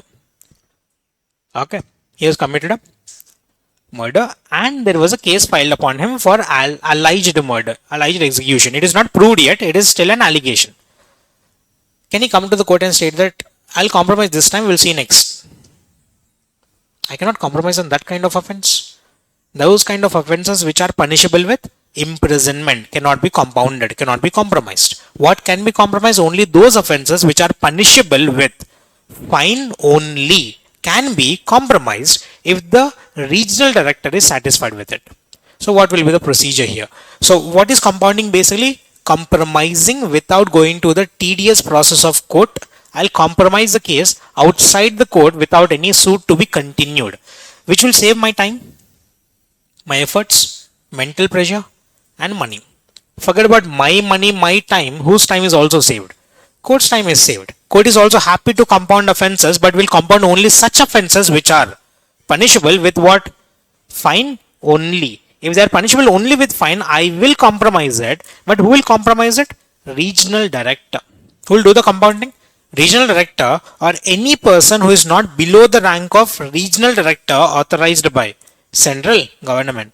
Either regional director himself, RD, or if not RD, any person who is equal to RD as may be authorized by the central government. Give me the wordings here. Compounding is done only for such offences which are punishable with fine only, where compounding is a concept which states that I'll give you an alternative route rather than going through the court procedure, will cancel the court procedure without any much formalities, will close the case with investigation or without investigation. Whose time is saved? As well as the parties to the suit, the time, money or the efforts or the mental pressure of the court procedure is saved, where it is benefit for both the court and the parties, where I'll compromise. But who will do the compromise? Either directly the regional director, or if he doesn't have enough time, it can be done by any other officer who is not below the rank of regional director, authorized by whom? Central government. Clear from here? Now the procedure to start. For compounding, let's link it with LLP now. If LLP wants to enter into a compounding of offense, they have to make application to the RD. Wrong. They'll not make application to RD, they'll make an application to the ROC. Who knows the LLP better? Now look at it. If you have to understand it, if Karthik comes for compromise, knowing Karthik for the last 6 months, will I compromise? I know that he might have done actually something wrong. I cannot compromise on that. Are you getting the logic? If I know him, I will also understand whether I can compromise such case or not. Now, same point. If, for example, same case, if nobody is there. Okay, Vamshi Gadama. If Vamshi has made an application, I believe that for the last 6 months, he's a very decent and silent kid. Example, can I compromise? I believe that he might have not done anything wrong. I believe that this suit might have actually been drafted in a wrongful manner just to make it difficult for him to come and attend the court procedures, etc. I might compromise it. But if the suit is filed on Karthik, I know that he might have done something wrong. If the suit is filed on Himanshu, I'll not compromise. So who knows the LLP better? RD or ROC? If for compromise, are you getting the difference, Amma? Compromise is still done by, compounding is still done by the RD, but application is made to the ROC. LLP will go make application to the ROC. ROC will understand the LLP better. They'll forward this application along with their comments to the RD. Give me the flow. Who will make application? LLP will make application to the ROC. ROC will forward this application to the RD along with their comments on this LLP. Then RD will understand what kind of LLP is this, what have they done in the past, are they genuine or not. Then RD will decide whether to compromise or not. But if it is compromise, can I say if it is an actual offense, the government of India is losing penalty money. But government of India is money minded. Okay. Record avutundi idanta. Government of India still wants the penalty to be paid. States that I'll compromise. You don't come to the court, you don't have to follow the investigation process, but you still have to pay penalty. How much penalty? I'll impose. Regional director will impose, but the penalty imposed by regional director shall not be less than the minimum penalty mentioned, shall not be more than the maximum penalty mentioned. Assuming the penalty mentioned is 50,000 to 1 lakh. I can impose maximum of 1, minimum of 50. Pay that money. You don't have to follow the court procedure. Which is better? Court procedure or payment of money?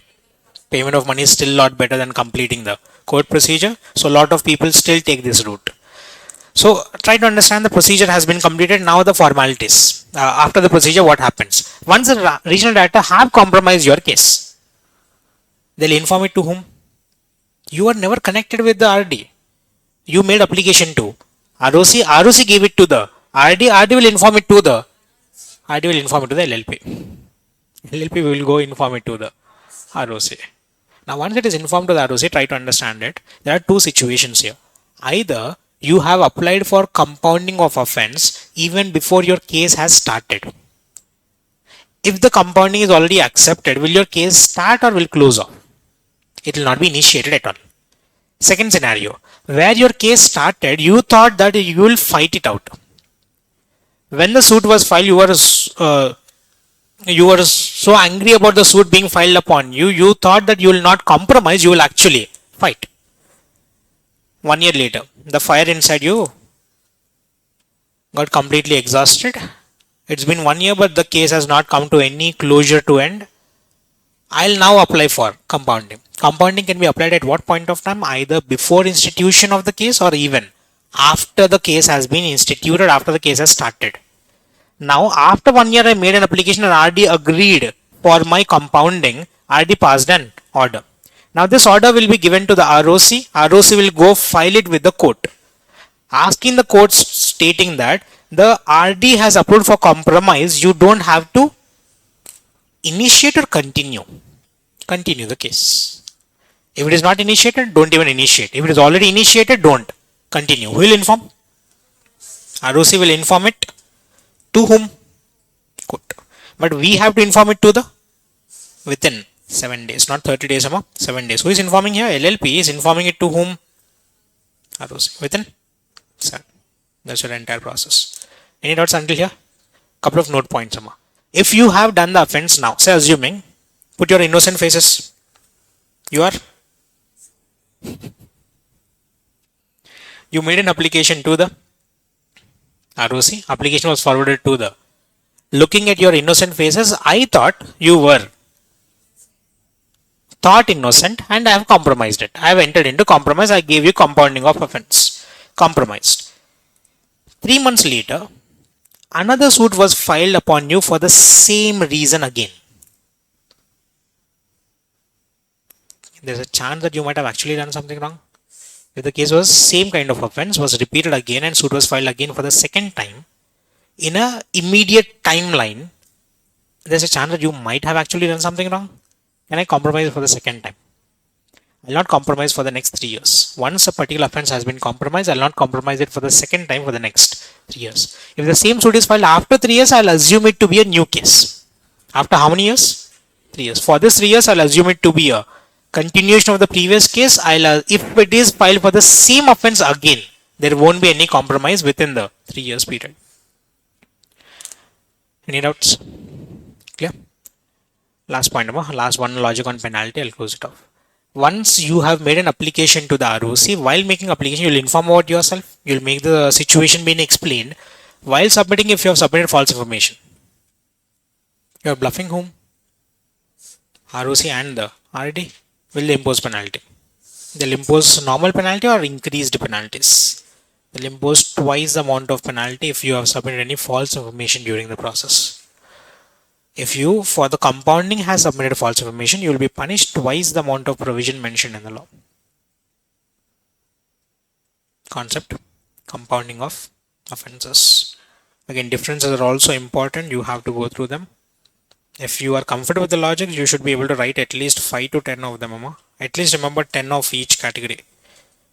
And don't get confused. What is LLC? Limited Liability Company. Outside India, they call it as LLC. In India, we simply call it as company, but outside India, they call it as LLC. What is LLC? Limited Liability Company. They might ask a question stating that provide the difference between LLP and LLC. LLC is not a separate entity, it's a company. But they might ask LLP versus partnership. Both of them are important. How many marks will it get? 10 to 14 bare minimum. More than that can also happen. So what will be your priority for today's topics? LLP.